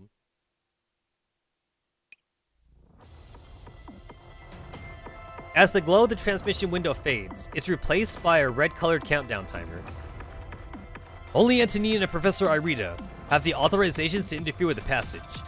Esphorus must have locked them up because he knew that. If we can't defeat Esphorus in a straight fight as planned, we'll have to keep him from destroying Megresi through indirect means. By which you mean? I shake my head and cut Angelus off. This is not the time to discuss our backup plan. Our current priority is to get into the reverse tower, rescue Antonina and Professor Irita, and ensure their authorizations aren't affected. Angelus, how many sanctifiers can you mobilize? Angelus bites her lips. She's clearly unhappy with the current state of affairs. About 40%. If we had an hour to de-entropize our neuroclouds, we could bring that number up to 10% or so. Fighting Esphorus head-on in our current state is not a wise decision. Angelus, could you pull the front lines back and provide cover to delay the entropic hordes from the outside? That isn't a problem. But when you say from the outside, Professor, are you going to enter the reverse tower? Yes, that's the plan. The transfer paths to other races are at hand, and we lost our means of communicating with Antonina. There's no more time to hesitate. We need to get into the tower ASAP, and rescue both Professor Irita and Antonina. In that case, I should go with you. The blonde sanctifier is about to rise when someone next to her tugs at her sleeve. Lady Angelus. My apologies, you're right, love. The leader of the sanctifiers looks at me in the eye and shakes her head over her impulsive behavior. Professor, I need to direct the battle here, so I cannot go with you. However, I try and free up some of my people to support you. Don't worry, we'll do our best to finish the mission you have assigned us. Yeah, I'm counting on you. Eos, can you help guide us through the reverse tower? Having you around will make our signature spoofing more successful. Understood. I want to go with you, Professor. But your injuries. I recovered enough to fight. Also, I'll go even if you try to stop me. This matter concerns the safety of both you and Antonina. I can't just stay in the rear and wait for news. No excuse I can come up with right now can hold up against the determination in her eyes. I see. Persicaria, please keep us safe. Leave it to me. We finished planning the rest of the mission without incident. After reconfirming our task, we checked the countdown before setting out. No matter what we might think, the timer that marks Magressi's destiny is still counting down. Alright, cool. I got the next farm stage to do, and there's still like a good amount of cutscenes and battles to go through, so I'm gonna have to end it here. It's 6 a.m. my time, and I got work in the afternoon, so I will see you guys for the weekend stream. Well, I will hopefully get to the finale of Gloaming finale. So, we learned a lot of cool things today. I'm hungry, so I'm gonna go grab something to eat. I will see you bitches at the next stream. Hopefully, it's not too late also.